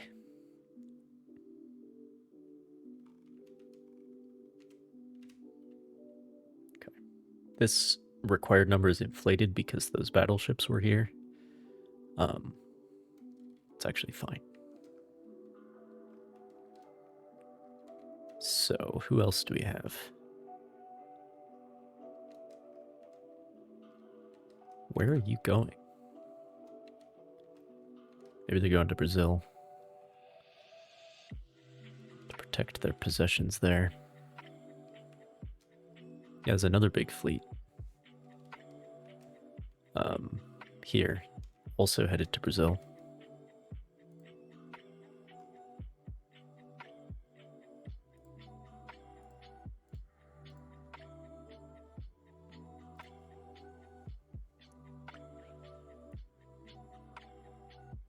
"14 months left on the battleships." You know, I probably should have called it the Warspite class. That probably would have been better. The, like, final class I can call Executor or Dreadnought or something, but Warspite would have been good for these ones. Anyway.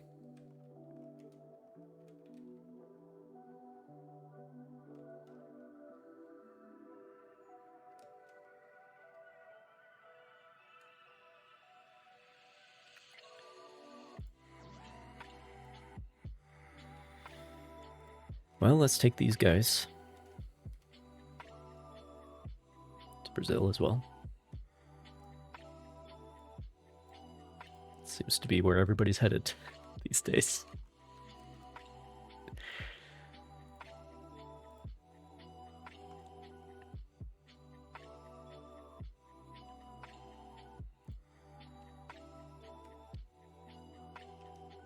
Alright, I gotta hit the head.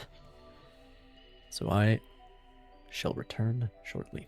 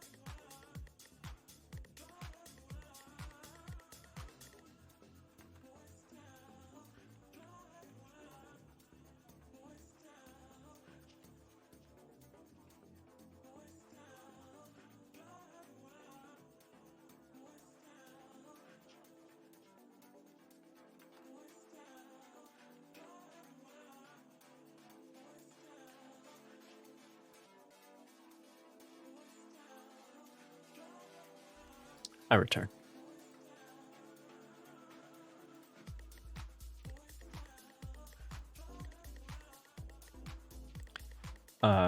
There's not room.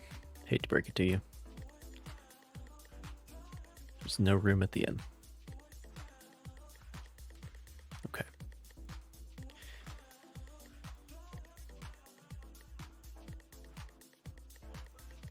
$234,000 tons. Should be doable. I guess they're trying to take Portugal. Honestly, it's fine. Some of them are coming to me. Yeah, they're fucking coming to me, aren't they? Okay.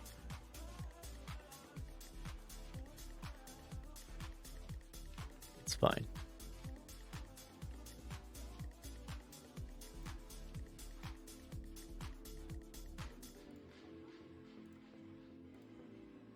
That'll be a real battle.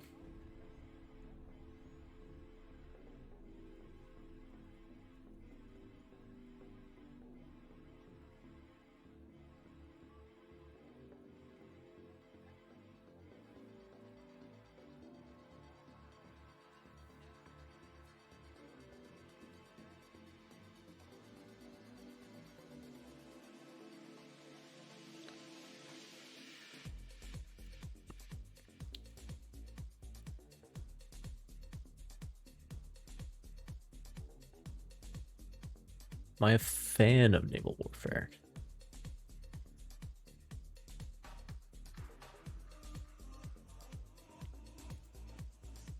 Fan is an interesting word.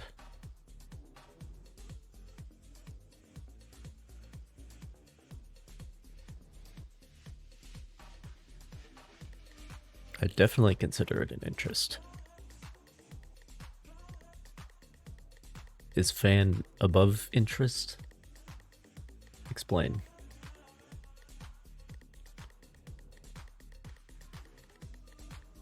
It just feels a bit weird to say that you're a fan of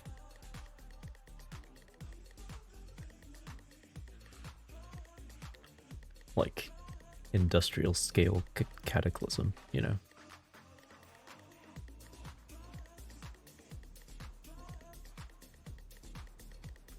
But I'm the one playing the video game about it, so.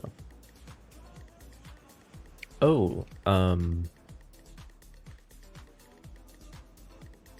right, this is the Narissa class, I believe. These are the ones I had in Rio. Scramble through your very small vocabulary. That's alright.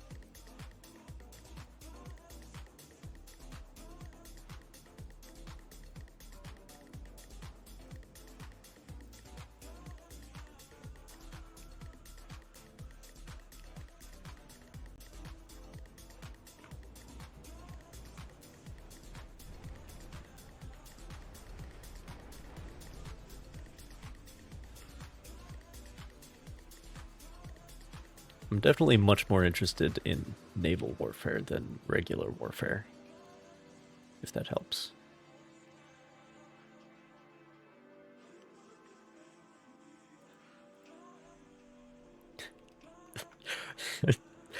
as if there's such a thing as regular warfare,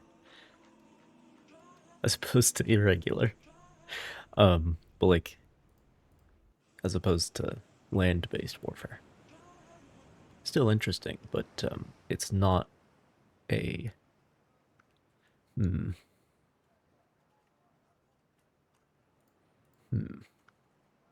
Could I say I have a passion for naval warfare, or is that too much? Is that excessive?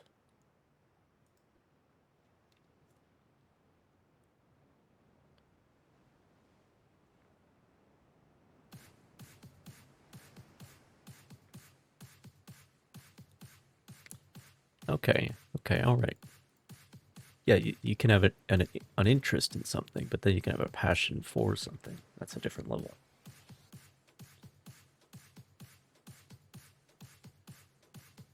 Also, it's Naval. I think that's the second time you've made that spelling error.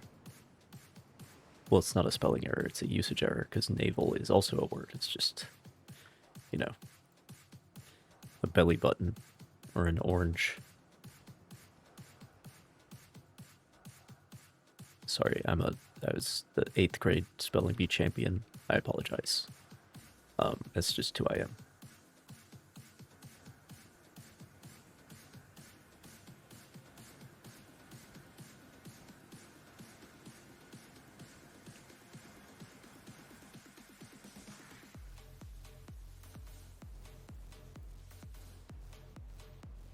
Hey, don't sell yourself short.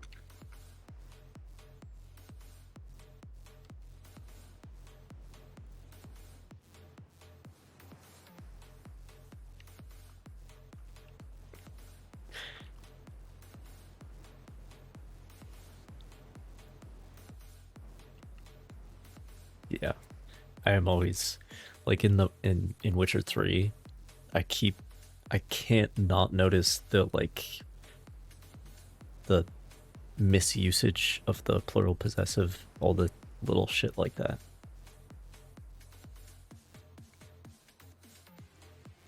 I feel like I have to mention it, whether it's in the lore entries or the subtitles. Whoever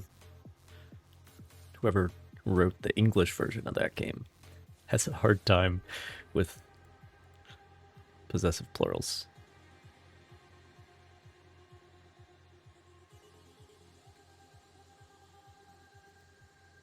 But that's just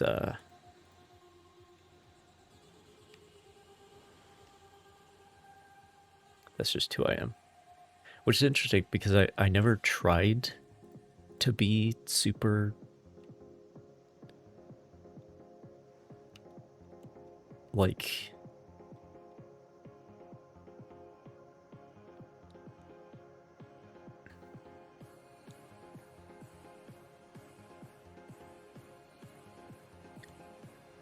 I never wanted to be a stickler for the way that English language is supposed to work, but it's just one of my just like happened naturally. It's an inborn talent, I suppose.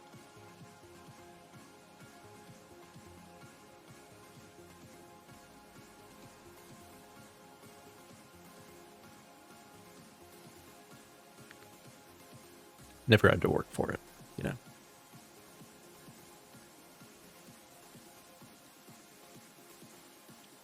Is this the same class? It is.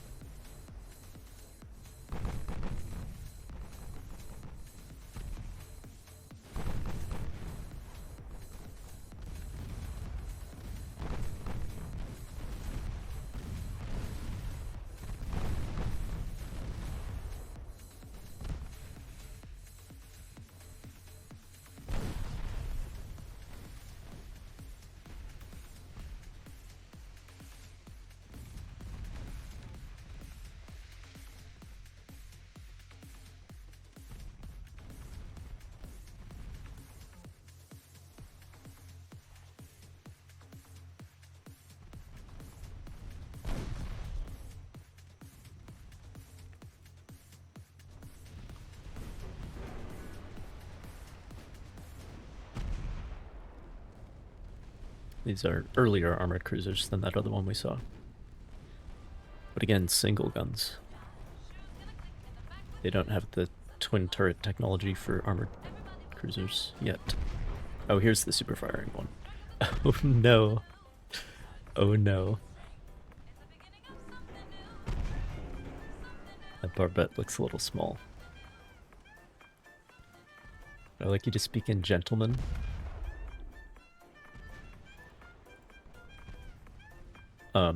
Is that a separate language?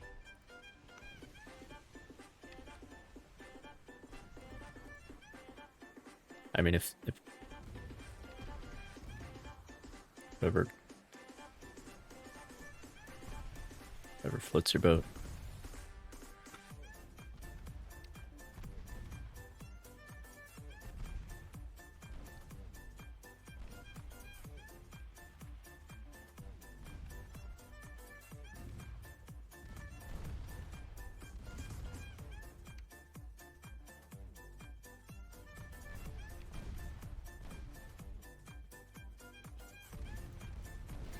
Speak very fancy for shits and giggles.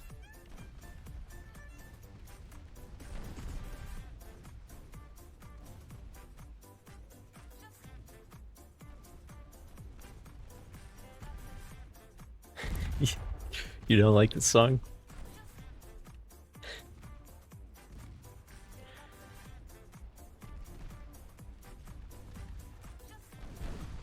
Yeah, it's maybe a little repetitive.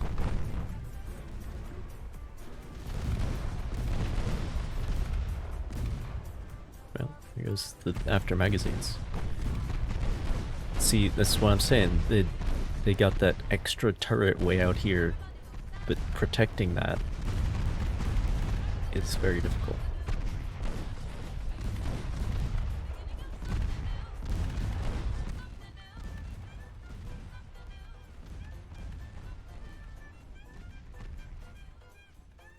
Shoot him? Okay, if you insist.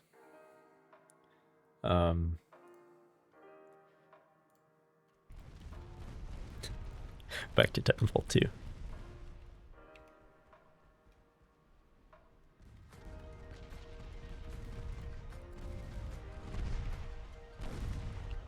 Yeah, that little fiddle riff or whatever was cool, like the first 12 times or so.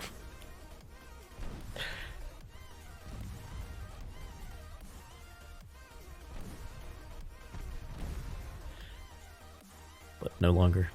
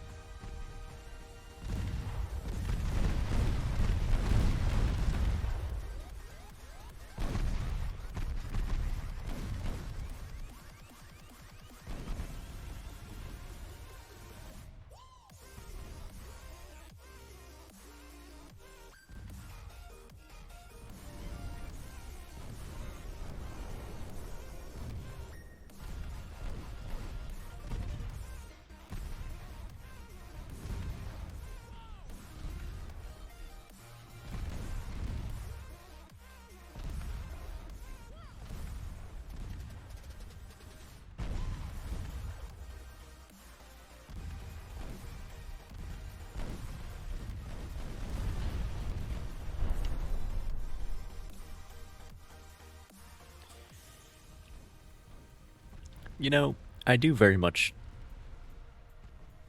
like... Is that the word?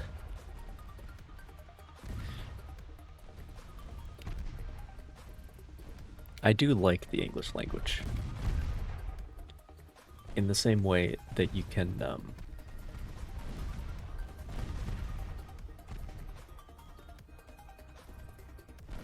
type of shit your gym teacher puts on? Maybe.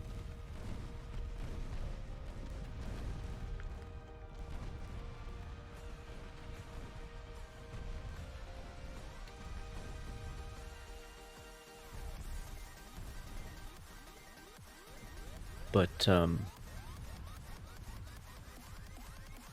I'm a fan of the English language. In the same way that you might like someone who very much needs therapy, or like a rescue dog with its own little quirks and behavior. You know, it's it's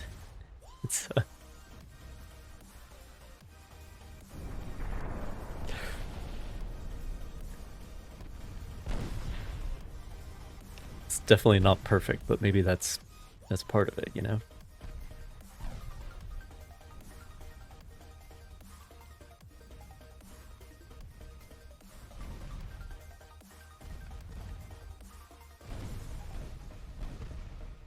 Like a rescue dog that's like scared of bicycles or something.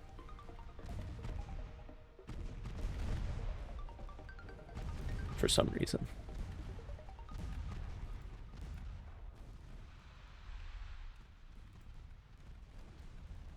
And who thinks that it's still a puppy, you know? And always acting like it. Maybe. That's how I feel about the English language.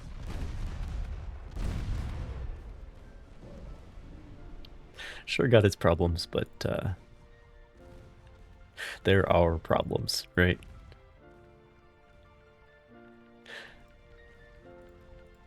It's a real mess, but it's our mess.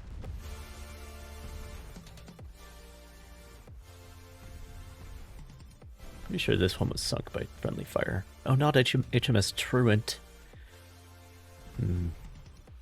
Such a good name.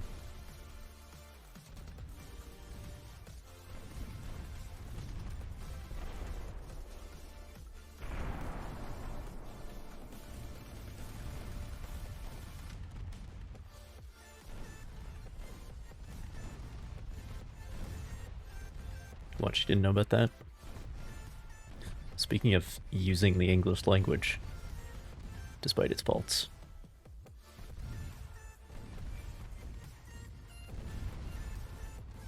That is sort of where I've ended up. Like, I went to school for engineering and learned all this math shit.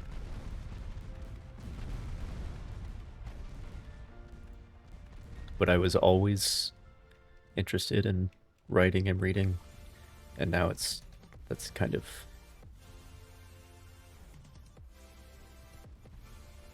more where I've ended up, particularly with a historical bent to it.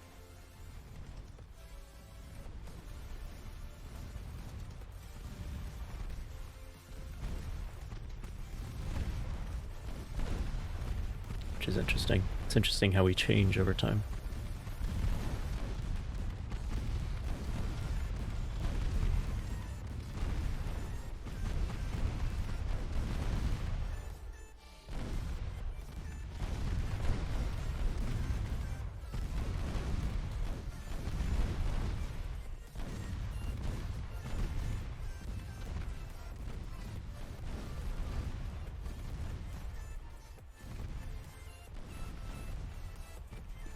You hate math?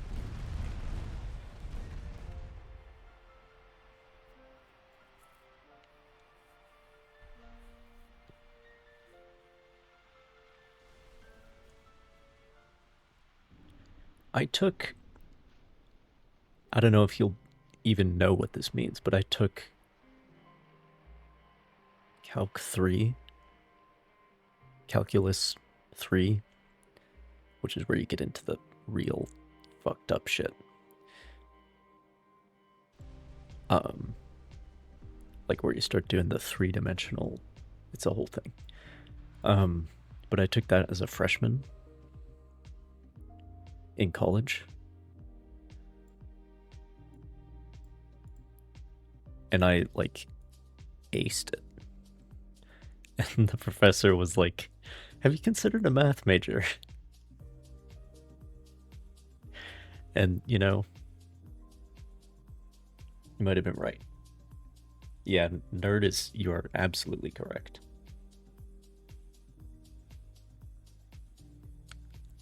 1000%. But he might have been right that I maybe should have done math, because engineering turned out to be shitty. Let's see what the auto resolve does. That's pretty good. But it is overwhelming force after all.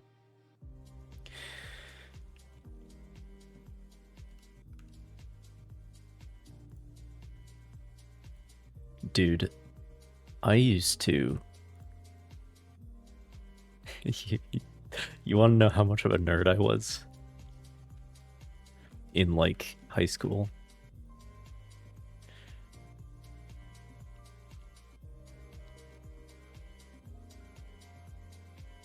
Interesting.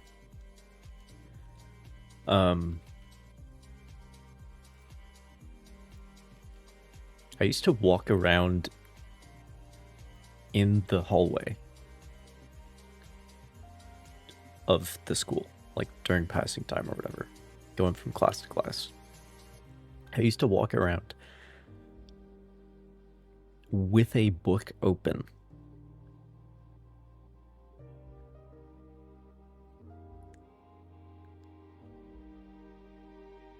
I had a teacher who had to, like,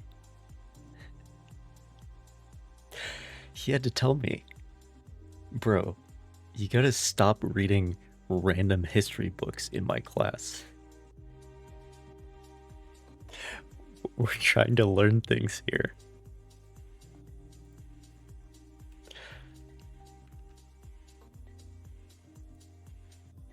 Because I was just like in class, just every spare moment, I'd be like, well,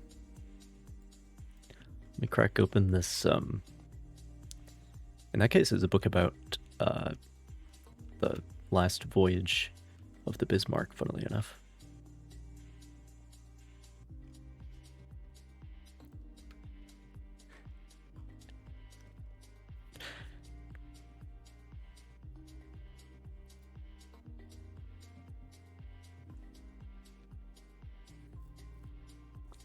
Yeah, I don't think that happens very often.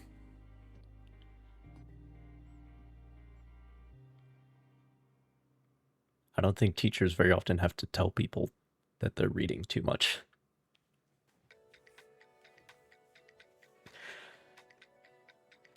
But yeah.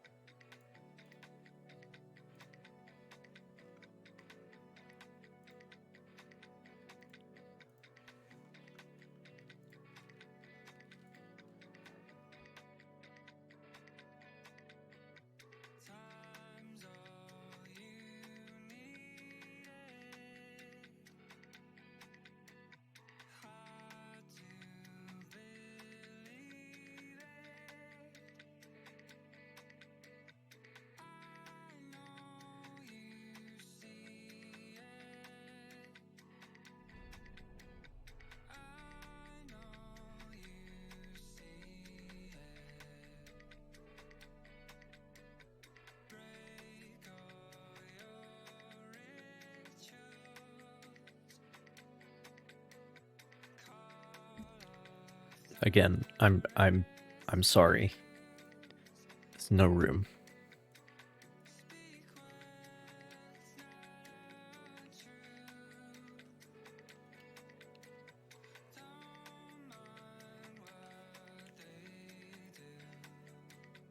Are you asking me?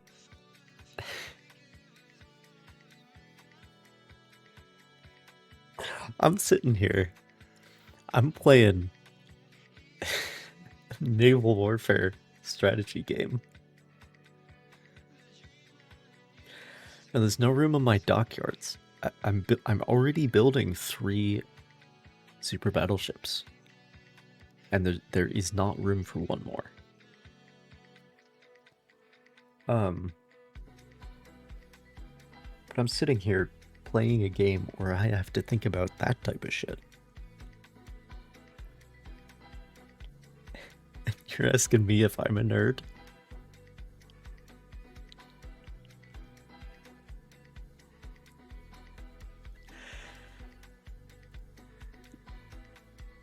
You're asking me that.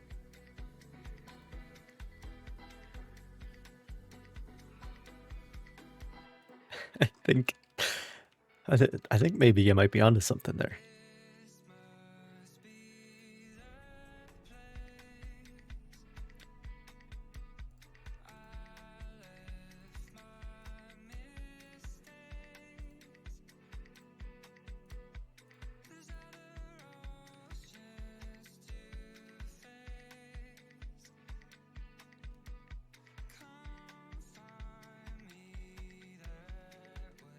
Try not to die? I'll do my best.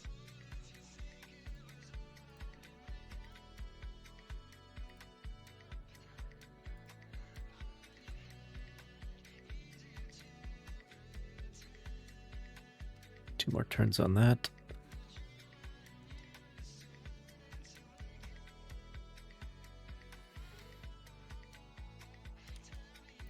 Alright, we got enough.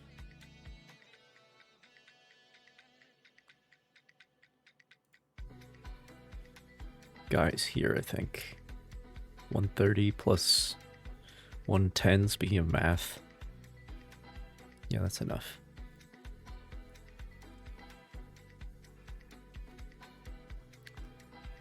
Let me see if I can't make this engagement happen.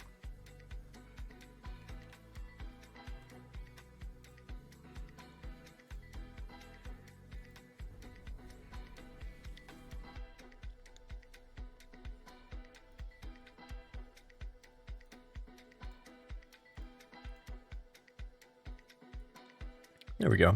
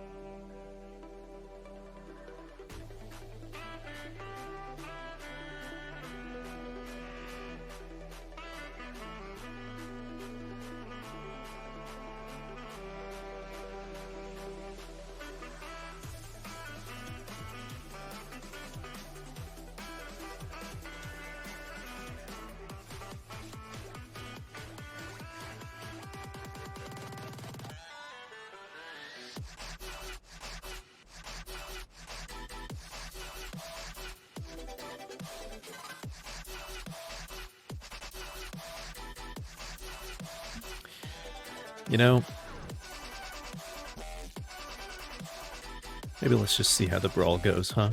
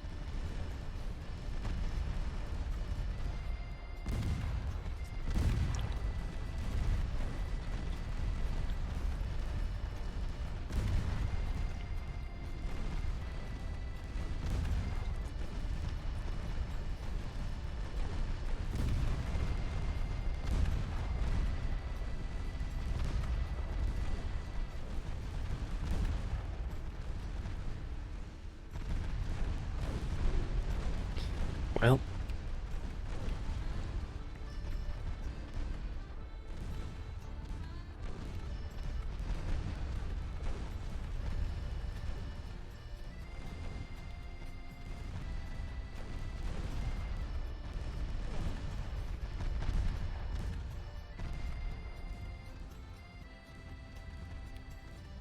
I see the torpedo boats.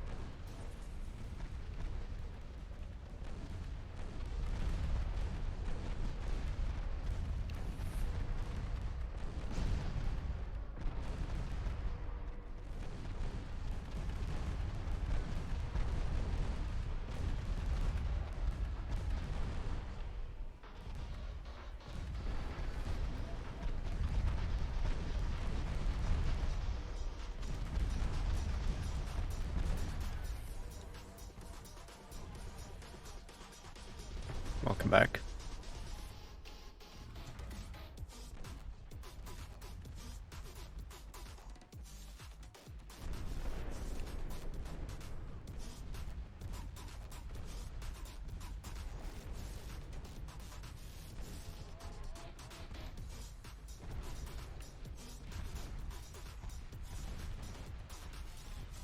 Why am I still up? Why not?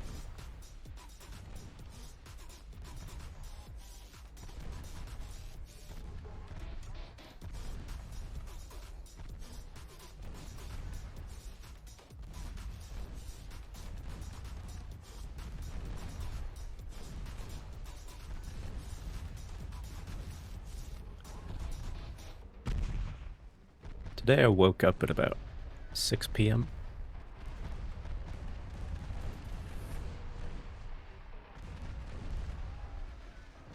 So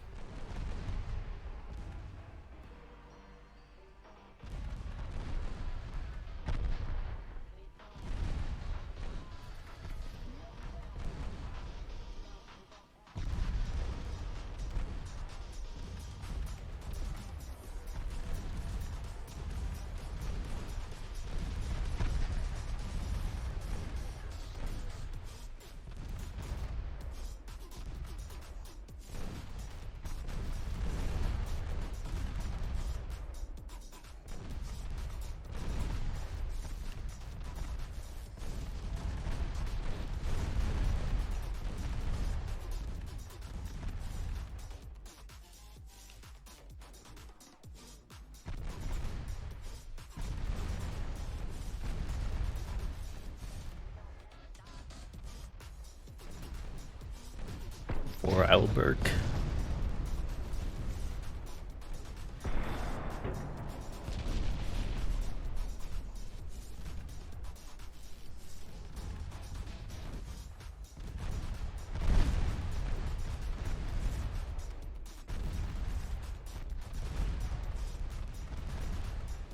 He's gonna win? You think so?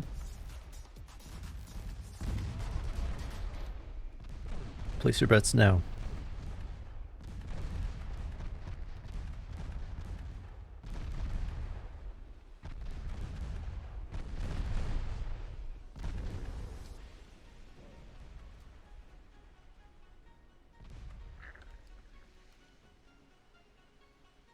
These guys are actually basically undamaged.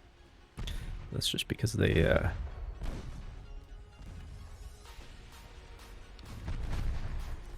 not received the attentions of the swarm quite yet. Some friendly fire there, but that's how it goes.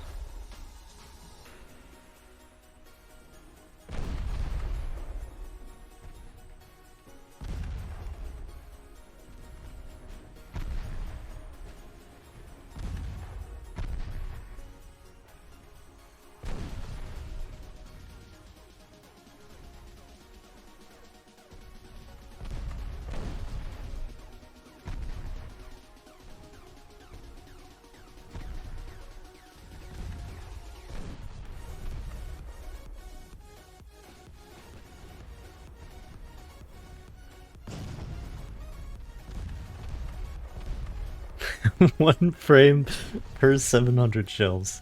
That's correct. Yes, I hope you're enjoying the slideshow.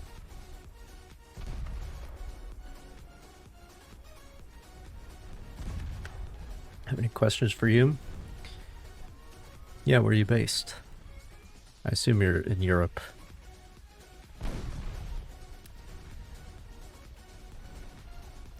Because of the type of English you're using.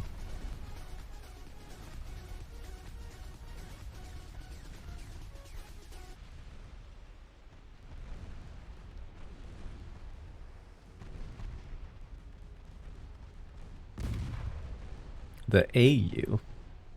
The astronomical unit? Or do you mean Australia?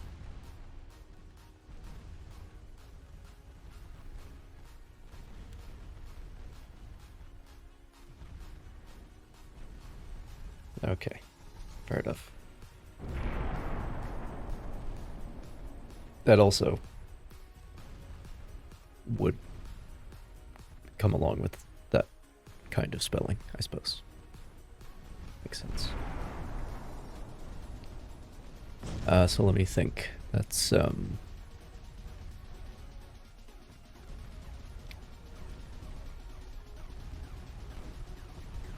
like probably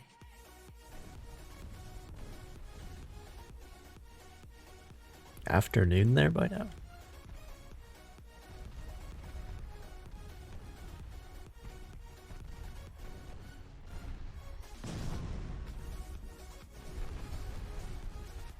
Maybe even evening, but I think it's the same day because it's the wee hours here.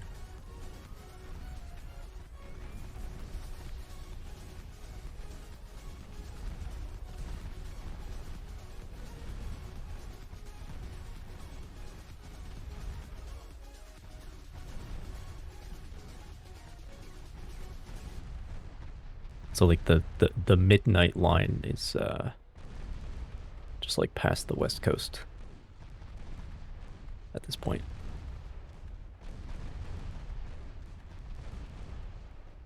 Probably not to Hawaii yet.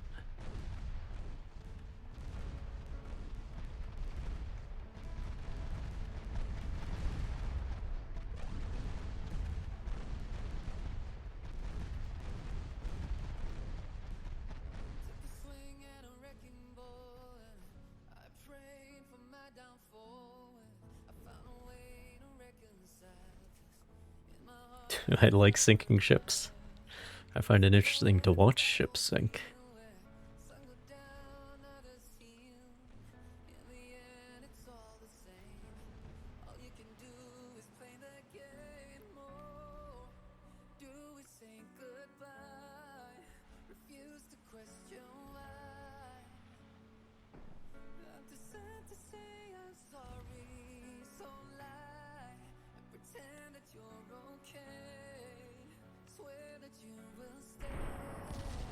As long as it's a video game and nobody's getting hurt, you know, it's fun.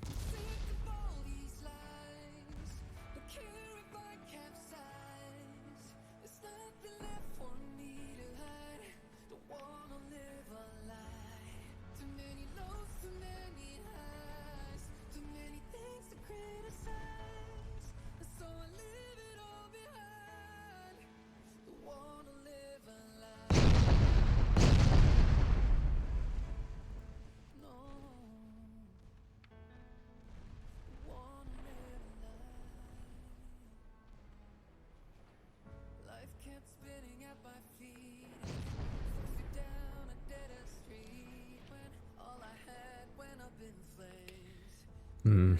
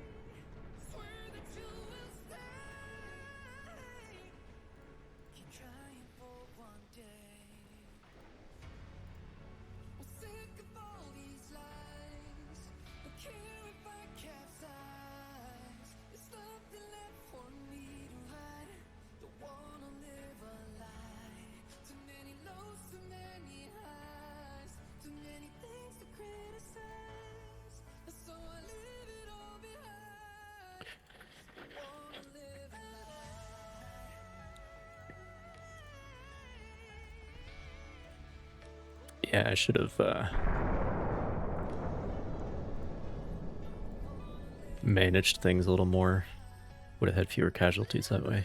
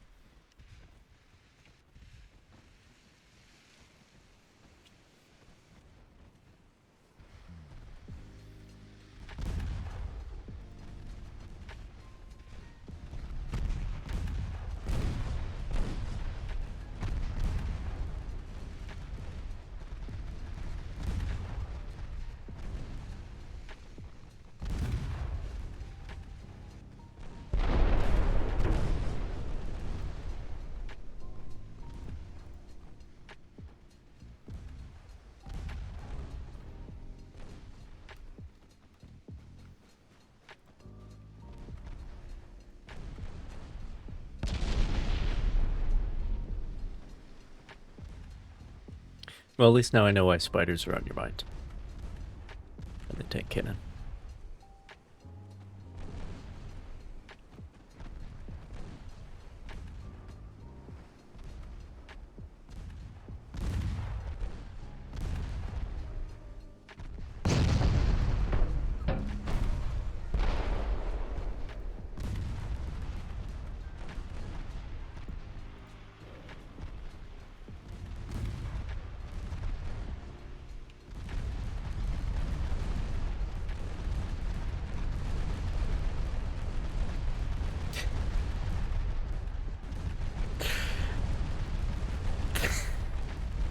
Damn it.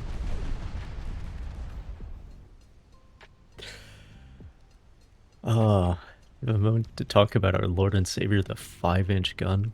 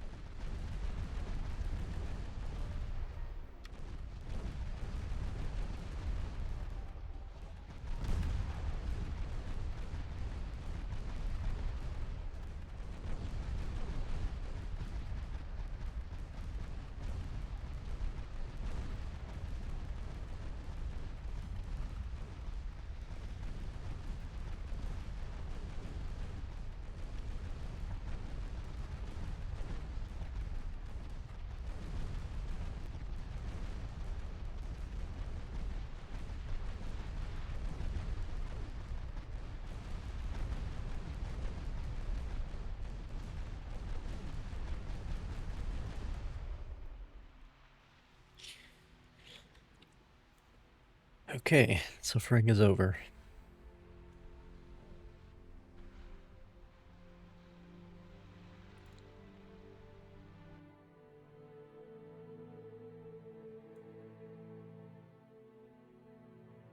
Do we only have one sunk?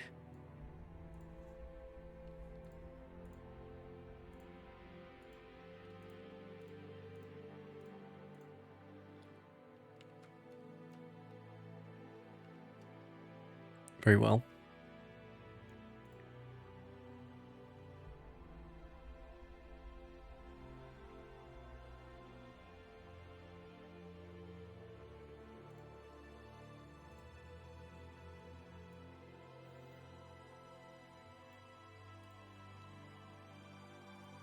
Well, I might as well go there, because that's where the damaged ones went.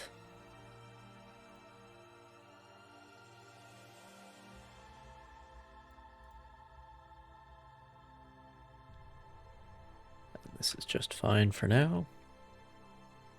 One more turn on that one.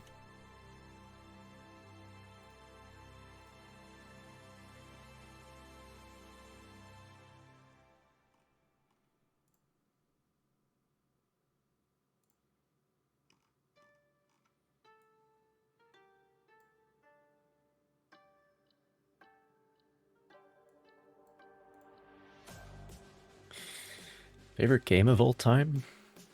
You first.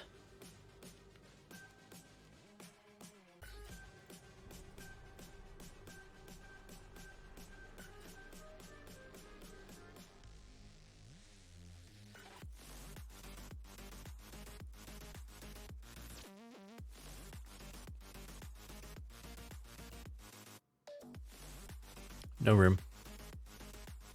In fact, we're already over capacity because of repairs.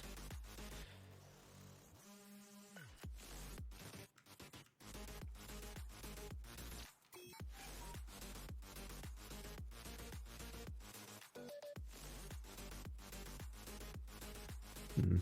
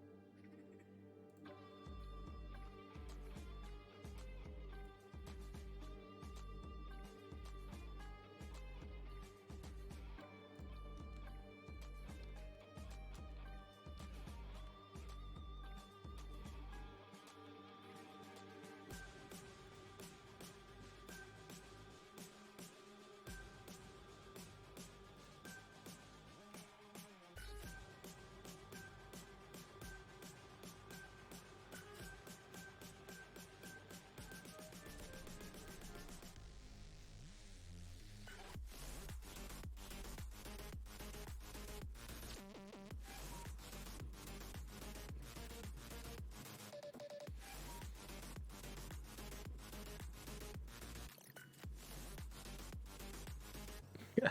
Oh, it's a sentence fun class. Let's see.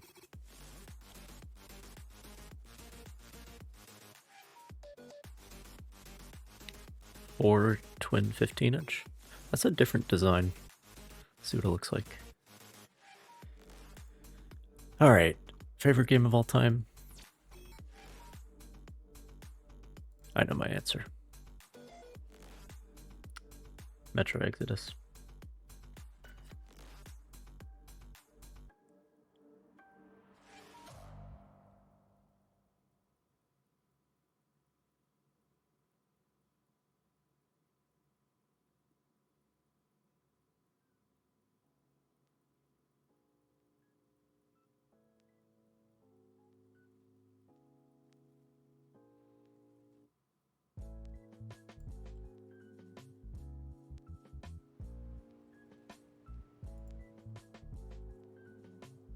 And I can't even fully articulate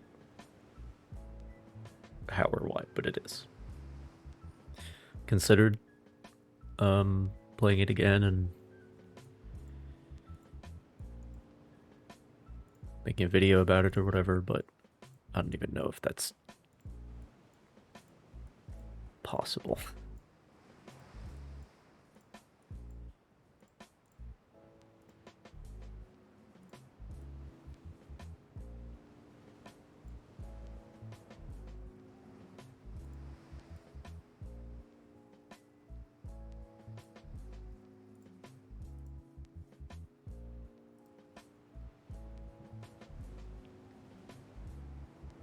You know what?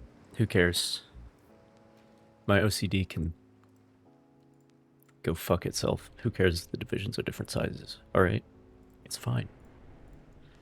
It's fine. It'll be alright.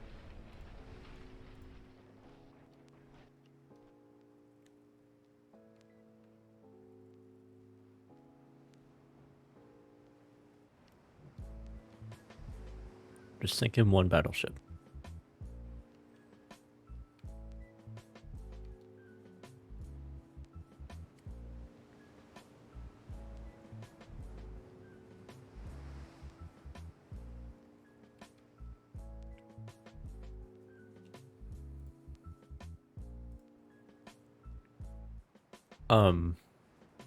Why are you damaged? That's weird.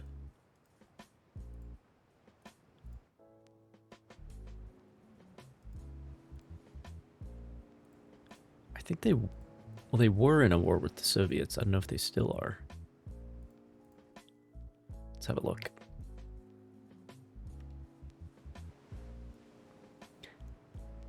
Yeah, yeah, that's damaged, all right. They got impact.png all over the place. Mostly on the starboard side.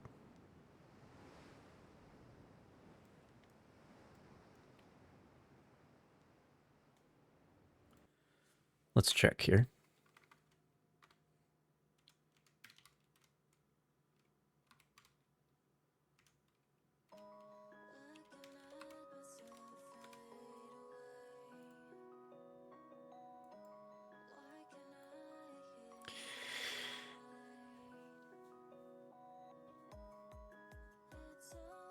Oh, the Tegethoff class.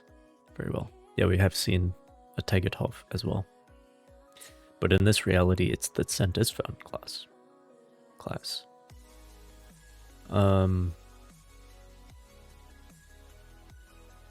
My mouth really did just instinctively, because I was talking about naval history, just instinctively tried to make a British A sound. Anyway. 4 triples. How big? 4 triple 12-inch.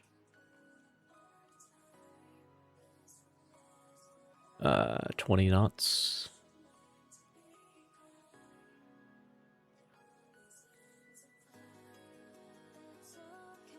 Commissioned in 1915. So, like, a dreadnought.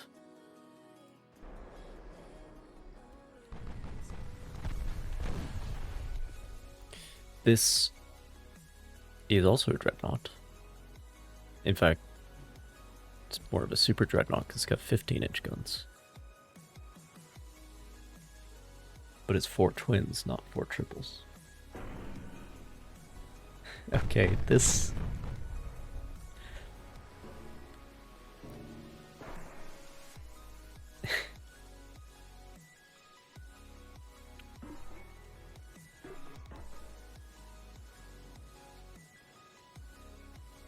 If you're gonna spread out your main battery turrets, that also means you have to spread out the protection afforded to them. If you have them closer together, less space to protect, then you can integrate the magazines and all this shit. To spread them out like this, you need to have a very good reason.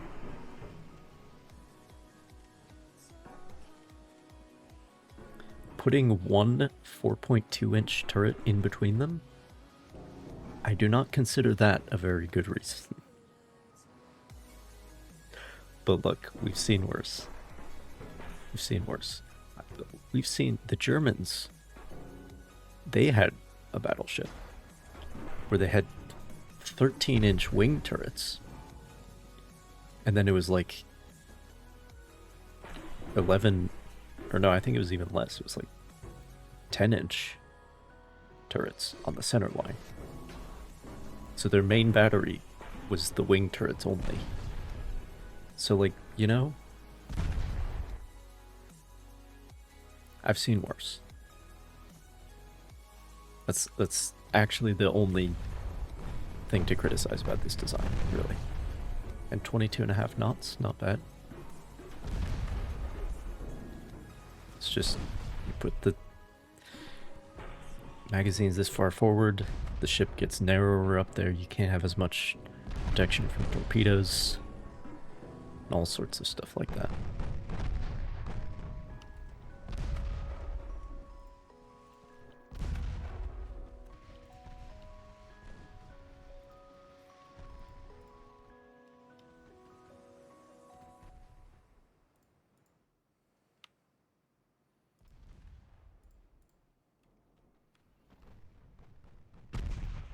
Anyway.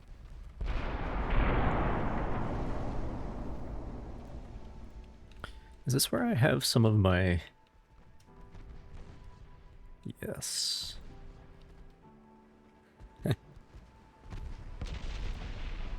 My super duper firing destroyers. The Atlanta style layout. Or the Dido class as well. Dido, discuss.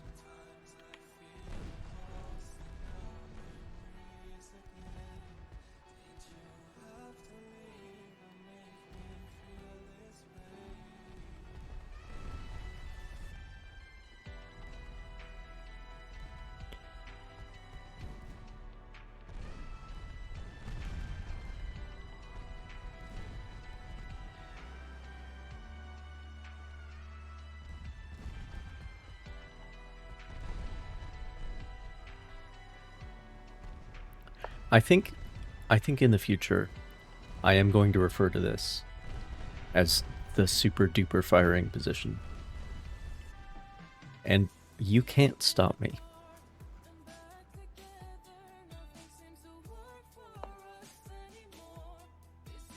Like the Atlantas, the Didos, as I said, the Yamato with the secondary battery turret all the way up there.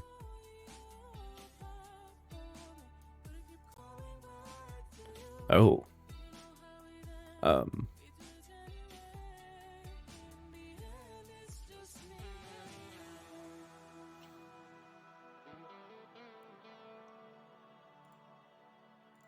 Okay.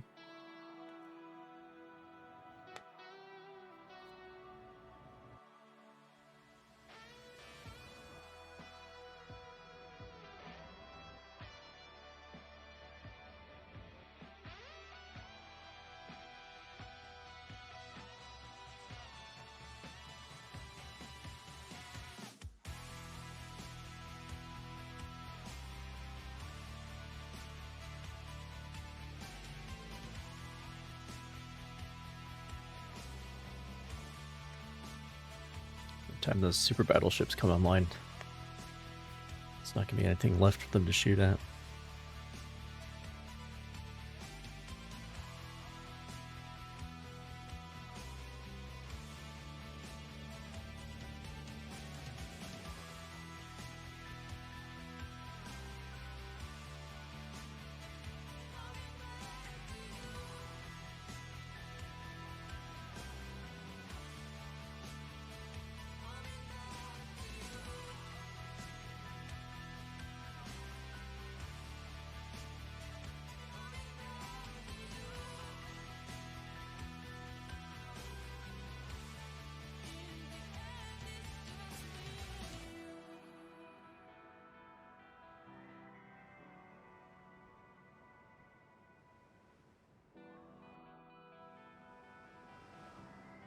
Oh, it's the Narissa class again. All right.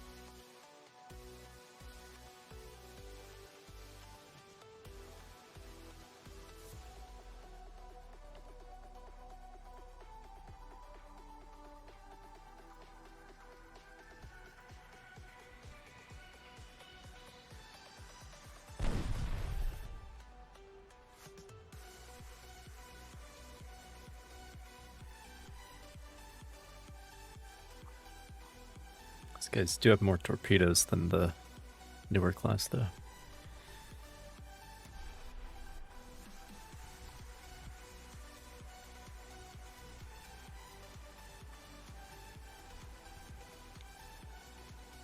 I could only fit the one launcher.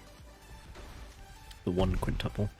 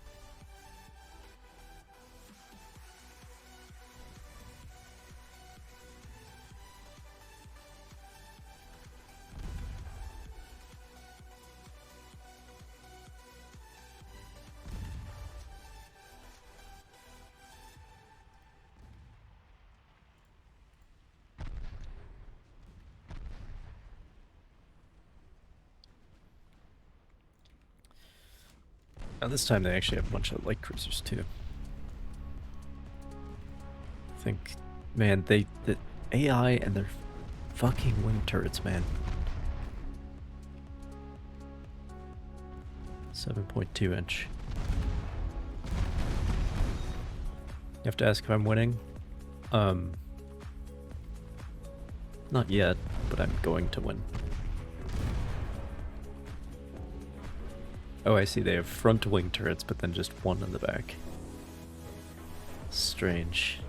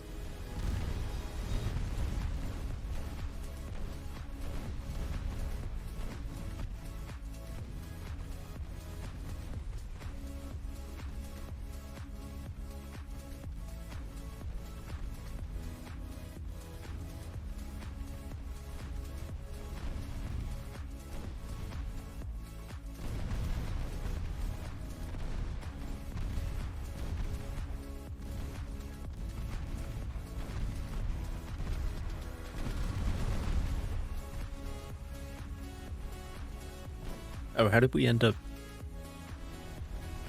I guess that's fine. Viribus unitus?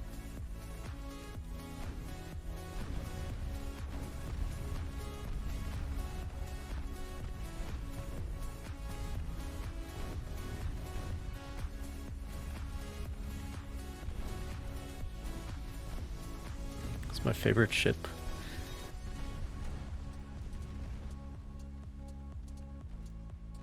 Never told me what your favorite what your favorite game is of all time.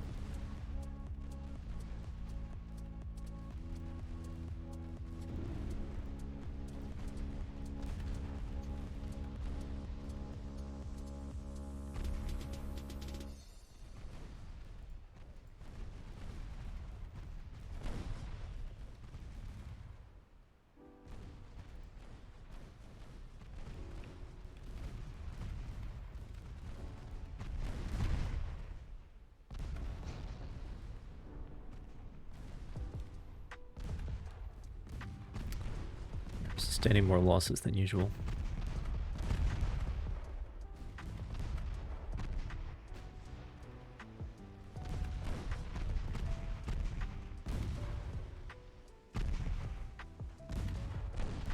That's a hard question. Yeah, it's like it's always a hard question unless you've like already decided. Like I've for a long time considered Metro Exodus to be my favorite game.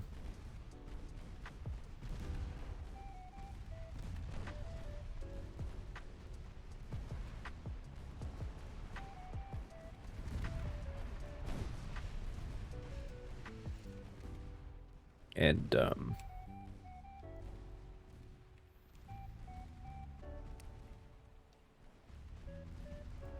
Grapes of Wrath is my favorite book. And that's like, but that's like a thing that I've decided that that's how it is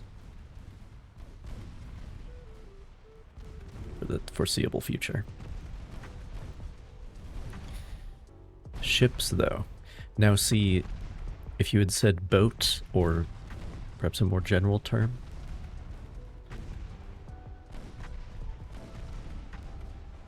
Titanfall 2 is... That's definitely a pick.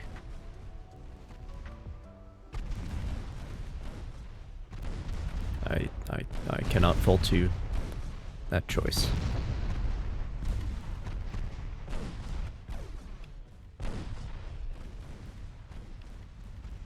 Especially because it has very rarely, I think, Titanfall 2 has a very good campaign and a very good multiplayer, which is like, how often does that happen?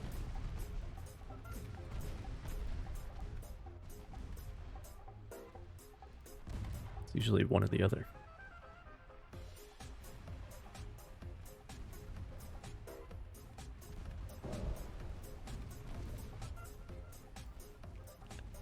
What are you saying that? Saying I'm reading too much into things. Saying people just use words without thinking about them for half an hour beforehand. Surely not.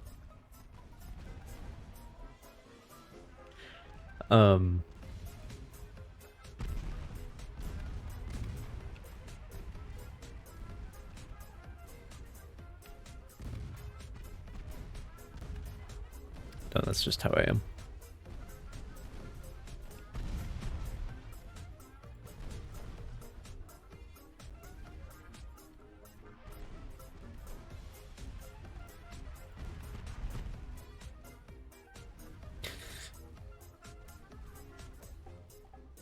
But if you had said favorite boat, it would be like the Type 9 or something, you know?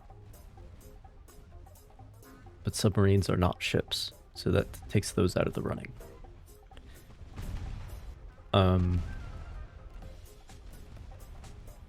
I know my answer, though. I know my answer.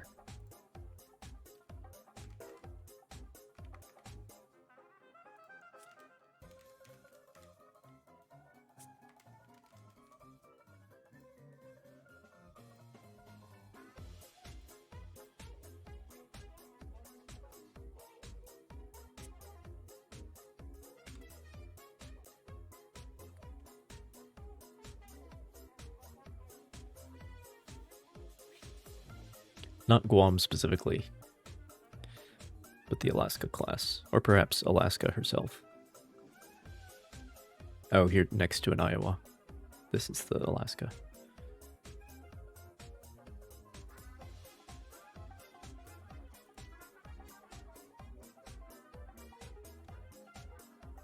Loading Bofors.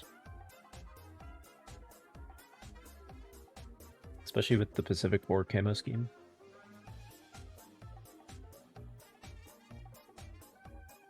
Oh, measure 32 camouflage, very well.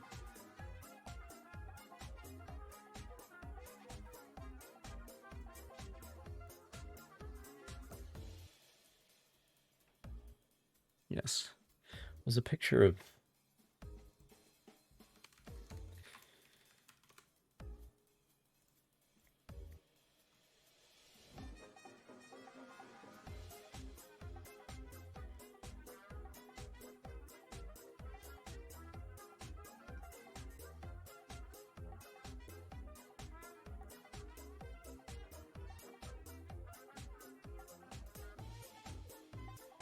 famous picture of the Alaska class, like, turning. And I think it's color, but I can't find it. Anyway, they're very nice looking ships. And, like,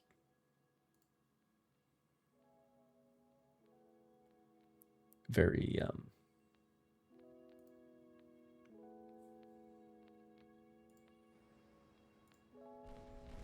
well designed as well, which is, it's always interesting, the relationship between those two things, I find. But they just unfortunately didn't stick around because the purpose that they were designed for went away. Actually, like, kind of before they were finished. But that's not their fault.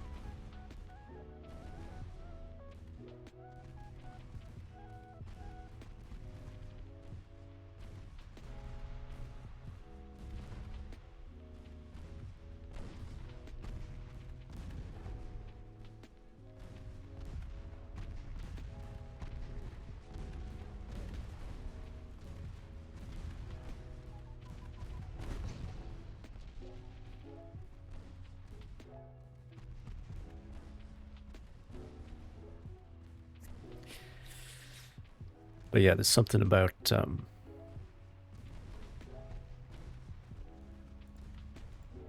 well, it's already been made clear in this stream that I prefer triple turrets.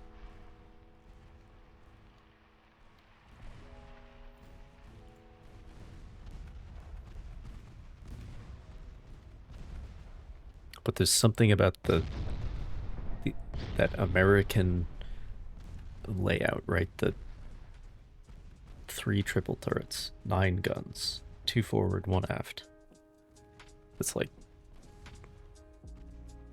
perfectly balanced as all things should be, you know?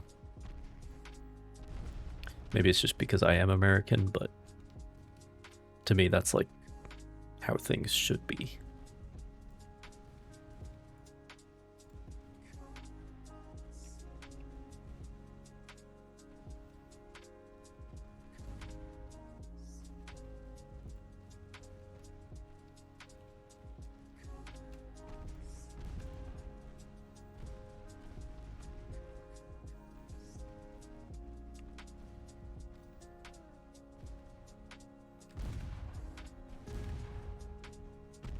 Partly because I like 9 as a number. But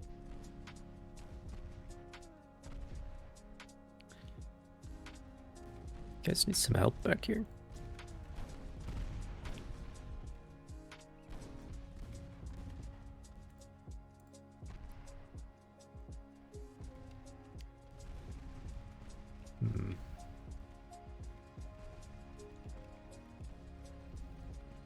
Okay, well these guys are like already going after the battleship.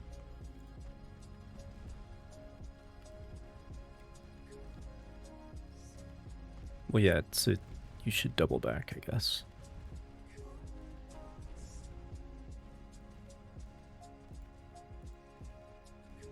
It's a bunch of my very damaged destroyers that are kind of getting chewed up back here.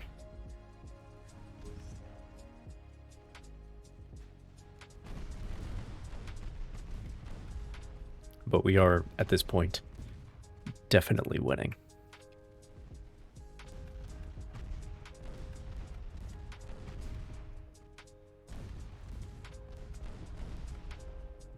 Not much doubt in that regard. It's just going to be a little bit costly.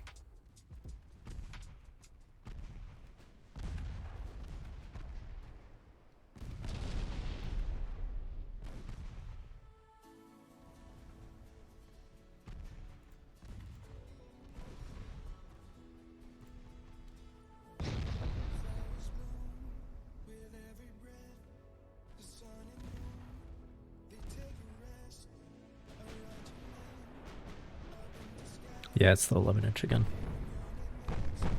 11.4. 6 twins.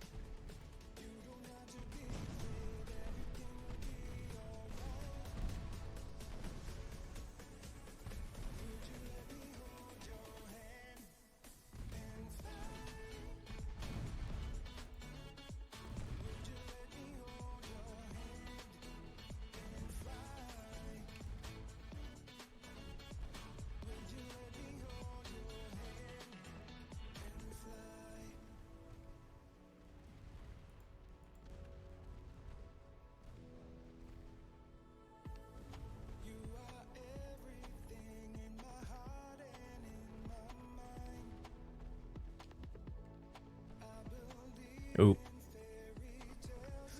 There goes. Yeah, they're aft magazines on these ones. Especially when they're running away. Clearly not particularly well protected.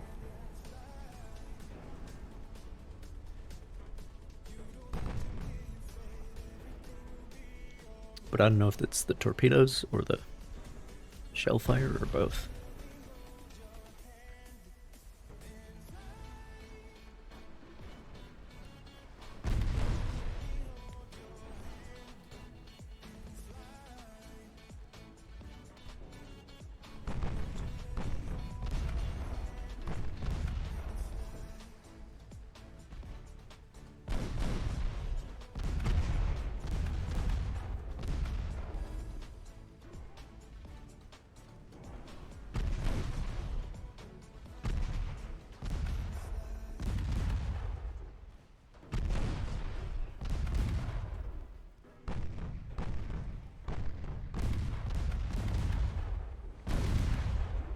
I don't know why I built this giant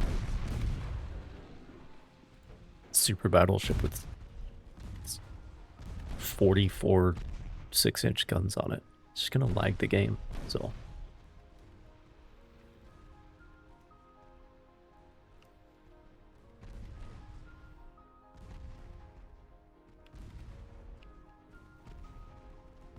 And it's not a,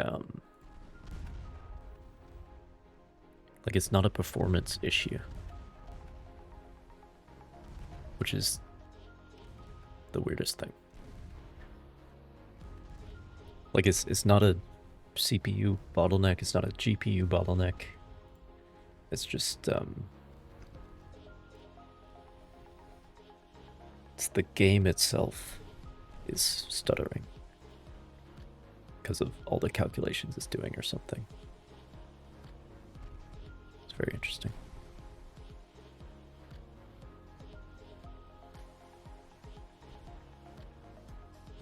And it almost certainly is to do with the gunnery, either the targeting simulation or the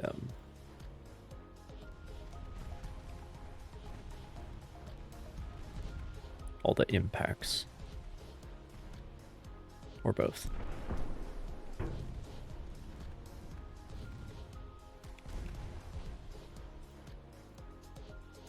Alright, that one's done.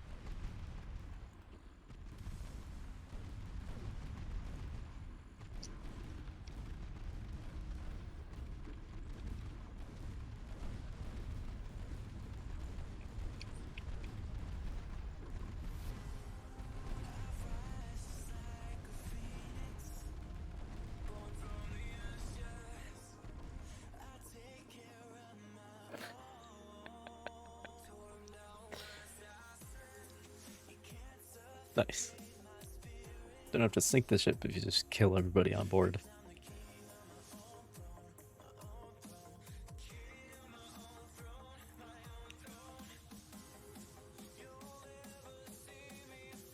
I didn't look at on the previous screen.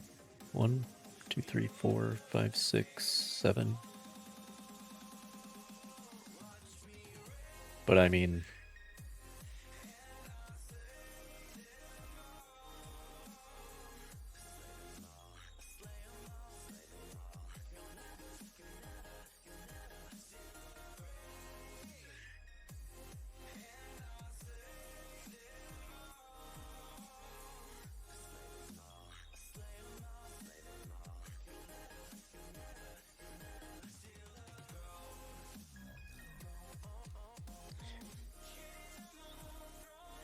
let me just...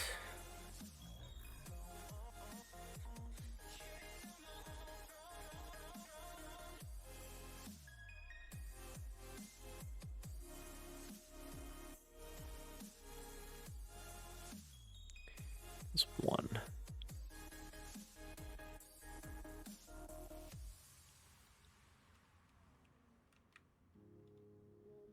Oh, we could chill, I guess.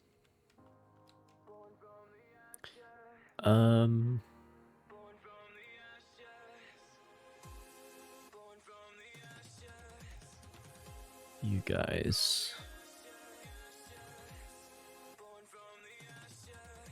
need to repair, I think.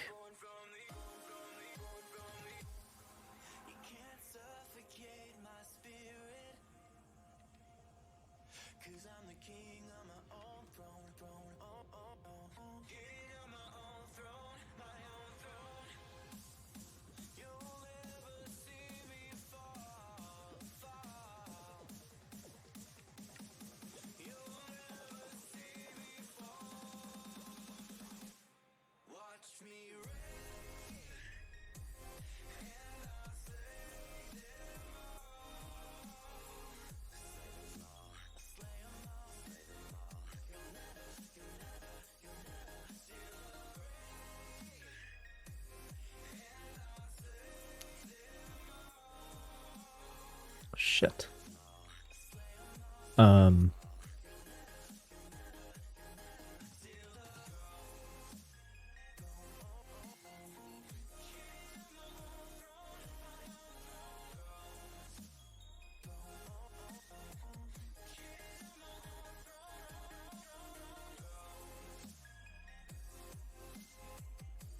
All right, all of the ones that aren't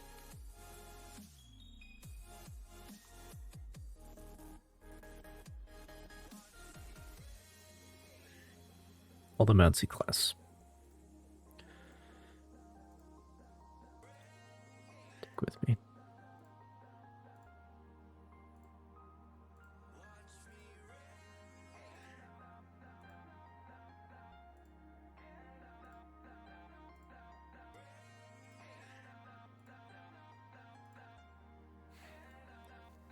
I like HMS Dreadnought. The problem with Dreadnought is it's the same problem with like the MP-18, the STG-44.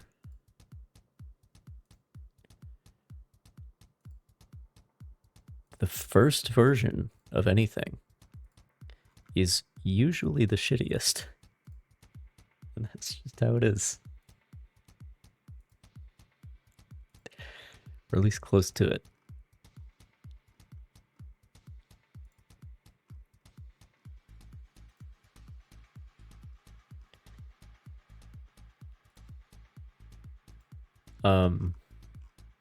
I think Dreadnought looks pretty good. She had a good career, rammed a U-boat, you know. Well, the problem is the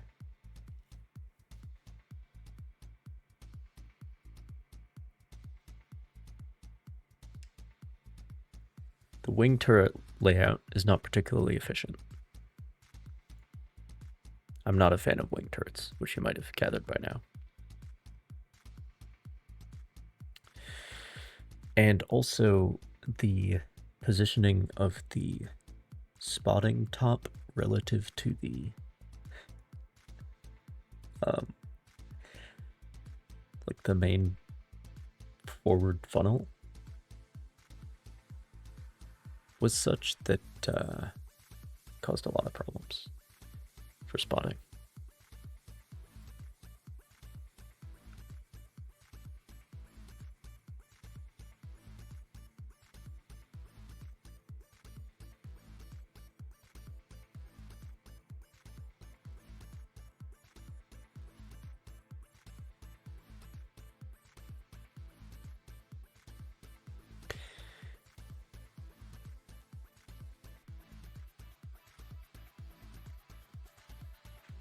Yeah, the wing turrets. So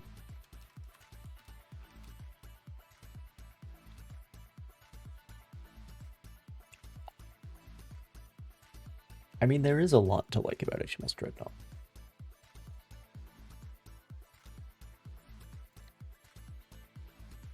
I do think she looks pretty good.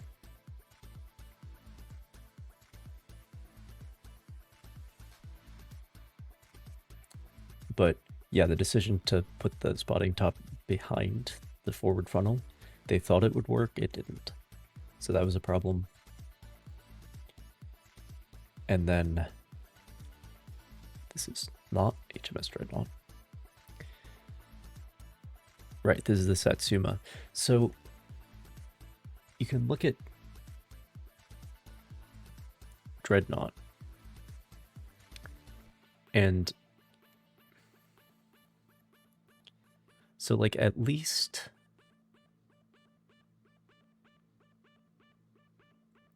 you have at least this turret is on the center line, right?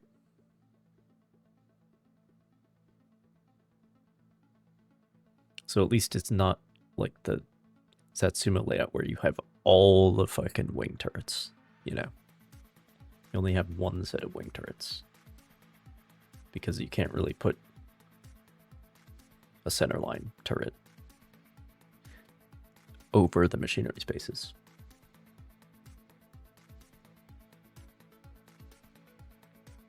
It's just, the problem is every thing that came afterwards is better. That's really the problem, which is not Dreadnought's fault at all.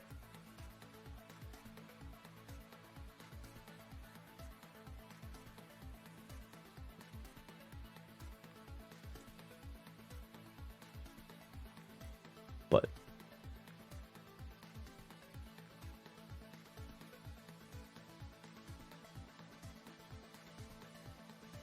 it's got a really cool name.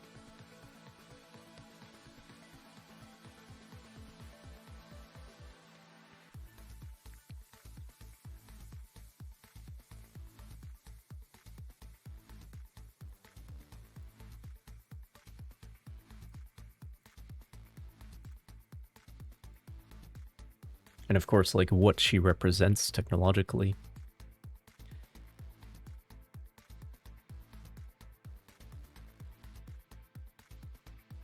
But it's interesting how they do very quickly, well, not very quickly, but like 2 or 3 generations on from this, you cannot find a wing turret to save your life. But it's because it's the it's like the hangover from how they were building ships at that time, from how they were building pre-dreadnoughts.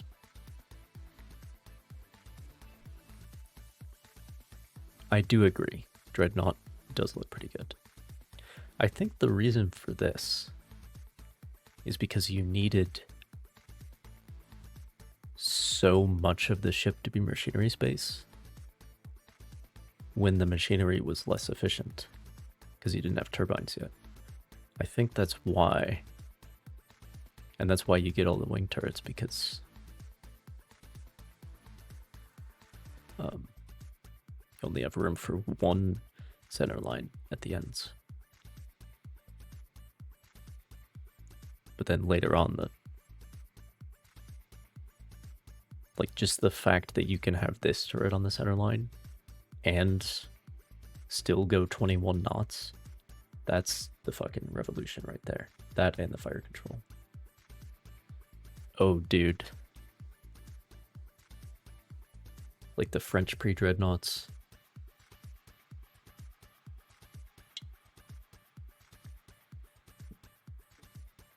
Yeah, it's pretty wild. Some crazy stuff out there.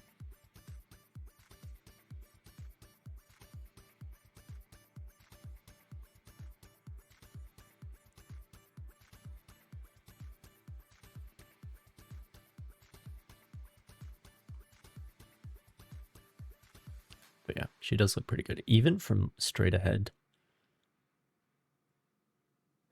You got 3 turrets looking at you. I guess I can appreciate that.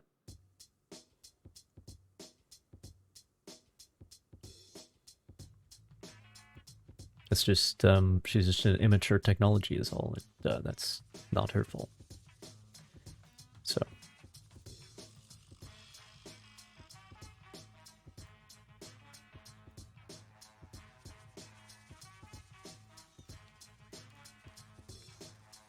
Brand new technology, in fact. Or, more accurately, a brand new combination of technologies.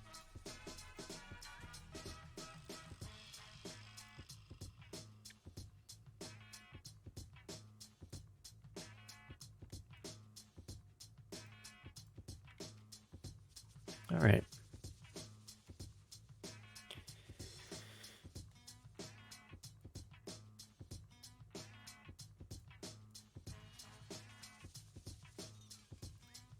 You guys can go back to Rio.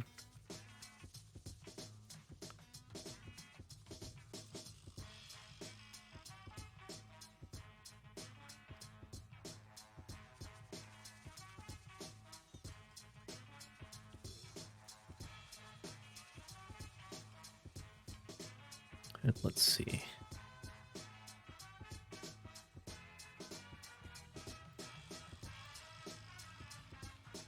I have so many of the Mountsie class or whatever. Oh, there's a fleet in this port.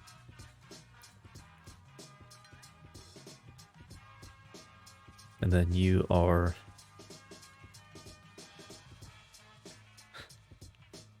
Again, all Mountsie class. All right. So those 2 fleets can start working on Morocco.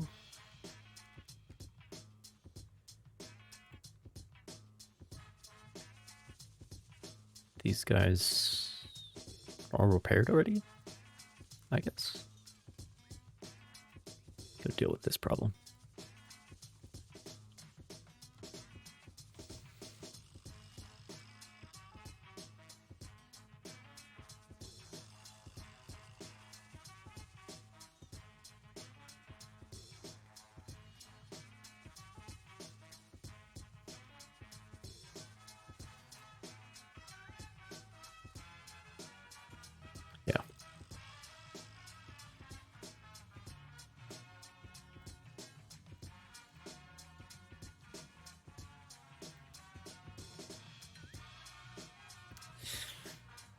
About to get the Mark V 5-inch.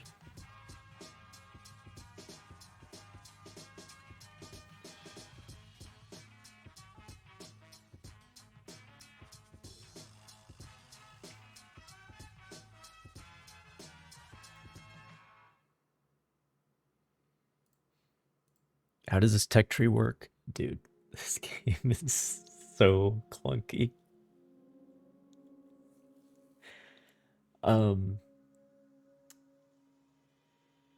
Just like the fact that like any UX designer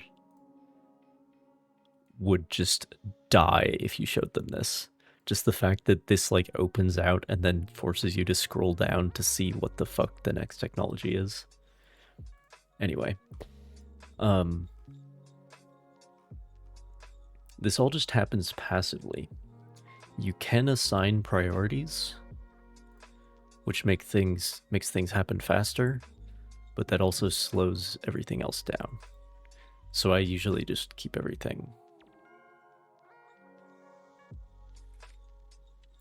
the same. But if I saw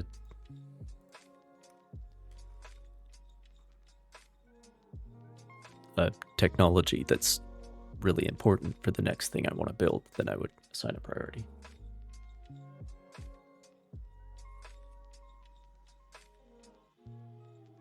Yeah, it kind of makes sense, and you don't know what the next technology is necessarily. Or it's like, I don't know, better boilers maybe? Funnels? Who knows?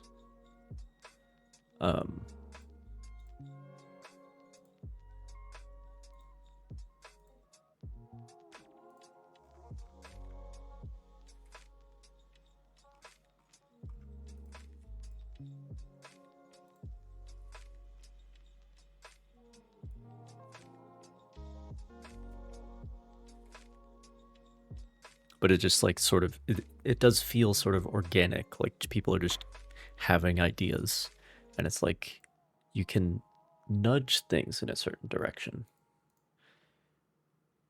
but you can't, I mean, you can throw money at the problem, but it doesn't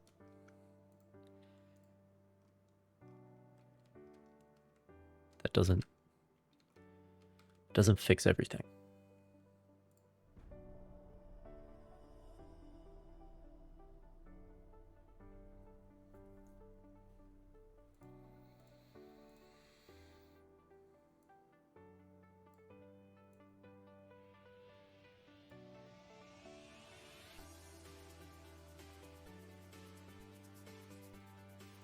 I haven't really looked at their destroyers.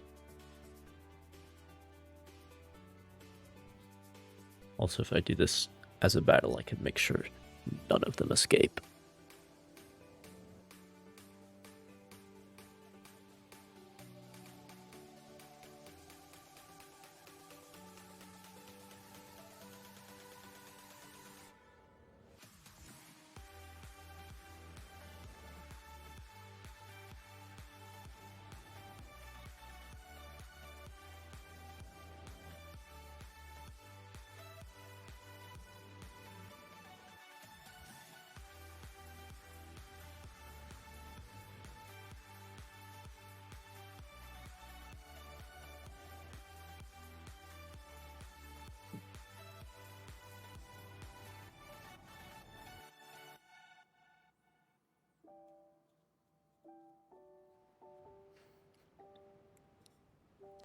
"47 destroyers versus 11 destroyers. Who would win?"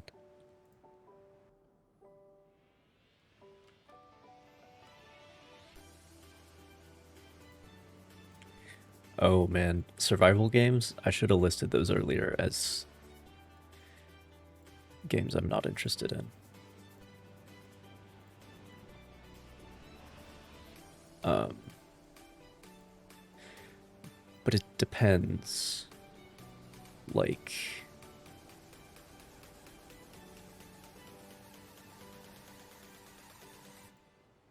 it depends how much of a survival game it is, essentially.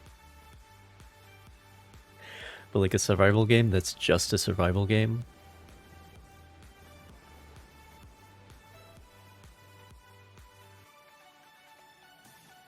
yeah, it really depends. Like, I played Valheim, had a good time with that, up to a certain point, because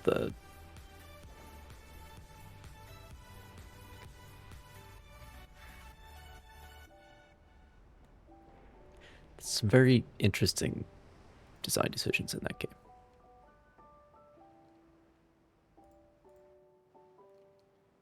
Let me just leave it there. Let's sort of limit how much of it I actually want to engage with. But the building, the crafting different types of food, especially when food is an added bonus, it's not a requirement in order to continue living. In Valheim, that I kind of enjoy.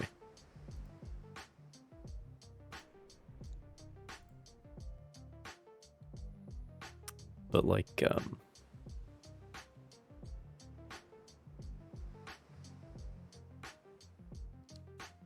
The Long Dark, I think,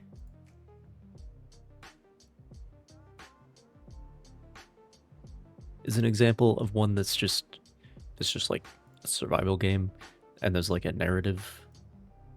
But I don't care.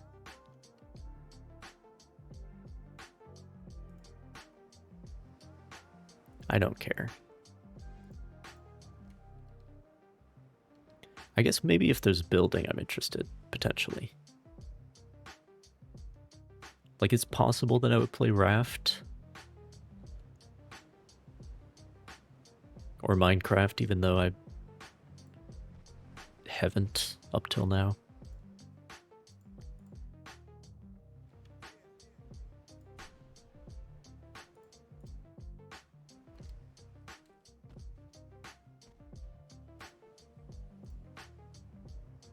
But it really does depend. Let's check the, I mean, you can argue Metro Exodus has survival mechanics. Certainly does. So, like,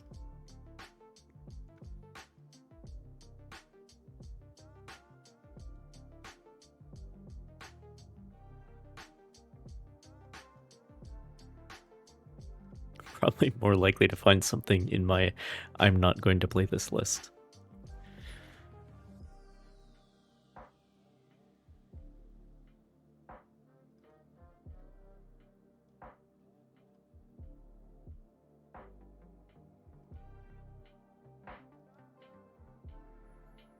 Yeah, I don't know.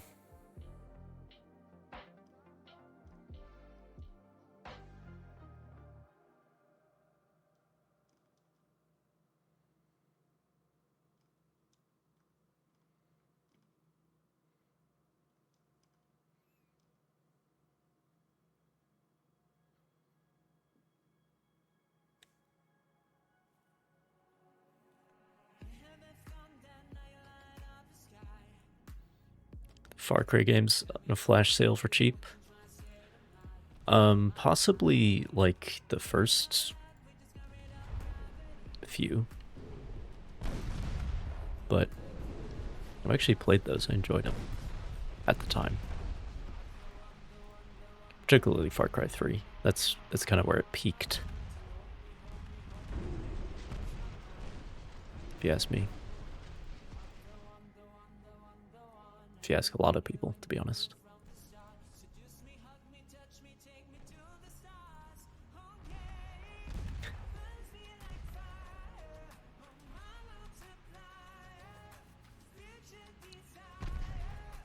That's a case where, unlike HMS Dreadnought, the first one was the best and then went downhill. Just because they stopped making them better. Because, like, yes, Far Cry 3 is good, but then, but it's not so good that you should make 3 more of them without changing it, you know what I mean?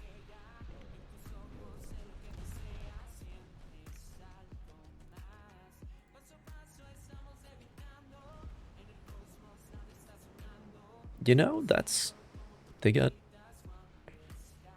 Mark III guns. It's a lot more advanced than these cruisers are.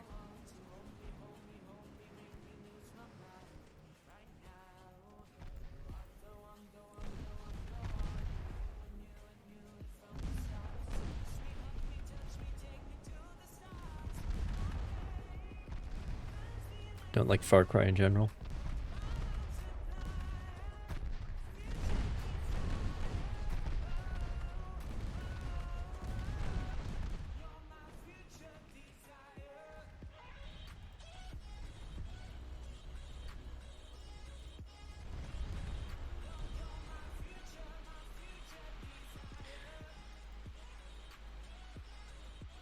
I mean, I don't have as much of a problem with the, like, Ubisoft map marker checklist that a lot of people seem to complain about.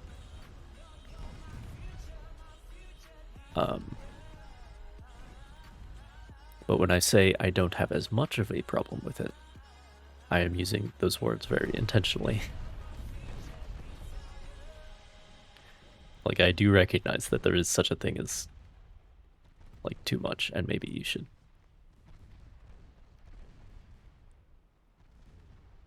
find a different way to present things.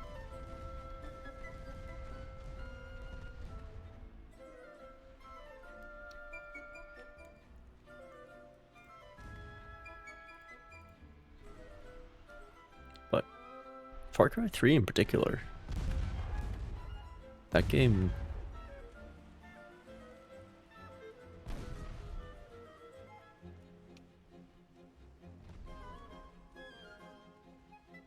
definitely had an impact on me.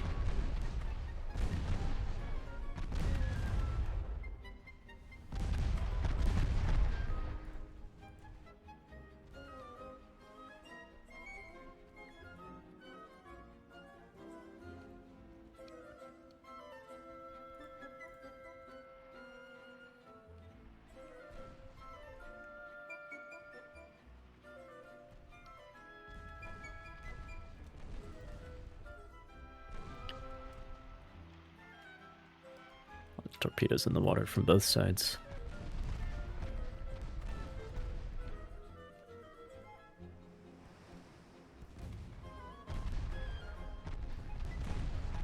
Yeah, they managed to cram 2 quadruple launchers on these things.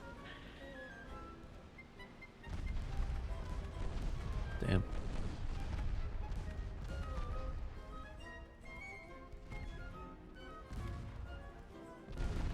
But yeah, I definitely still have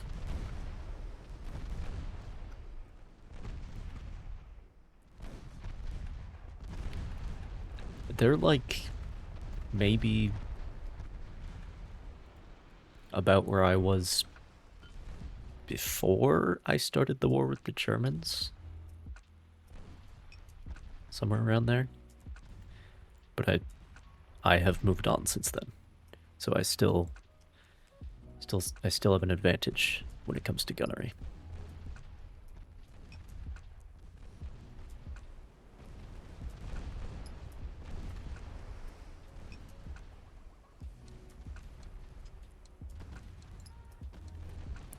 Yep.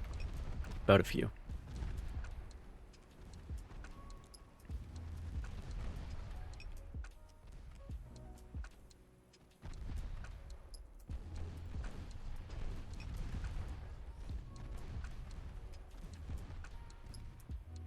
Like those could have all been twin turrets. Historically, that would be more likely. Although Yamato did have triples on its secondary battery.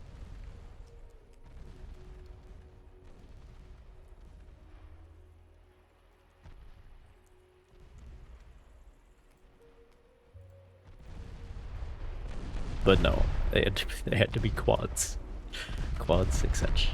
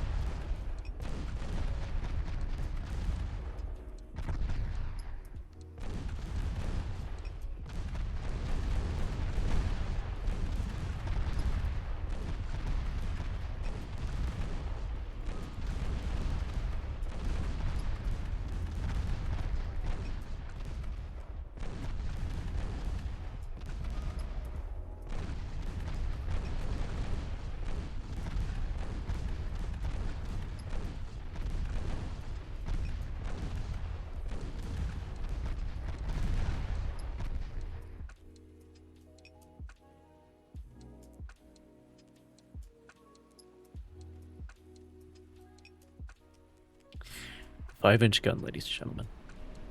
Do we really not lose anybody?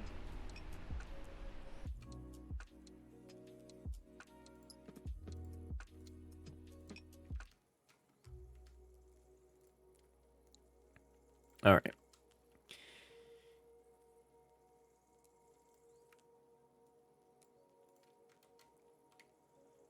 Did anyone fall out? They did. Okay. Just have to remember that.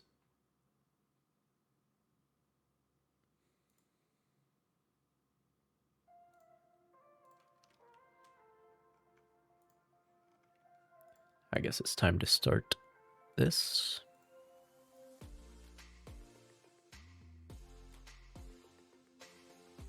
It's just slightly more than what one of these fleets can provide. That's all right. That's why I have two.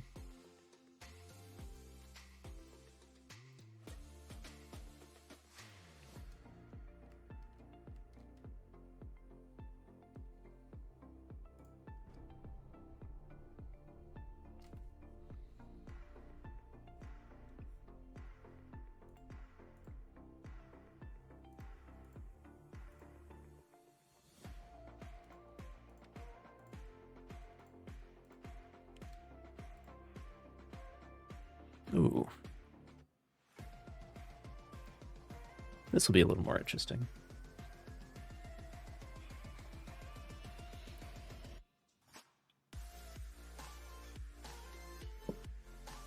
Definitely one of the very cool features of this game that it, even when you have overwhelming superiority, it still like automatically generates at least relatively fair fights.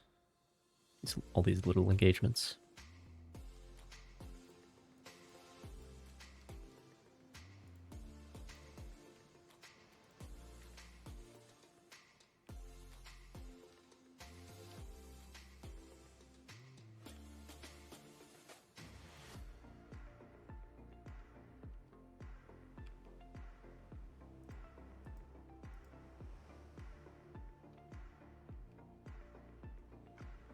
So you can get just like a little slice of life thing instead of just always doing everything with your gigantic fleet of doom, you know?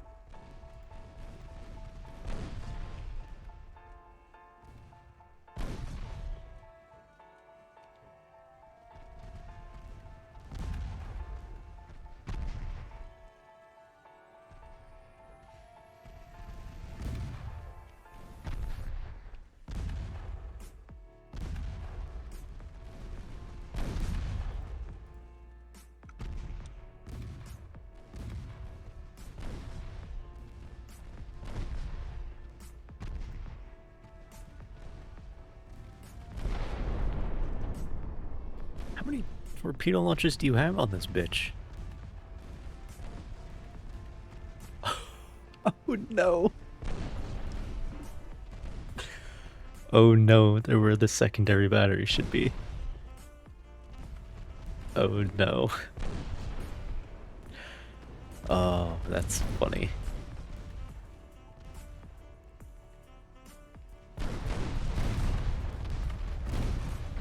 I mean, sometimes on later cruisers, like Prince Eugen, for example, has wing torpedo launchers, but only one set. Not, they don't take up the entire side of the ship, you know. Oh, that's funny.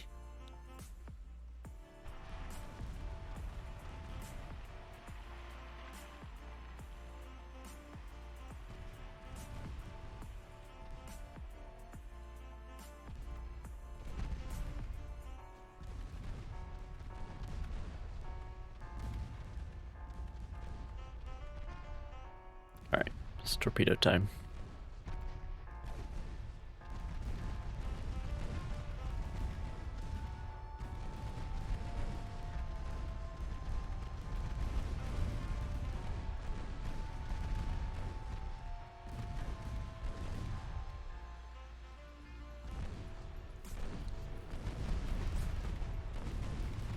Very good.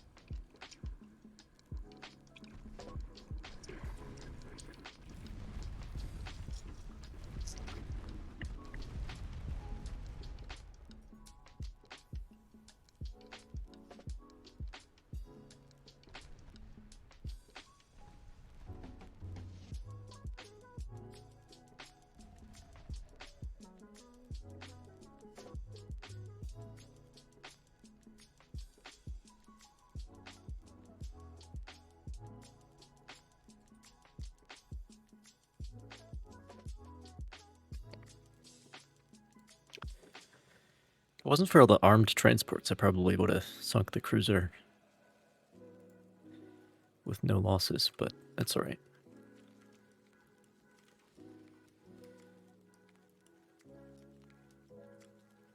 Just a destroyer.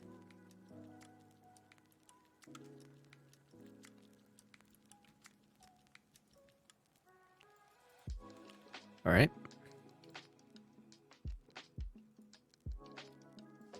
repairing.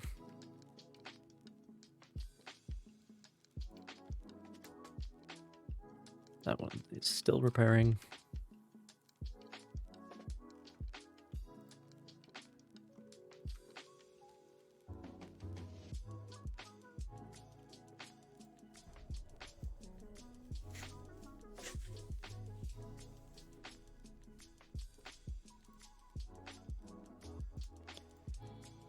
All right.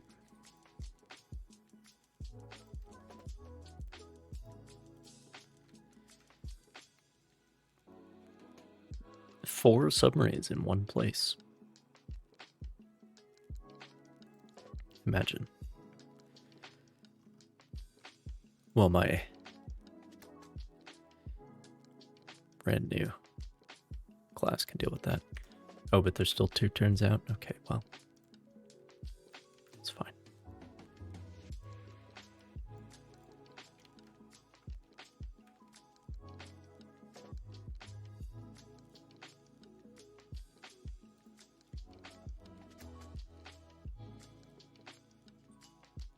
Portugal's being a...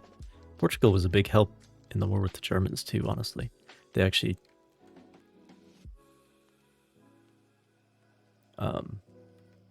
took over some of the German possessions in Africa. But yeah. One of the oldest official alliances in history. Still going. What with NATO and all, I guess.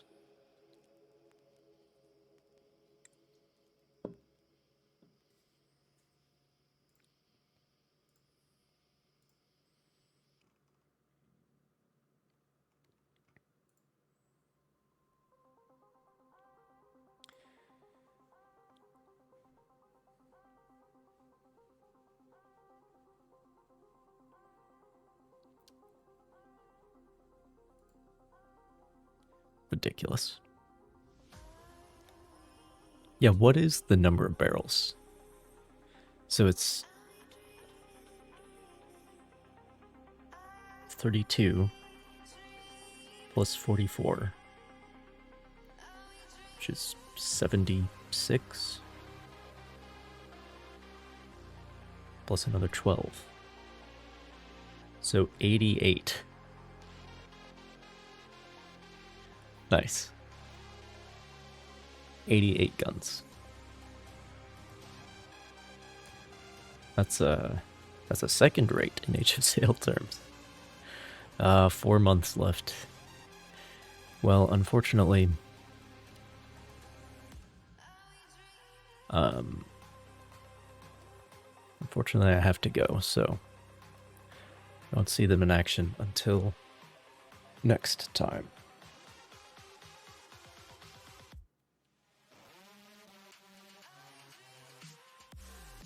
But that should be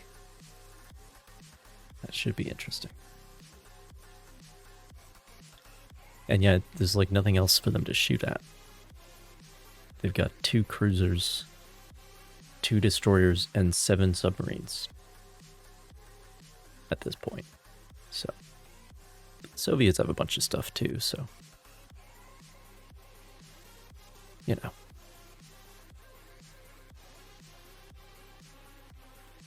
Targets are available.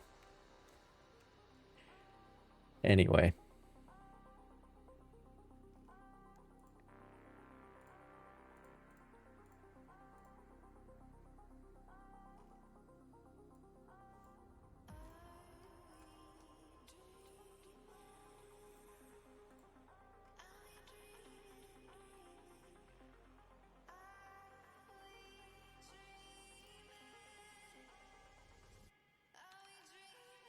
I guess these bigger destroyers finally take longer to build. Everything, I guess we started at 6 months. But then it's been 7 months built for like all of these. But now these 4,000 ton ones take 10 months, which is fair enough. But yeah. So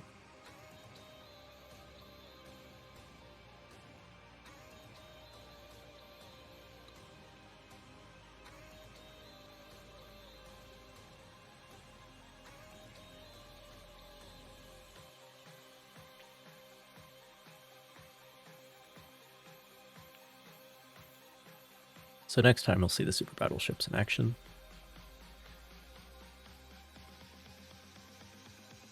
But until then,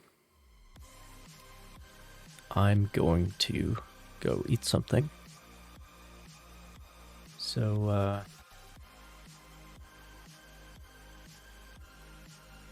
thanks for hanging out. And until next time, watch out for torpedo boats. I'll see you later.